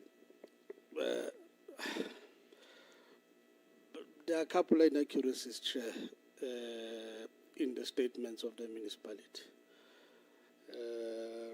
Despite the matter being in court, the fact is that there's no concurrence. The municipality has been written to a number of occasions, particularly the mayor, to a point where we wrote to the speaker urging the council to consider the report in terms of our take on the Resolution 17. It has really been a battle, and that's why when you read our court papers, you will understand that we are not only seeking a declaratory order, but we are also seeking a cost in relation to how the leadership of the institution has handled the matter. So it is in court, but it has been quite an issue that has been handled in a very disturbing way. So I think I should remain at the point I'm saying there are a couple of inaccuracies that are there, Chair. I will not want to go into the facts because I'll blow the whole matter open. We have, Chair, been working with the municipality on the issues of water, where we will try to provide support despite the troubled waters. And this is a major issue that would have been behind the court order that the municipality is appealing around the dissolution. So that's briefly what Chair, what one can say. Thank you very much. Thank you. The Premier. No, thank you, Chairperson. I think I've been covered by MEC, but just to add and say, indeed, there have been these engagements, and the MEC has been briefing me, updating me on developments on this matter. So we're just awaiting the court to pronounce itself. But I also wanted to check with the MM or the CFO when you indicate that you bought the yellow fleet, or are you intending to buy the yellow fleet? Have you bought, if indeed you bought, which method did you use? Because if you recall, Mayor will recall that I have been discouraging them to have this middleman of a tender, rather using the RT57 contract. I'm happy that one of the municipalities, I think it's Cogta, did indicate that they utilize the services of RT57 contract because they have been approved. Thank you, Premier, the Executive Mayor, and the team. Let me first start on the issue of the yellow fleet. We have bought our own yellow fleet, Premier. We have bought a honeysuckle, we have bought 2 cherry pickers, we have bought 5 vans for the municipality, and we are in a process as well now.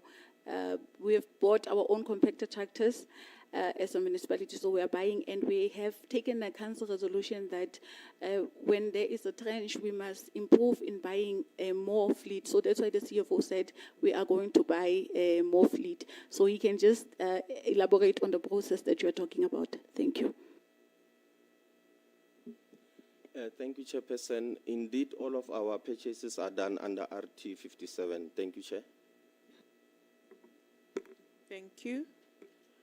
I think there's an issue I will also allow the Chair to elaborate on or speak on. Chair.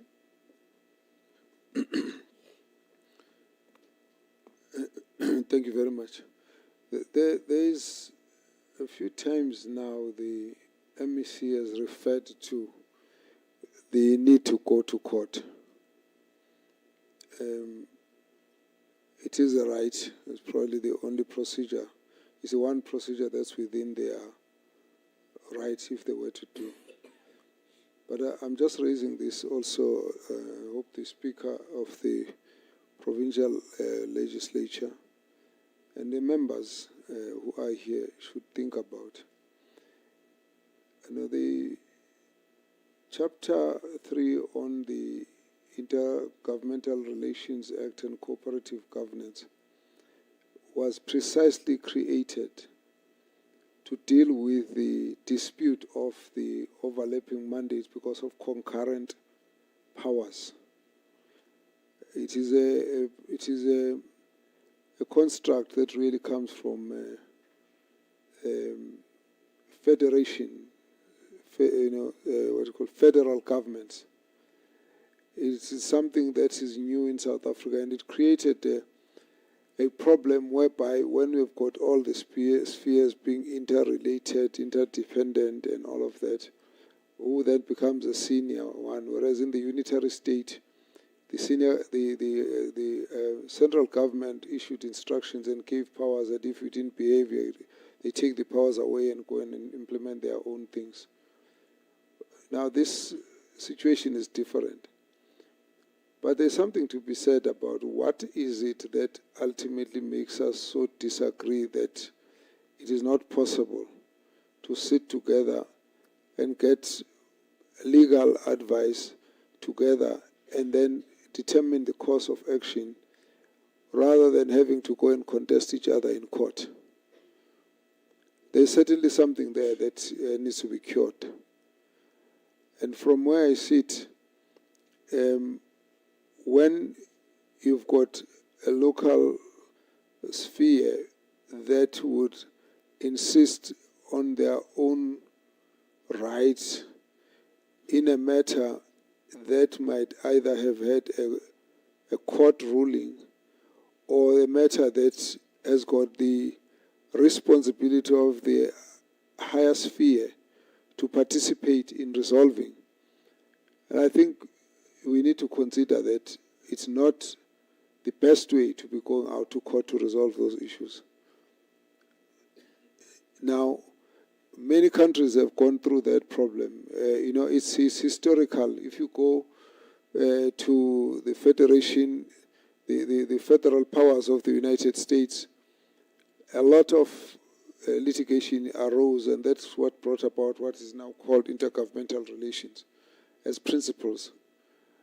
The various countries, whether you look at Australia or you look at Germany, have gone through this kind of things.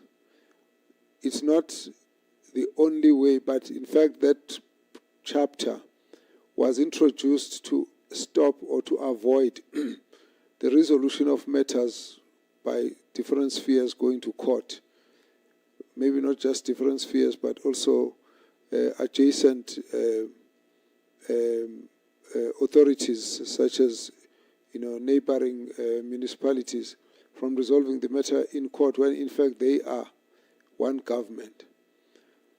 So I want to say that you need to try and find a way to sit down and go through these issues, because it's not a personal issue. At the end, it's a matter of the interpretation of the law and what is good for our country. That's what will determine what is the right course of action as we go forward.